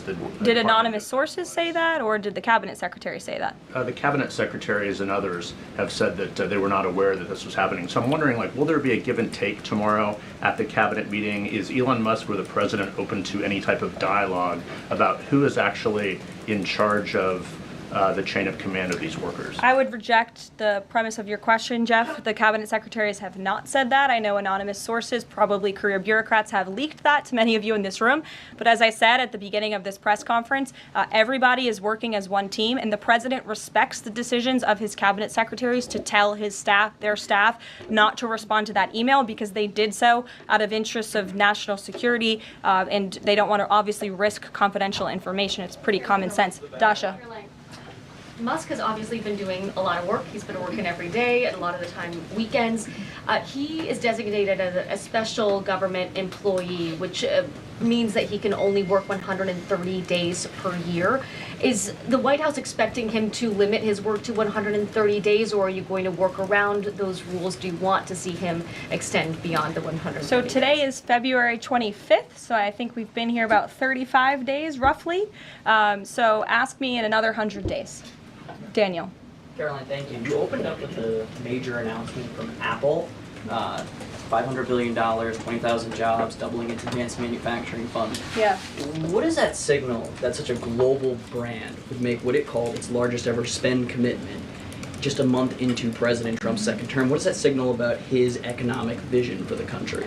President Trump is a deal maker, and he has restored confidence in business leaders around this entire world. Apple is one of the largest companies on the face of the planet. They employ hundreds of thousands of Americans, but the president wants to see more Americans employed, more investments here in the United States of America. And this is another fulfillment of the president's campaign promises. I recall President Trump at his rallies on the campaign telling the world that if and when I am elected, America is going to be back, and we want your investments to be driven onshore. We want you to hire American workers, and you will have the lowest regulatory burden, the lowest tax cuts, and the president has already proven he's committed to slashing regulation. He's counting on Congress to implement those tax cuts. And so people are encouraged by the president's, again, as Tim Cook called it, they're bullish about American innovation because of the leadership of this president. And it's a stark contrast to the leadership of the previous administration, Joe Biden, who I don't think spent any time trying to recruit any investments or jobs here at home. Mary.